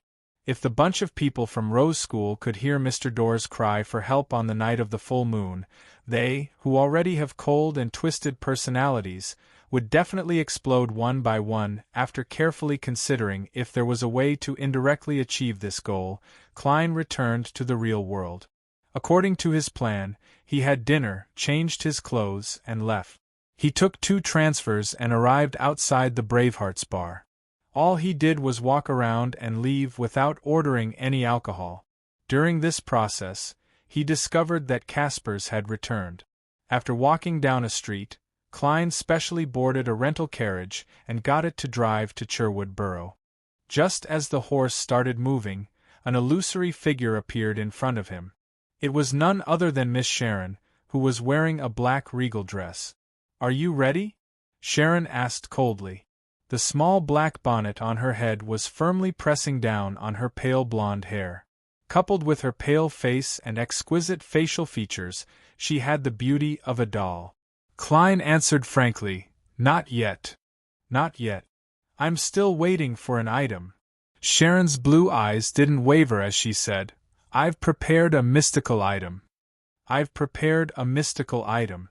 Is that why you took on a bodyguard mission that costs £1,000 for 3 days? You had your eyes on the item, but you didn't have enough money?" Klein smiled in enlightenment. "Don't be anxious. The more prepared we are, the greater our chances. Besides, I can usually use mystical items from the Sun domain. It can make up for my shortcomings," Klein added inwardly. Seeing that Sharon didn't say another word, he took the initiative to say, "I came here today to get you to cooperate with me in an experiment." "What?" Sharon asked simply. Klein said with a serious and trustworthy expression, "According to Merrick's description, I believe that the effects of your curses are different. According to Merrick's description, I think your curses behave differently. During the full moon, he was in so much pain that he couldn't fight because he had to endure the crazy bloodlust and bloodlust. You, on the other hand, were in a weakened state because you couldn't absorb human souls. Am I right?" Sharon listened quietly and nodded gently. "Yes. I don't have a solution for your problem at the moment, but I think it's possible to suppress Merrick temporarily. For example, we could take the corresponding potion to put him in a state of no emotional fluctuations. That way, during that period of time, he won't be in pain and can fully participate in the battle." Klein explained his idea. Sharon shook her head. "No. This kind of medicine is no longer effective on him." "Already? In other words, it had worked before?"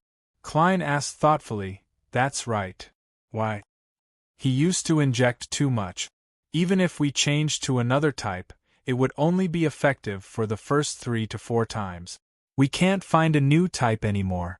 Sharon suddenly fell silent as she spoke, as if she had thought of something. Hearing her words, Klein suddenly smiled. "I have a different kind of tranquilizer. It came from that apothecary." Seeing that Sharon didn't say that the sedative was ineffective, he clasped his hands and continued. "I'll give you one first. Let Merrick try it during the full moon. It's the full moon tomorrow night. If it's effective, let him drink 2 or even 3 at a time before the battle." Chapter 342. Sharon took the tranquilizer in the glass test tube and looked at the seemingly pure liquid in her eyes. She nodded slightly and said, "All right." As expected of someone who doesn't waste his breath. Klein smiled and said, Miss Sharon, can you tell me the battle locations you've arranged? I hope to familiarize myself with the surroundings in the next few days. That way, no matter where you ultimately choose, I will be more prepared. And since they have the right to choose the location of the final battle, they won't be worried that I might inform the official organizations or other Beyonders who want to take advantage of me.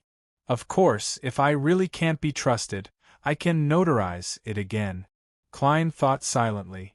Sharon stared at him with her blue eyes for a few seconds before she said, That's right. Go back and prepare a map of Bakelin. Spread it on the coffee table. No problem. I hope this cooperation is not only smooth but also pleasant. Klein habitually extended his hand forward, wanting to shake the other party's hand. Sharon lowered her head and took a look. Her figure gradually became illusory and disappeared into thin air. Klein raised his right hand, smoothed his black hair, and laughed dryly. He had asked about the location of the battle not only to prepare for the mission, but also to guard against Sharon and Merrick. Although the other party's philosophy was to suppress and control their desires and wouldn't burn bridges after crossing them, Klein couldn't be sure that Steve, Jason, and Tyre didn't have anything they desired. If there really was a treasure that ordinary Beyonders would have strong evil intentions toward, Klein really couldn't guarantee that the two mutants would be able to control themselves. Therefore, he had to figure out the environment in advance and prepare an escape route if the other party chose to silence him. It wasn't that Klein didn't trust Sharon, who had gone through thick and thin with her. This was the most basic form of self-protection. One shouldn't have the intention to harm others, but one must always guard against others. Klein turned his head to look out the window and sighed in Chinese. The street lamps kept moving backward, and the streets became more spacious and tidy. It took him more than half an hour and 3 soli to finally return to Minsk Street. It's really expensive to take a carriage at this hour.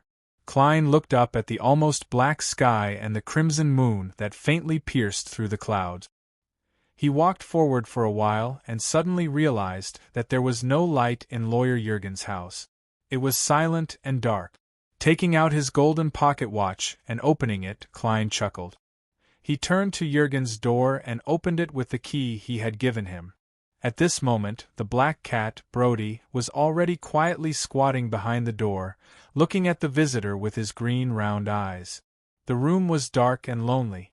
Klein squatted down and attempted to touch Brody's head, but Brody nimbly moved back and flung his hand away with a look of disdain. He shook his head and laughed. He got up, opened the valve, lit the gas lamp, and went to the cupboard to find the prepared ingredients according to Lawyer Jurgen's description. He shook his head and laughed. He got up, opened the valve, and lit the gas lamp. Following Lawyer Jurgen's instructions, he went to the cupboard and found the prepared ingredient. The black cat followed him in and nimbly leaped onto the counter. It squatted by the side and watched Klein work without making a fuss. Klein glanced at it and rehearsed in his mind how he was going to tear the chicken breast. As he chatted with Brody, he said, "You must miss Mrs. Doris, right? Are you worried about her condition? Lawyer Jurgen didn't come home today. Are you lonely and uncomfortable? Do you feel like you don't have a home? Do you feel very tired?" As he spoke, Klein's voice gradually softened into silence. The black cat, Brody, remained squatting there, looking at him quietly. It didn't make a fuss or make a sound. At Lady Norma's house, Audrey was invited to participate in the afternoon tea. They are the mysticism experts I'm talking about. Lady Norma enthusiastically introduced the distinguished guest. "This is Mr. Hilbert Alucard. He's a psychologist and a jewelry designer. He's very talented. This is Miss Escalante Osleka. She's a doctor in the field of the mind, or what we often call a psychiatrist." Hilbert Alucard was a man in his 40s. He seemed to have some southern continent ancestry, and his skin was brown. He had brown hair and blue eyes. His facial features weren't outstanding, and he gave off a quiet and reserved feeling. Escalante Osleka was a baby-faced lady. She was clearly a psychiatrist, but she looked like a young girl who was still in public school or grammar school. She had long black hair that reached her waist and a pair of lake-like blue eyes. She was 3 to 4 centimeters shorter than Audrey. After exchanging a few pleasantries with the other party, Audrey sat down. She keenly noticed that Alucard and Escalante were observing her. She didn't use her telepathic reader powers. Instead, she pretended not to know anything and took the initiative to start a topic in the field of mysticism. She also paid attention to whether her emotions were in the most logical state. I can't let them find out that I'm already a beyonder. I've already consumed the spectator and telepathic reader potions. Audrey knew very well what role she had to play today. Unlike the silent Alucard, Escalante was the talkative type. After chatting for a while, she asked, "Why are you here?" After chatting for a while, she asked, "Do you know about the Lunar New Year and the Lunar New Year?" "No, I've never heard of them." Audrey cautiously answered with the knowledge she had come into contact with in the circle of mysticism enthusiasts. "In fact, I've already figured out from Mr. the Hanging Man what the Great Year is and what the Great Moon is," she added inwardly with a smile. The Great Year refers to the number of years it takes for the rotation axis of the planet we're on to deviate once. It's a total of 25,920 years. In the field of mysticism, this is considered a complete cycle, from the beginning to the end. The Great Moon refers to the number of years it takes for this deviation to pass through one of the 12 constellations. Every Great Moon is 2,160 years. When the Great Moon alternates, a terrible disaster will befall. According to calculations, we don't have many years left before the end of this Great Moon. Escalante spoke with assurance, keeping the atmosphere in a harmonious state. Audrey hid the fact that she didn't know much and asked the wrong questions from time to time in a curious tone. Just like that, the beautiful afternoon passed quickly.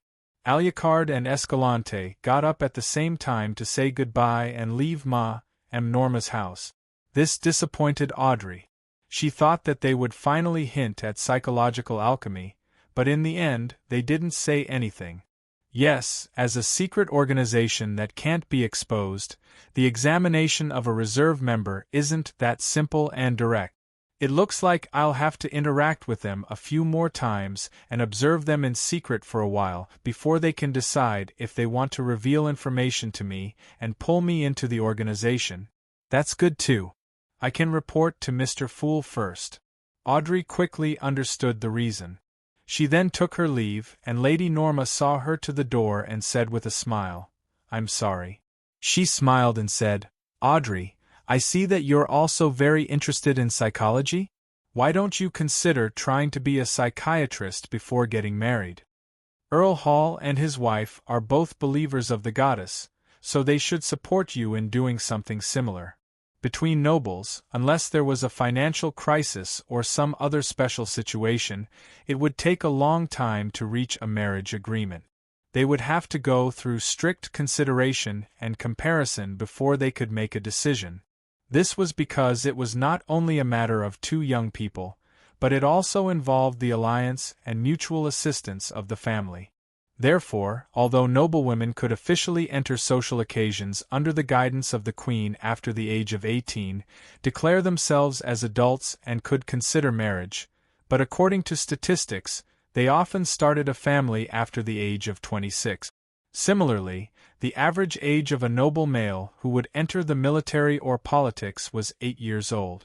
In other words, after Audrey came of age, she would have about 8 years to do what she liked. As for the Church of the Evernight Goddess, it had always encouraged female believers to go out to work and engage in certain professions. In the aristocratic circles, many young ladies and ladies had become literary critics, musicians, pianists, painters, etc. Was this a test? Audrey replied with a faint smile. Then I still need to read more books. She had always felt that it wasn't safe for people in psychological alchemy to become psychiatrists or psychologists. This was because the upper echelons of official organizations like the Nighthawks and mandated punishers should know about the acting method and would definitely pay more attention to this group of people. Lady Norma seemed satisfied with her answer. She nodded and smiled. Escalante and Alucard are both good teachers. Well, maybe I can consider asking Miss Escalante to be my psychologist and tutor. Audrey nodded obediently. On Sunday morning, after Klein woke up, he realized that the map of Bakeland on the coffee table in the living room had been circled several places, and they weren't too far away from each other. Therefore, he spent the whole morning familiarizing himself with the surrounding environment, figuring out the specific buildings and the location of the nearest church. In the afternoon, he once again headed to the Quelleg Club, preparing to practice his marksmanship and beyonder powers. As soon as he entered the hall, he saw Surgeon Alan Series slowly walking out of the cafeteria with a cane. After greeting him, he asked with concern, "Alan, how have you been? Has your luck improved?" A sincere smile appeared on Alan's face, even though he was born with a cold and indifferent appearance. "At least I won't be so unlucky anymore. I went to the cathedral according to your suggestion and told the bishop about the matter. He told me to go directly to the confessional to pray to the goddess. While praying, I actually fell asleep, but I seem to feel that the goddess has bestowed me with a peaceful and calm state. From then on, my luck has been normal. Praise the goddess." He drew a crimson moon on his chest. "According to my experience, it should be a sequence 7 nightmare that made you fall into a deep sleep. Then, a Nighthawk who's good at rituals quickly set up an altar and prayed to the goddess to neutralize your bad luck." The corners of Klein's mouth curled up. "That's great." At this moment, Alan glanced at him and said, Chapter 343. Isn't this making things difficult for me? Upon hearing Aaron's request, Klein nearly drew a crimson moon on his chest in passing, but he ultimately resisted the urge and replied very seriously, "I'm not going to do it. Perhaps some of my actions have caused you to misunderstand. But I have to tell you that faith isn't something that can be changed once it's decided." Alan immediately raised his arms and made an apologetic gesture. "I'm sorry. I misunderstood your piety. I shouldn't have joked about your faith. All right, our difference in faith doesn't stop us from being friends." Klein wiped away his fake expression and smiled. "That doesn't hold true in Faceac and Fainapotter. They can only accept one faith. In comparison, as many churches had coexisted for more than 1,400 years, Rouen and Intis were much more open in this aspect." Without waiting for Alan's reply, he pretended to casually change the topic. "Did you see Will Ossepton after that? He's the child who had his leg amputated and said that your luck would turn for the worse. He believed that the Nighthawks would definitely investigate based on the clues provided by Alan, so he was somewhat curious about the outcome. He was curious if it was the child or the tarot cards in his hand that changed Alan's luck. "No, I haven't seen him since he was discharged." Alan shook his head with certainty. "What a pity. The Nighthawks can find him based on the address registered in the hospital, but I can't rashly interfere.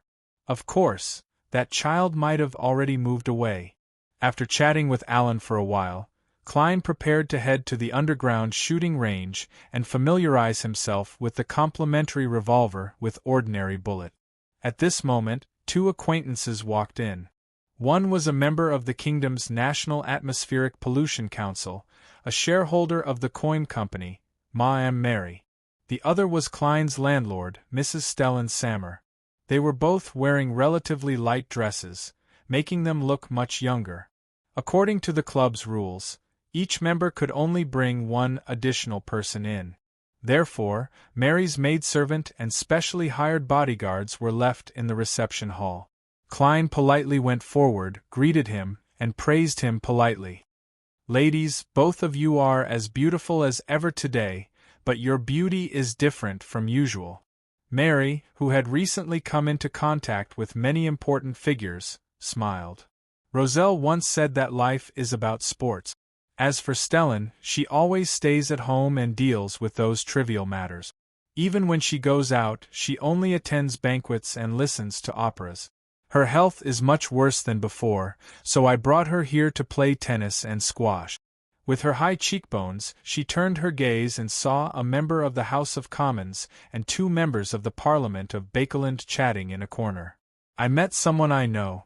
I'm going to greet them. You can wait for me at the library. All right. Compared to Mary, Stellan was clearly much prettier, but when facing the lady, she appeared rather respectful and docile. After Mary walked some distance away, she raised her chin slightly and looked at Klein. Mr. Moriarty, you seem to be very busy recently? Yes, I was working with a lot of detectives to help the police investigate the serial murder case.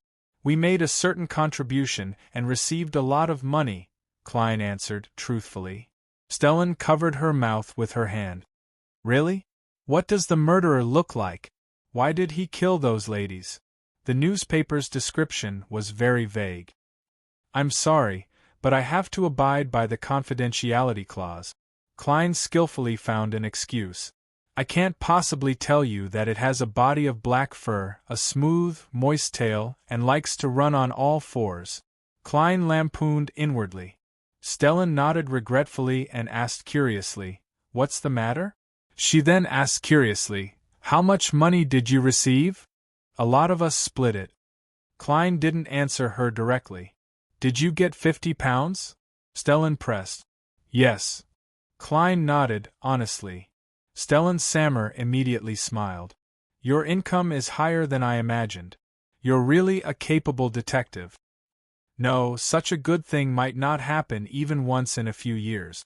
Klein smiled and shook his head. No matter what, you've proven your ability. Stellan's eyes darted around. Next Sunday, Luke and I will be holding a banquet at home. I hope you can attend.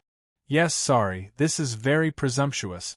I'll get my maid to deliver the invitation to you later. There will be many unmarried ladies attending this banquet.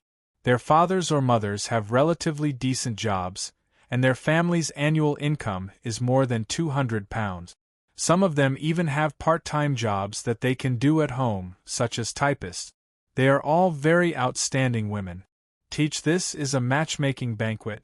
Mrs. Stellan has acknowledged my ability to earn money as a detective, so she plans on introducing a girl to me, who's single. However, in her eyes, am I only worthy of a woman of this level? Many thoughts flashed through Klein's mind, but considering the need to maintain a good neighborly relationship, as well as the trouble of preparing dinner, he agreed with a smile. If there's no emergency, I'll be there on time. Stellan smiled. Then Luke and I will await your visit. Without further ado, she bade farewell and left, entering the club's small library. As for Klein, he practiced his marksmanship and beyonder powers in a small, enclosed shooting range. At 9 o'clock at night, Klein sat in front of his desk, watching the crimson moon in the sky gradually pierce through the clouds, revealing a figure that was no longer imperfect. The watery red veil slowly spread apart and time ticked by. When it was 10:15, he heard a series of illusory pleas. Without needing to discern it, Klein could guess that it was a plea for help from Miss Magicians. He closed the curtains, extinguished the lights, took 4 steps counterclockwise, and went above the gray fog. He reached out to touch the crimson star that was constantly contracting and expanding. In the blink of an eye, Furza's hazy figure appeared on the chair with the symbol of stacked doors. She heaved a sigh of relief, stood up, and bowed. Honorable Mr. Fool, you've saved me once again. It's nothing to worry about, Klein replied in a very nonchalant tone. Furz clicked her tongue and sat down again. She thought about what had just happened and didn't speak for a moment. As for Klein, in order to maintain his image, he didn't take the initiative to raise the topic. In the towering palace that looked like a giant's residence, silence quickly became the main theme. When Furz snapped back to her senses, she suddenly felt that the atmosphere was a little oppressive, making her feel uncomfortable. During the gathering, there was Miss Justice and Mr. World, so there was no need to worry about no one talking. But now, there's only me and Mr. Fool. What do? I feel so pressured. I have to say something.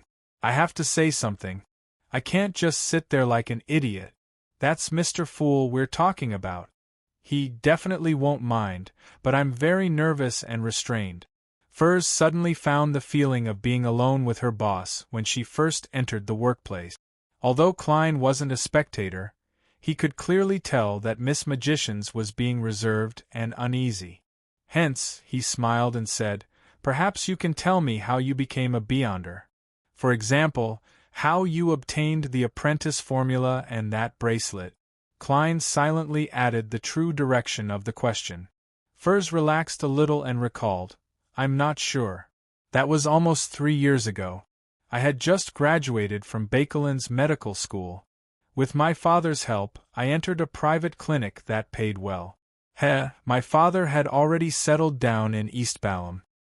Ever since the safe sea route to the southern continent was discovered, the kingdom's outstanding youths began to spread their footprints to every corner of the continent.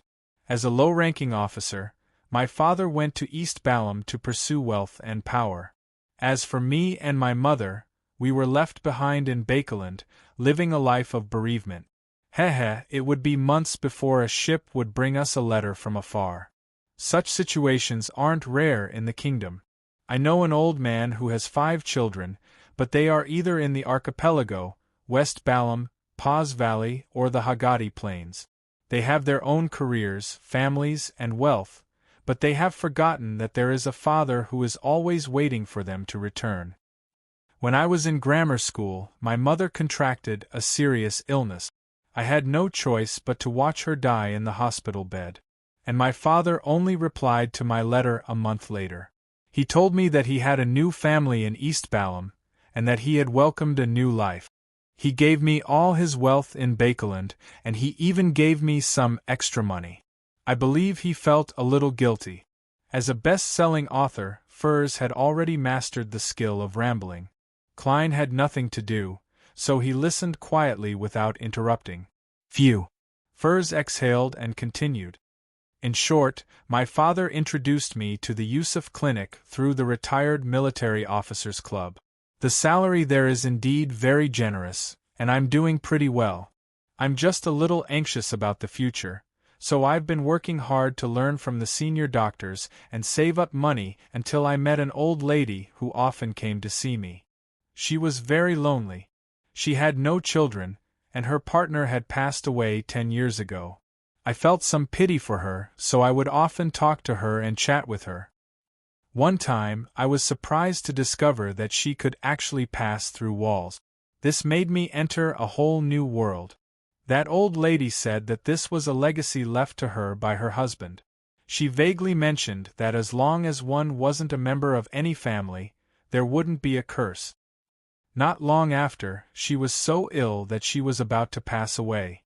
She asked me if I was willing to become someone like her.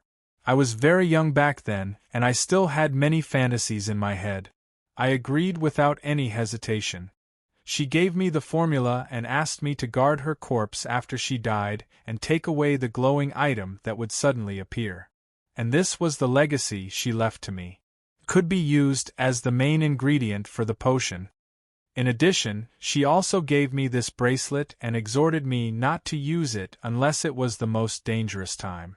At the same time, I didn't have to pay too much attention to the ravings of the full moon. Unfortunately, I wasn't able to avoid danger in the end. After using it once, the full moon's ravings became more serious. From the looks of it, she's the widow of a particular Abraham. She used her own experience to prove that the curse only exists in the bloodline. Klein nodded slightly. When you become a high-sequence Beyonder, the ravings won't be of much use. I hope so.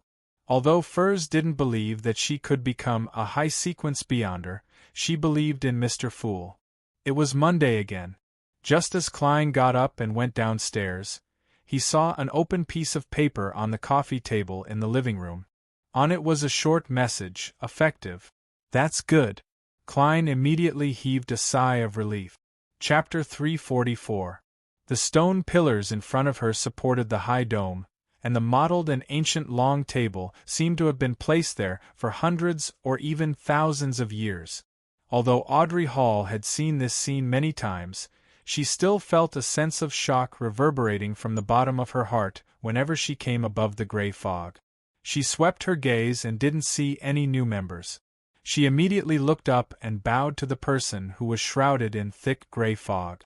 "Good afternoon, Mr. Fool." As she spoke, she suddenly saw a card with complicated and gorgeous patterns on its back on the table to the right of the Fool. It was placed there quietly, casually, like an ordinary item. "Teach, this is the card of blasphemy? The card of blasphemy that hides a pathway of the divine." Audrey instantly understood. After the Fool nodded in response, she subconsciously glanced at the hanging man, Sun, and the magicians and realized that they had also noticed the card that didn't exist in the past.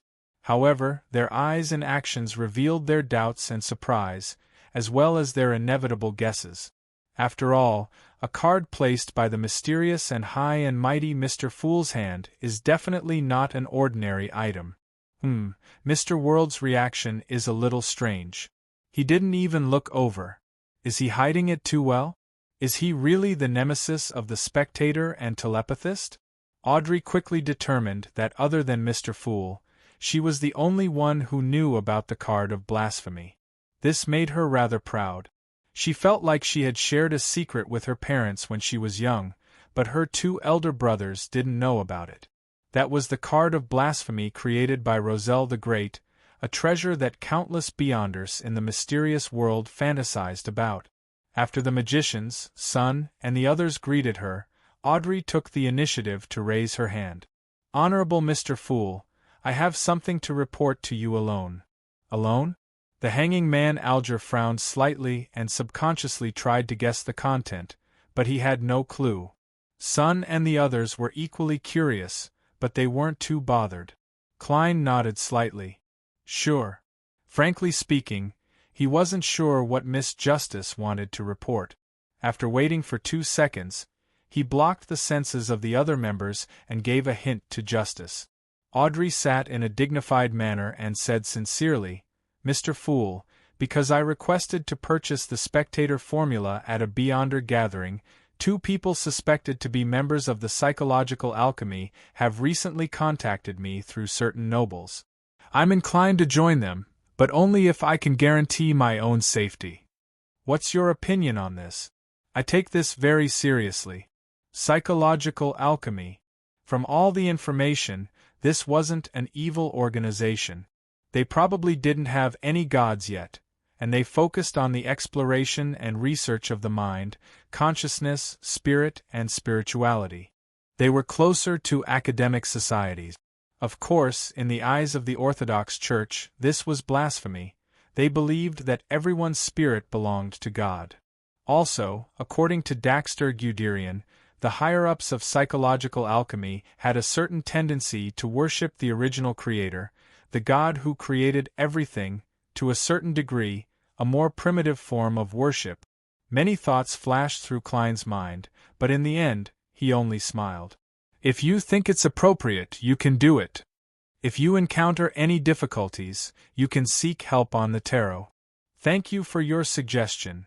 Audrey immediately felt relieved. Klein thought for a moment and added in a very calm and leisurely tone, "That's right.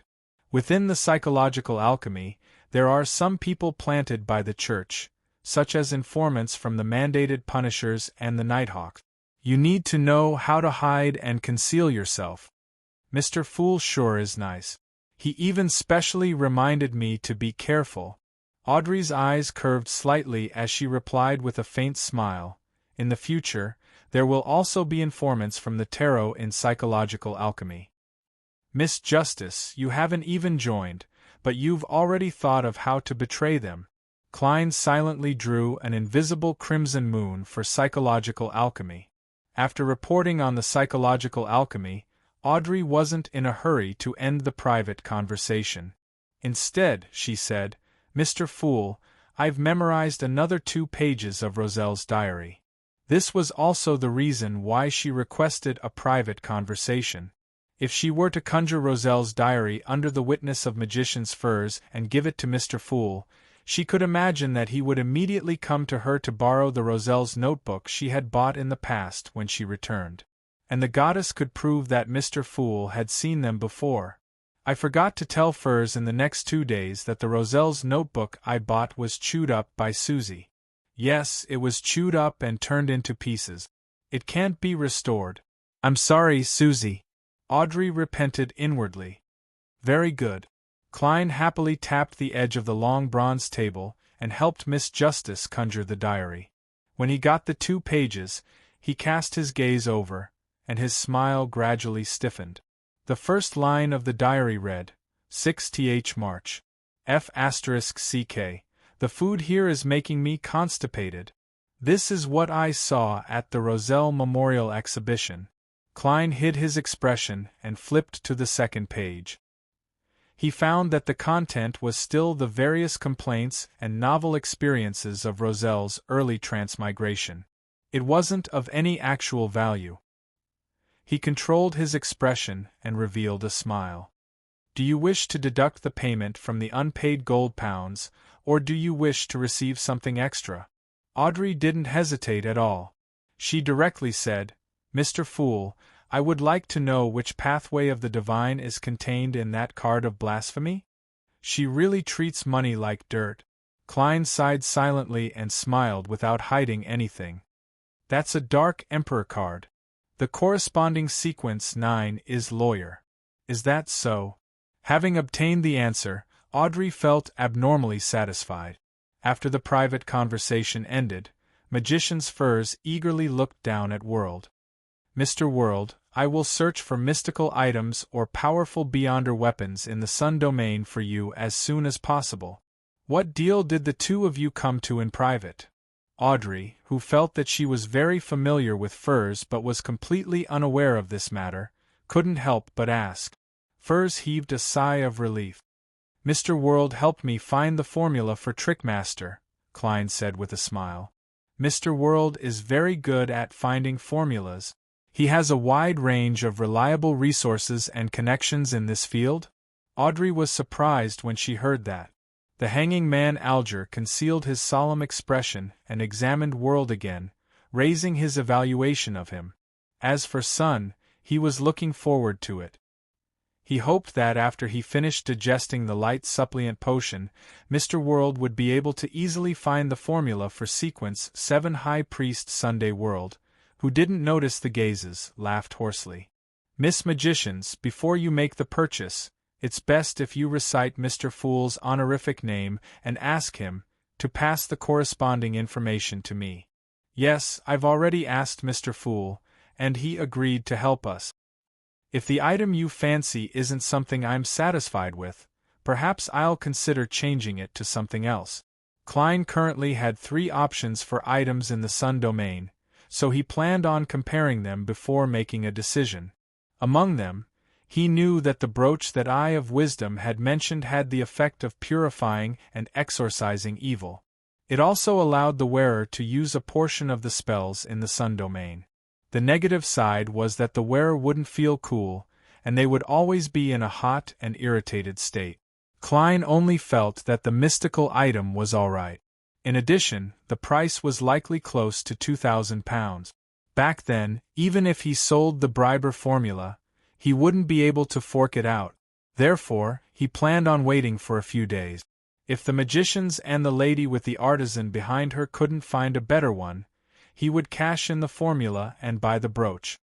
All right, I'll give you the information no later than tomorrow. Furs had already confirmed that Mr. A would be holding a gathering that night, but she still reserved an extra day to prevent any accidents. After they finished their conversation, the hanging man Alger looked around and said, as though he had already prepared a script in his mind, I recently accepted an investigation mission. I've recently accepted an investigation mission. I'm not sure if you have any relevant clues. In the past 2 to 3 years, many native tribes in the southern continent have been plundered, and everyone has been kidnapped. In the various plantations and archipelagos at sea, some slaves have also strangely escaped. Ever since the countries of the northern continent abolished the slave trade, such a thing hasn't happened in a long time. Have you heard any news about it? His gaze swept past justice, magicians, and world, but he didn't look at Sunday. How could a youth trapped in the forsaken land of the gods in the City of Silver know anything about the outside world? Audrey carefully recalled the bits and pieces of information she had heard at the noble gatherings. After a while, she said, "No, I've never even heard of such a thing." Magicians Furs and World shook their heads as well. A sign that the black market slave trade is flourishing again? Why would there be a need for a large number of slaves? Klein sat at the end of the long bronze table and pondered over the matter in puzzlement. Seeing that no one could provide any clues, and with Mr. Fool showing no interest and not interjecting, the hanging man Alger's expression didn't change as he said, "You can try searching for the wind-blessed formula. You can try searching for the wind-blessed formula. I will give you an absolutely satisfactory reward." The wind-blessed formula? He's almost finished digesting the seafarer potion. Klein activated his spirit vision and swept a glance at the hanging man. Indeed, he discovered that the color of his astral projection's surface was not only as pure as the blue sea, but there were also some ripples, as though they were slowly undulating. Doing the math, Mr. the Hanging Man took nearly 4 months to digest the seafarer potion. He's often at sea. Audrey also made a judgment based on her observations. Furs paid more attention to another point, and that was that Mr. the Hanging Man was currently a sequence 7. A mid-sequence beyonder. She nodded indiscernibly and muttered to herself. After the Hanging Man finished announcing the mission, Sun raised his hand and said nervously, "I've been assigned a mission. I'll be going to the half-destroyed temple that I mentioned before to explore in a short period of time. Yes, the one with the fallen creator. The leader in charge of this operation is Shepherd Elder Lovia." Chapter 345. Suggestion? My suggestion is to hide as far away as possible and focus on stability. Upon hearing Sun's question, Klein immediately gave an answer in his heart. However, in order to maintain the fool's image and see what other people would give different suggestions, he maintained his silence and didn't manipulate the world to speak. After a brief silence, the hanging man Alger turned his head to look at Sun and said in a low and calm voice, "The information you provided is too little. You've provided too little information. It's hard for us to give any useful advice. We don't know what else exists in that half-destroyed temple other than the true creator, which is also the strange statue of the fallen creator. Naturally, there's no way to analyze the corresponding situation. The fallen creator is indeed the true creator. The City of Silver where Sun lives also has the faith of the true creator, and he even built a temple." Magician's Furs listened with relish, just short of taking out a notebook to jot it down. As for Justice Audrey, she was looking forward to Sun's detailed description of the strange temple. Derek nodded and looked up for a few seconds. Apart from the statue, there are also many incomplete murals with terrifying evil spirits lingering about. However, they have already been eliminated by the expedition team led by the 2 elders of the 6-member council. I didn't see those murals with my own eyes. It's said that it records the prophecy of the apocalypse and the fallen creator saving his believers, as well as the corresponding bloody sacrificial ritual. In the corner of one of the murals, there are strange words derived from Jotun. After a rough deciphering, the elders believe that their meaning is Rose Redemption. This might be the code name of the creator of the murals, or it might be the name of the organization that built the temple and the city. According to the chief's judgment, these murals are at least 1,000 years old. I'm referring to the 1,000 years that you know of. But I'm not completely sure. In the City of Silver, we take the period when there's more and more lightning as day, and the period when there's less and more and it's more comfortable as night. A cycle is a day, and the 4 seasons only exist in book. Therefore, we can't grasp the exact number of days. Only the chief can confirm it. When Sun said this, Furs suspected that she was listening to a story. A city with no sun, no crimson moon, no day and night, and no changes in the 4 seasons sounded unreal. Only fairy tales and novels would dare to describe it like this. Furthermore, the author had to have smoked marijuana and be in a state of mental convulsions to create such a city. The first thought that came to Furs's mind after her initial shock was to write a novel using the City of Silver as a blueprint. However, she quickly gave up on this plan because she didn't know what the City of Silver meant. She didn't know if it was a secret that the 7 churches had jointly protected. She was afraid that the moment the book was published, the author would be visited by the Nighthawks and mandated punishers to collect the copper pennies deposited in the gas meter. So the environment of the City of Silver is like this. Yes, and there's also the monsters in the depths of the darkness that Sun always mentions. Unfortunately, I'm only sequence 8. Otherwise, I really want to get Mr. Fool to send me there for an adventure. No, Audrey, you're no longer an innocent girl. You should clearly understand how great the danger is hidden within. Audrey would let her thoughts wander from time to time, and at other times she would do some self-reflection. At least 1,000 years? The Aurora Order hasn't appeared for more than 300 years, maybe even less than 200 years. This shouldn't have been built by them. Yes, perhaps the faith of the true Creator existed in the early 5th epoch, or even the 4th epoch. However, the organization that served him back then wasn't the Aurora Order. In the following 1 to 2,000 years, under the Great Suppression of the 7 churches, the believers of the true Creator repeatedly fell into danger. The church was destroyed time and time again, and finally, it revived. For the Aurora Order? Klein, who had some guesses, didn't change his sitting posture or state. Sun paused for 2 seconds and continued. The terrifying monsters in the ruins of the city and the half-destroyed temple have been preliminarily cleared. The terrifying monsters in the ruins of the city and the half-destroyed temple have been cleaned up. Our mission this time is to explore the underground part of the temple. Do you have any suggestions? With your understanding of the fallen Creator, what should I pay attention to? My suggestion? The Hanging Man, Alger said without any hesitation. My suggestion is to absolutely not go. The fallen Creator is a true evil god.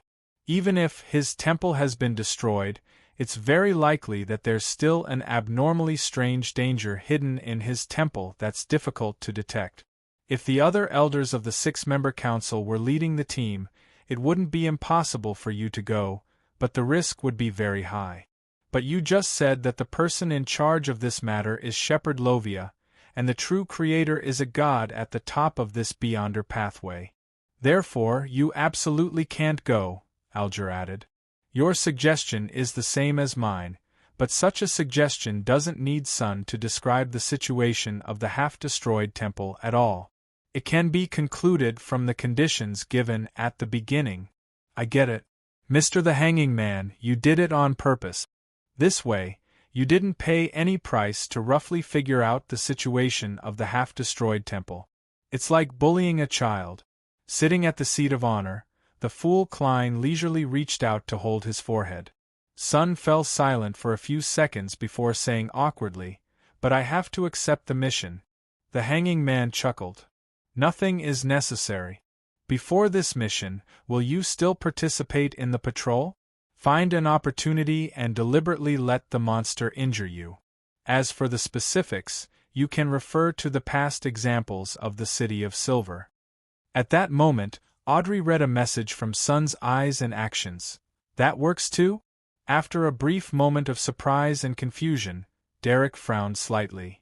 "But I don't have any patrol missions recently," the Hanging Man Alger chuckled. "You can pretend that you're close to losing control. No, to be precise, you can make yourself close to losing control. Under such circumstances, I believe the upper echelons of the City of Silver wouldn't bring a dangerous item that could explode at any time for an exploration, right? There's a trick. As long as you keep your spirituality in a relatively dry state for 2 consecutive days, you will experience auditory hallucinations and show signs of losing control. And if you don't continue to squeeze it, the situation will improve in a week, and you won't really lose control. Of course, your City of Silver definitely has methods and measures to treat those who show signs of losing control. The recovery should be faster, so you have to estimate the time. It's best to start 2 or 3 days before you set off. Derek was taken aback. After a long while, he muttered to himself, "That's right." After a long while, he muttered to himself, "Yes, people who show signs of losing control will be restrained and isolated in the spire's basement. They will receive treatment from medicine, rituals, and mystical items. If the situation is mild, they only need to consume medicine. Sigh, an honest and sincere child has been poisoned by an old fox just like that. However, Mr. the Hanging Man, how do you know the technique to make yourself close to losing control? If this technique is often used, losing control might really befall." Klein sighed inwardly. Audrey was also dumbfounded when she heard that. She felt that she had learned another lesson. Seeing that Sun was still a little hesitant, as though he didn't want to deceive the City of Silver elders, the Hanging Man Alger asked in a low voice, "Do the other elders of the 6-member council know that the fallen creator is in control of the Shepherd Pathway?" "I don't know." Derek shook his head honestly. Alger asked again, "Do you think that Shepherd Elder Lovia might cause harm to the City of Silver? Just answer yes or no, don't explain." "Yes." In the end, he couldn't lie to himself anymore. Alger chuckled. "So, you're the only one who knows about this but can't find a way to warn the other elders of the 6-member council, right?" "Yes." Derek's expression gradually became solemn. Alger changed his sitting posture and leaned back slightly.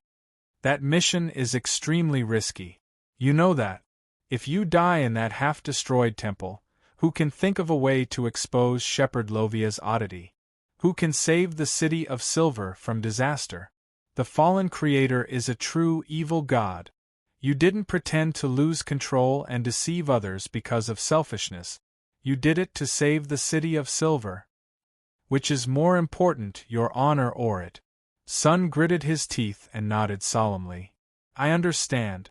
Thank you, Mr. the Hanging Man." Audrey and Magician's Furs immediately had the urge to cover their faces with their hands. What an easily fooled child.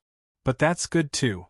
It prevents the tarot from losing members in the near future. Klein sighed silently and controlled the world. "I have a question for Mr. Sun," Klein said.